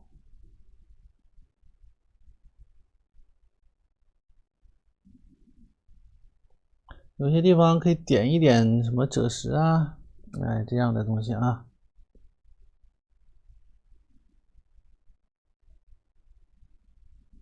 稍微点一点颜色啊，要统一中呢，又追求一点点变化，变化又不可太大，没有变化没什么看头啊，不耐看。变化太多不统一，不统一显得花也不好，所以要把握好一个度啊，把握好一个度。好，那咱们这块也画完了啊。它底下的荷杆啊，其实穿的不太好啊。底下的荷杆，特别是这两根啊，这个地方两根像绕成了一个八字形了，对不对？没绕的不好，绕的不好看。我们回头给它改一下。它正是因为这一块呢绕成个八字形了，绕的不好看，所以又画了好多水草。你看看，就是从这个八字这空白的地方往外画，对吧？上面也往外画，下面也往外画，所以你就知道啊，你得知道看画的时候啊，这个虽然是名家，名家也不是说每一张画都能画，每个地方都能画的特别，处理的特别好啊，特别是写意画，肯定有处理不好的时候，但是你得看得出来啊。有的同学看不出来，对不对？人不明白。比如说刚才这个地方啊，这个地方我就不应该加啊，不应该加。如果画写意是可以加的，画墨骨这一块加了之后就特别不舒服，对吧？其实是可以让这个啊把这一块连到一块也行啊，给它连一块也行。那么还是让它保证是在前面啊，不是翻过来的。如果是翻过来的感觉啊，它不是很好看啊，处理的不好。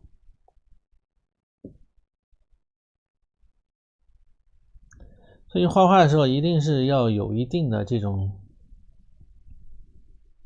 改变啊，随机应变的能力，对吧？改编的能力啊，如果没有这个随机应变能力啊，画画的时候会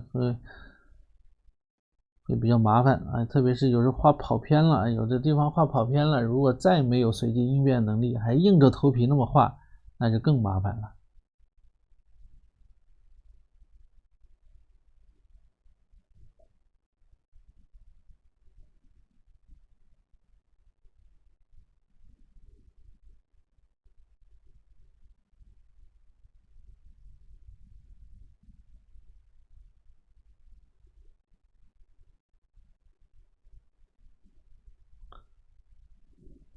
好，看一看啊，瞅一瞅，看一看。昨天画了1个小时，今天呢又画了2个小时啊。10点了，7点开始的吧？7、8、9、10啊，3个小时，4个小时了。哎呀，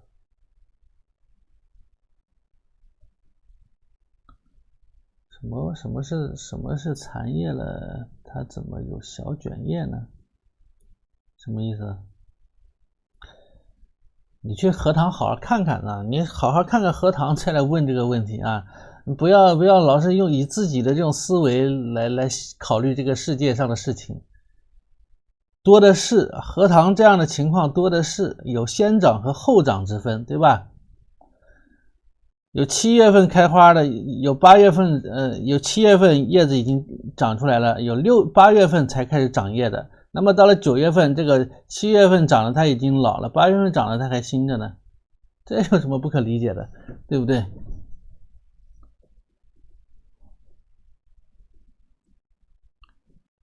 哎呀，我发现大家呀对生活的观察呀真是太少了。太少了，大家可能出去旅游的人挺多啊，每次也就是打卡拍个照而已，真正去观察的真不够啊，真不多。我通过每次直播大家问的一些问题啊，很多都是自己想象出来的问题，其实根本不是个问题，对不对？就是对于生活的这种观察太少。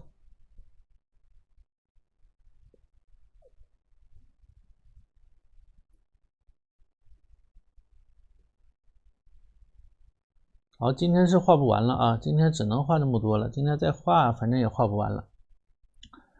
然后我们周二晚上再继续，好吧？周二晚上再继续。我把今天的这一节呢和昨天的那一节啊，给它剪到一块儿去，给它剪成1节课，对吧？给它剪成1节课，然后下一节，下一节再又是1节，对吧？再又是1节，然后下一节我们再来画这个翠鸟和上面的这个花骨朵啊，翠鸟和上面的花骨朵。然后底下的这些再给它处理一下。那么底下的我下一节课肯定会处理的比它这个好啊，它这个处理的不是特别好，还作为写意画可以啊，作为墨骨画这个处理的有一些草率了啊。底下好了，不聊了，我要明天周一啊，明天还得早起送孩子上学啊，今天晚上早点休息。拜拜，各位晚安啊，拜拜。